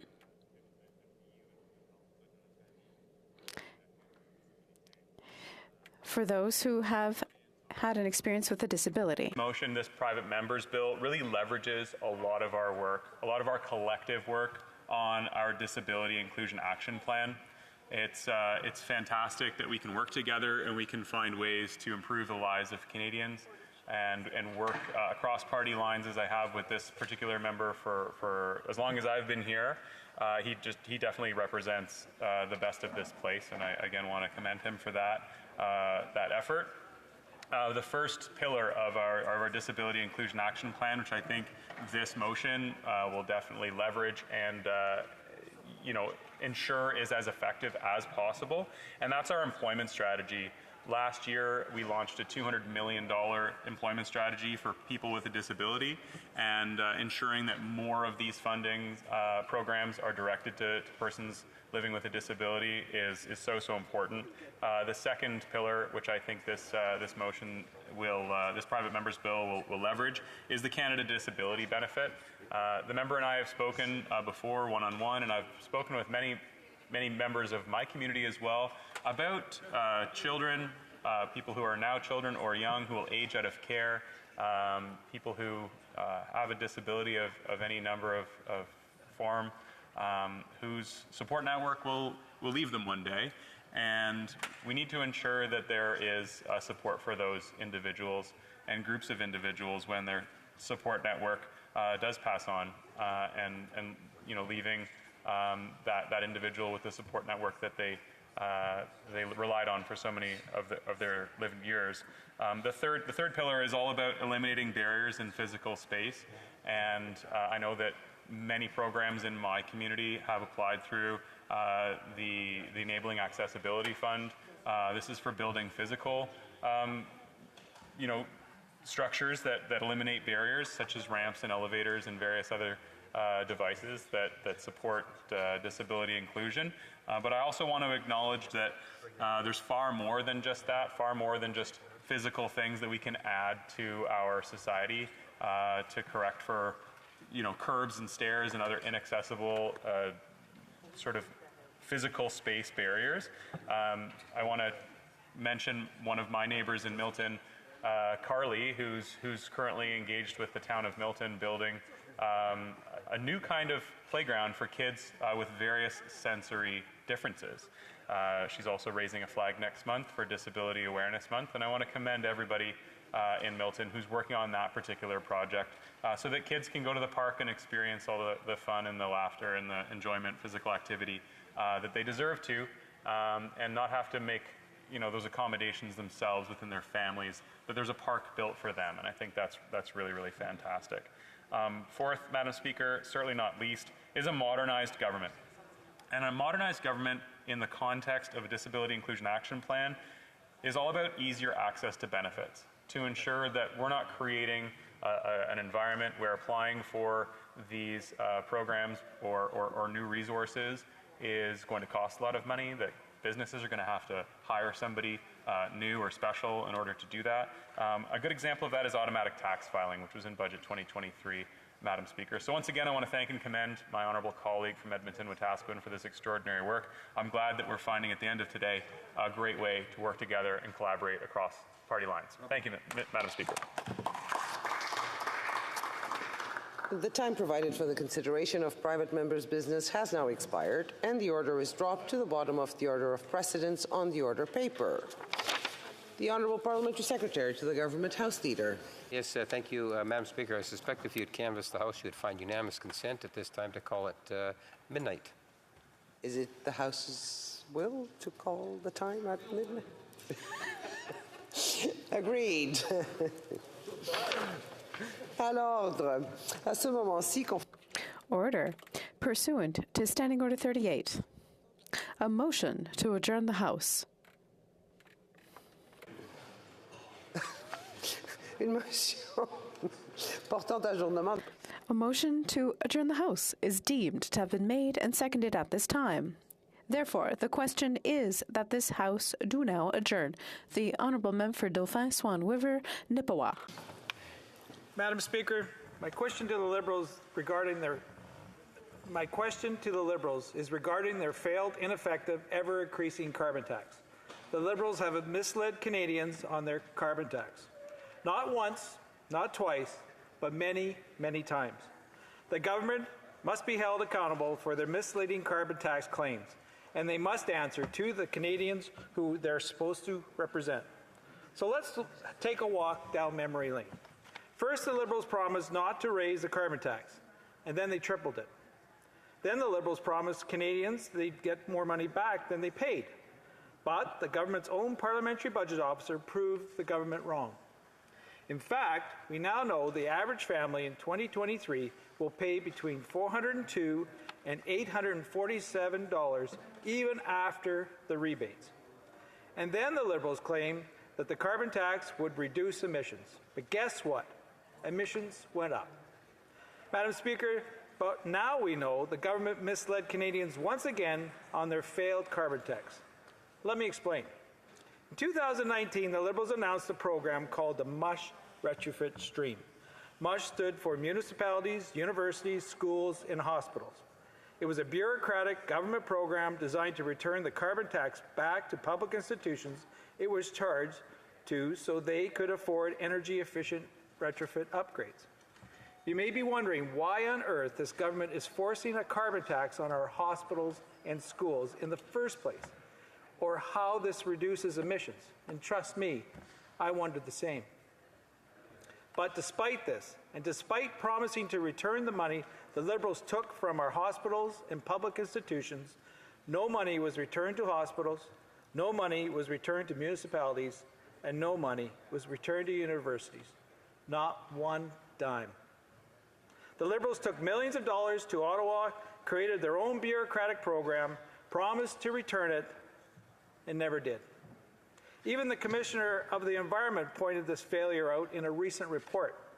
and local governments across Canada were wondering where the millions of dollars they were promised back went. And we wouldn't never know this if it wasn't for an order paper question I submitted, because the Liberals took the money and secretly shut down the program without telling Canadians. I guess we will never know where the money went. So my question to the Liberal government is very simple. Why did the Liberal government mislead Canadians and not return any carbon tax revenue to hospitals, municipalities, or universities through their own MUSH retrofit program? The Honourable Parliamentary Secretary to the Government House Leader. Yes, thank you, Madam Speaker. And, you know, I found it interesting the way in which the member, my friend, started the discussion this evening was to talk about the carbon tax or price on pollution, whichever one wants to call it, Madam Speaker. He started it off by saying that we were misleading Canadians. Now, on that particular point, you know, I have to make mention of the fact that there was 338 Conservative candidates in the last federal election that actually knocked on doors with an election platform. And that election platform, under the stewardship of Erin O'Toole, the leader of the Conservative Party at the time,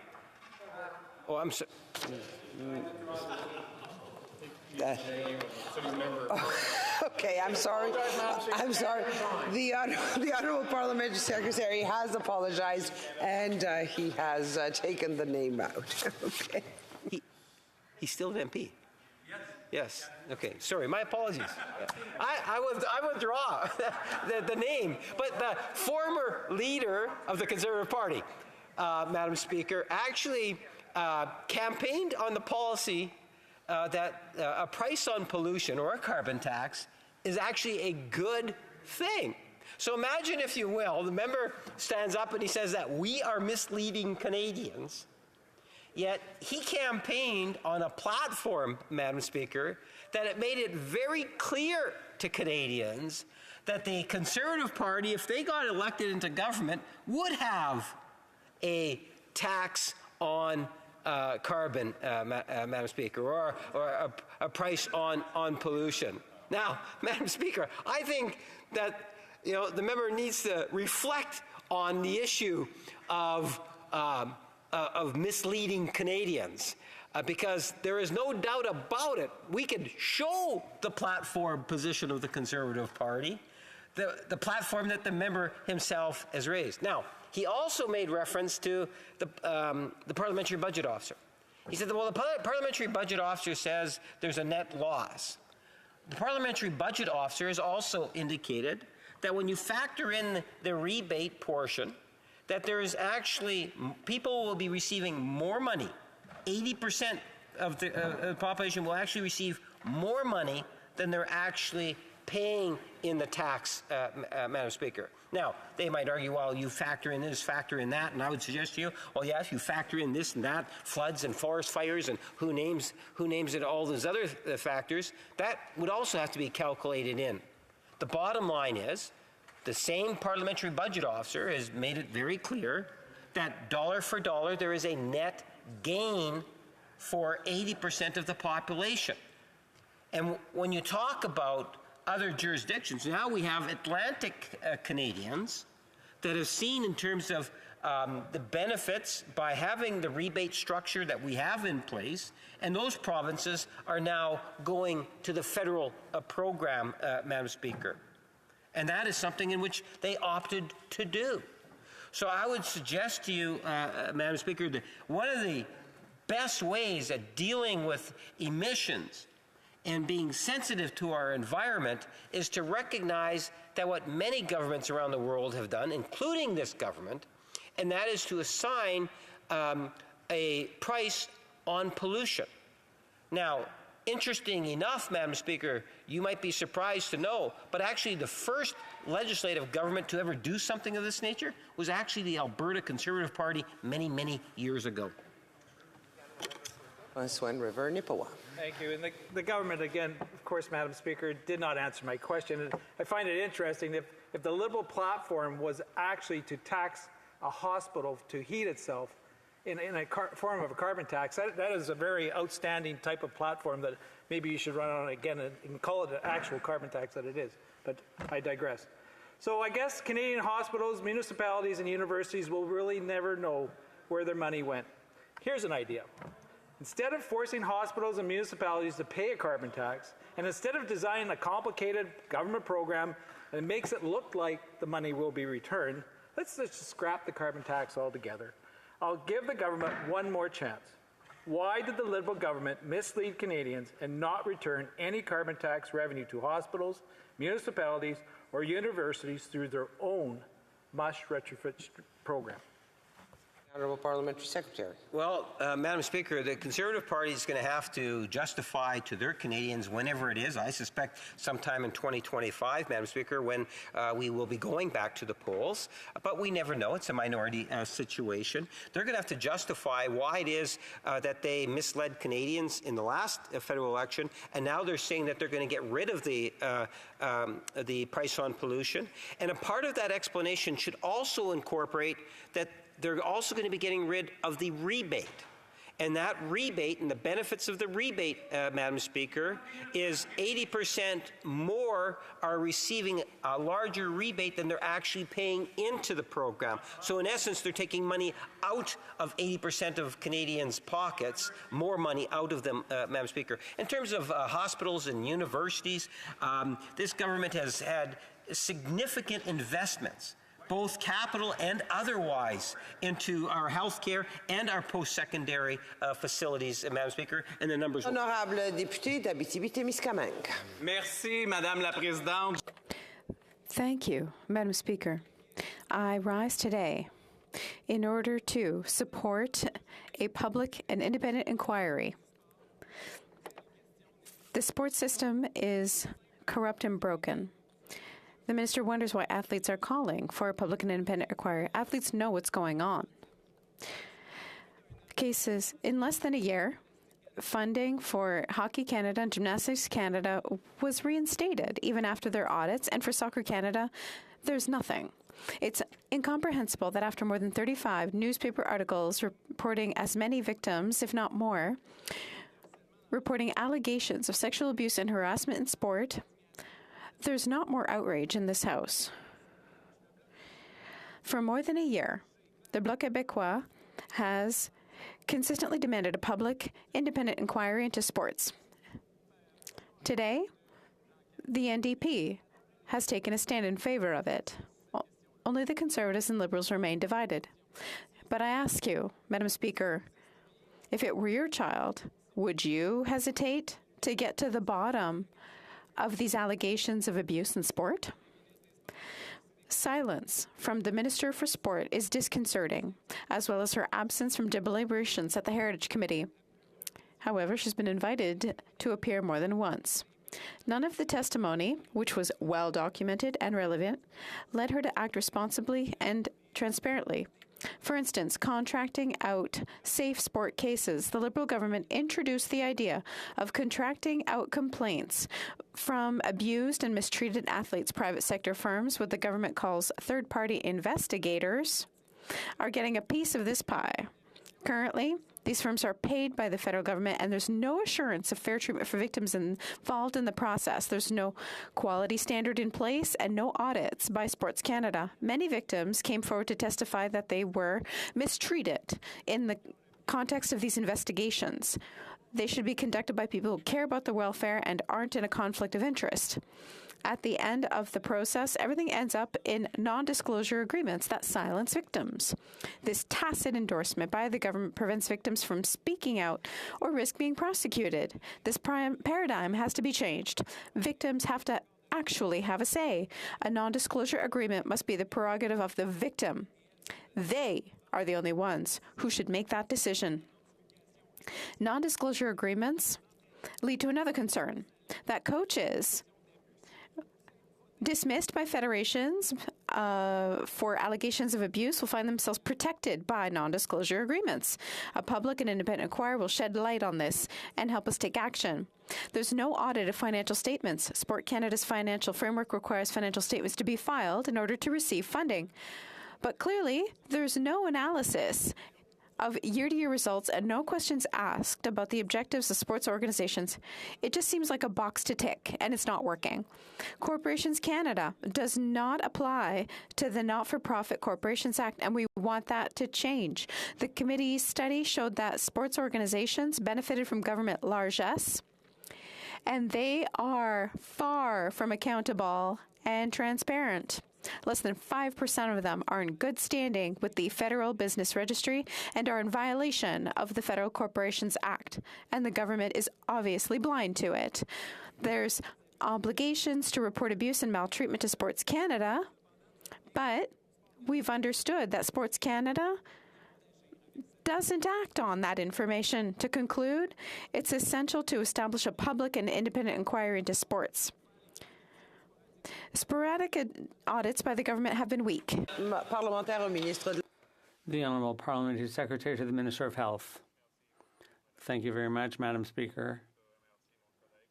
First, I'd like to thank my colleague for his question. I'd also like to say that our government understands the situation well, but I'd like to commend everyone who has the courage to come forward with their stories. On this issue, Madam Speaker, and on the issue of an inquiry, I'd like to repeat for my friend's sake that it's not a question of if, but rather what form this should take. And I'd like to reassure the member by saying that, Madam Speaker, including harassment, abuse, and discrimination, have come to light recently, and there have been consistent calls for stronger governance and greater protections for athletes, accountability, and better alignment within the sports system. I'm familiar with these calls. I have been making them myself for over 10 years, Madam La Présidente. I was the Vice Chair of the Athletes Commission, Chair of the Athletes Commission for almost a decade, and we've been fighting for a stronger and more accountable sports system. The first letter that I wrote to Sport Canada was in 1999. So we take this issue very, very seriously, and we're committed to ensuring that all sport participants, including children and youth, experience a safe and inclusive sport environment. Bien que le changement de la although change in the sports system involves many different stakeholders, including provincial and territorial governments, national sports organizations, national multi-sport service organizations, Canadian sports centres, and the private sector, the Government of Canada has made a significant and concerted effort to promote safety in sports, particularly in recent years. We've worked to ensure safe, welcoming, and inclusive environments for all sports participants through investments in budgets 2018, 2019, 2022, and 2023. The Government of Canada has supported the achievement of a number of safe sport milestones in recent years. We can be proud of this collectively, Madam Speaker. For instance, the Universal Code of Conduct to prevent and address maltreatment in sport was developed by and for the sport community with the support of Sport Canada in the last 5 years. And in July of 2021, Sport Canada issued a call for proposals to identify the most appropriate and qualified body to administer the code and to establish an independent sports safety mechanism. In a committee of stakeholders from the sports community and experts in ethics, youth protection, and policy development selected the Sport Dispute Resolution Centre of Canada to do this work. And in June 2022, the Sport Dispute Resolution Centre of Canada implemented the Office of the Commissioner of Sport Integrity. As of April 1st, 2023, all national sports organizations have signed agreements to access the services of the Office of the Sport Integrity Commissioner. The Government of Canada has demonstrated leadership in this area. It's important to note that ensuring a safe and inclusive sport environment is a shared responsibility with provinces and territories as well, particularly when it comes to younger participants. In February in 2019, federal, provincial, territorial ministers responsible for sport, physical activity, and recreation endorsed the Red Deer Declaration for the prevention and harassment, abuse, and discrimination in sport, and ministers at that time committed to developing a collaborative approach to address harassment, abuse, and discrimination in sport. Madam Speaker, I can see my time is up. L'honorable député. The honourable member for Abitibi-Temiskaming. Thank you, Madam Speaker. I have a lot to say. I'd like to thank my colleague for his leadership and concrete action. And perhaps we'll meet on the soccer field later. But I'd like him to at least admit that the government has fallen down on the job of taking responsibility for shedding light on sexual misconduct in sports. There's a lot of bureaucratic language being used, so we can understand the frustration of athletes, especially amateur, but also at the national level, and those who fall under the program that the federal government is funding. The government has to shed light on mismanagement. It's a problem that's been ongoing for far too long. It's a problem our athletes have every reason to demand solutions to. And at the Heritage Committee, everyone agreed on one thing. The minister's been working on an announcement. The work's been done behind closed doors. The Honourable Parliamentary Secretary. Thank you, Madam Speaker. I'm going to try and get my ideas out in English because they take longer in French, and although I'm working on it. Look, this has been a work in progress for many, many years. I used to come to the Hill to advocate for a better sporting environment back in 2015, 2016. Before that, the first time I came here to do government relations on behalf of athletes was in 2009. And I hear the calls to stronger action. However, I do want to say that those actions, the member did acknowledge concrete action over the last couple of years. It's been accelerating to a degree in the last couple of years, particularly under the leadership of this Minister of Sport. We have come so far, and there is no reason why this House needs to be divided on this issue. We're talking about safer sport environments for kids, better sport environments for all participants, and I think that's something that we can collectively continue to work on. The Minister of Sport has prioritized this issue #1 since she was appointed, and we've made significant investments since then, and we will continue. The honourable member for Sherwood Park for Saskatchewan. Thank you, Madam Speaker. I'm rising tonight to follow up on a question I earlier asked the Prime Minister with respect to the Liberal McKinsey scandal. In particular, at the time I was asking about the role McKinsey played in the opioid crisis and what the government is doing in response to that, recognizing that this government gave over $100 million in contracts to McKinsey, recognizing by now that the Treasury Board has acknowledged that all rules were not followed in the awarding of those contracts, recognizing that at the time this was going on, McKinsey had a relationship with a company called Purdue Pharma. McKinsey was led by Dominic Barton up until sort of a midpoint in this government's mandate. During that time and previous to that, under the leadership of Dominic Barton, McKinsey was working for Purdue Pharma and giving Purdue Pharma advice on how to supercharge opioid sales, something that drove the opioid crisis. And incredibly, McKinsey's advice to Purdue Pharma included things like paying bonuses to pharmacists in instances where there were overdoses, or developing a system for circumventing the traditional pharmacies in order to circumvent the checks that were in place in order to prevent people who have struggled with substance abuse challenges from being able to access those kinds of opioids. So McKinsey was advising Purdue Pharma on how to sell more opioids, how to circumvent checks in the system, and incredibly in terms of giving advice on how to give bonuses to pharmacists in instances where there were overdoses. So McKinsey and Purdue Pharma have been the subject of much criticism here in Canada as well as in the United States and elsewhere. McKinsey has had to pay over $500 million in compensation in the United States. So in the United States, you have Democrats and Republicans in various jurisdictions suing McKinsey and Purdue for their role in the opioid crisis and using the money from that to support treatment and recovery. And this is precisely the policy that's been put forward by the Leader of the Opposition, which is as part of a suite of measures to combat the horrific ongoing opioid crisis, to hold accountable those bad corporate actors that are responsible for it, to sue them directly federally, as well as to join provincial class action lawsuits, to sue them for the full range of damages, and to put those resources into treatment and recovery. And recognizing that McKinsey was a critical player, and that's why they had to pay over $500 million in compensation in the United States. But you know, Madam Speaker, the contrast is quite stark, because in the United States, you have people across the political spectrum that have stood up to McKinsey and Purdue and others to try to hold them accountable. In Canada, this government gave McKinsey over $100 million in contracts. So I find this striking. But Madam Speaker, more recently, it was revealed in a response to a petition I received that the government says, oh, they're actually going to now join British Columbia's litigation against McKinsey. And I've asked various figures in the government if they're prepared to confirm that. I wonder if the parliamentary secretary is prepared to confirm that tonight or not.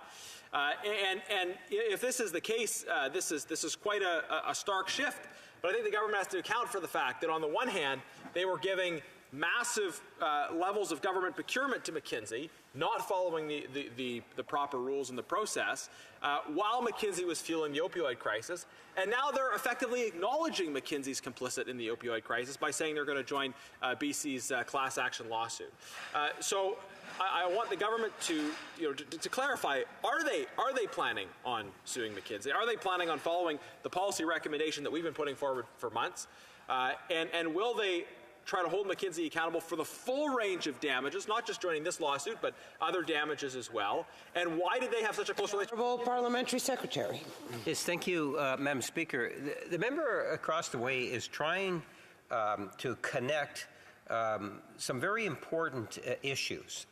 And when we talk about the opioid crisis, I'm sure that the Parliamentary Secretary to Health could have expanded in terms of just to the degree in which we as a government need to continue to work on that particular situation, Madam Speaker.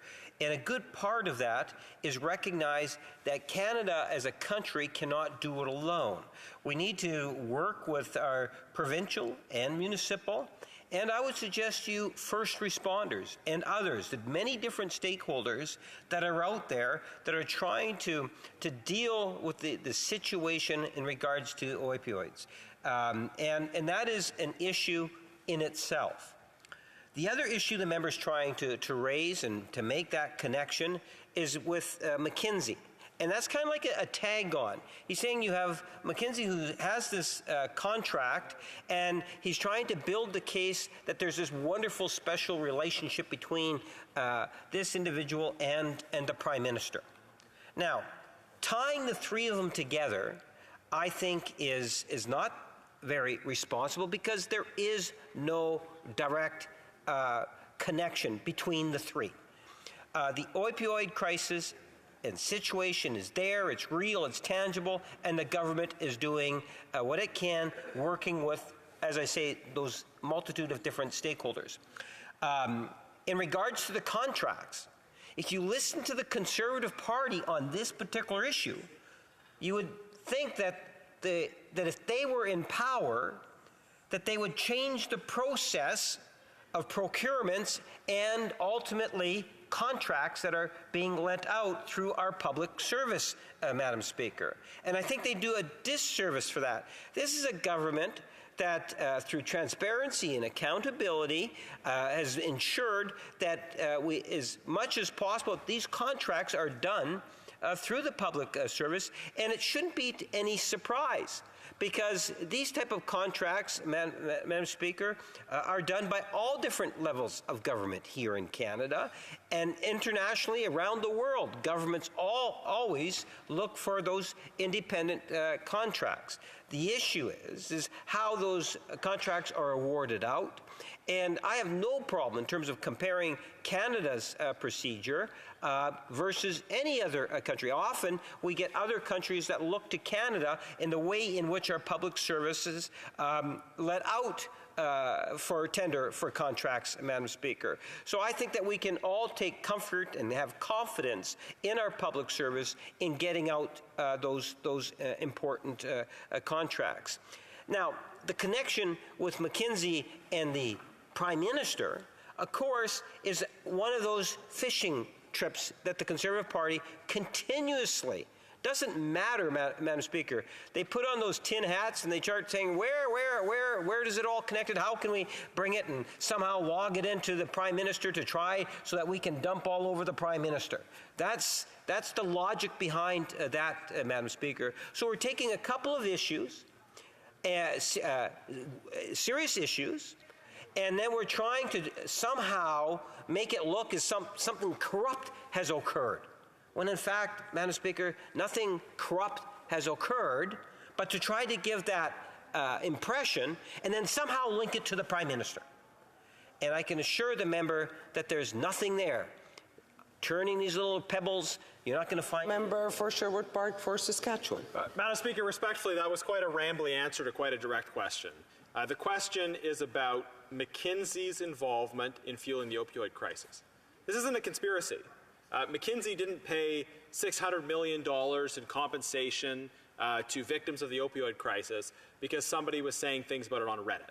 They paid that massive amount of compensation because the facts were clear, their complicity is clear, and there have been multiple stories in the New York Times detailing the way that McKinsey fueled the opioid crisis. And while these stories were being written, Dominic Barton, who was managing partner of McKinsey, claimed he was unaware. He said he only found out about what happened with McKinsey and Purdue after the fact. And that just doesn't hold water. So a direct question again to the Parliamentary Secretary. Is the government, as was said in a written response to a petition to me, can the government confirm that they are suing McKinsey for their role in the opioid crisis? And what's their response in terms of the relationship that's there? The Honourable Parliamentary Secretary. Yes, Madam Speaker, I have confidence, whether it's our law enforcement agencies, such as our RCMP, to our departments of justice and the professional civil servants that are there to provide the services that they do. And I suspect, Madam Speaker, if there's the grounds and the evidence that is there, that we will see action taken by the government. We have witnessed over the last number of years as a government that we have protocols and procedures. We have the checks in place to ensure that there is a high sense of accountability, Madam Speaker, whether it's within government or within the private sector, in ensuring that Canadians' best interests are being served. As the member knows full well, on the issues that Canadians are very much concerned on, the government is there to ensure that Canadians are well served. Thank you, Madam Speaker. The motion to adjourn the House is now deemed to have been adopted. Accordingly, this House stands adjourned until tomorrow at 10 a.m. pursuant to Standing Order 24-1.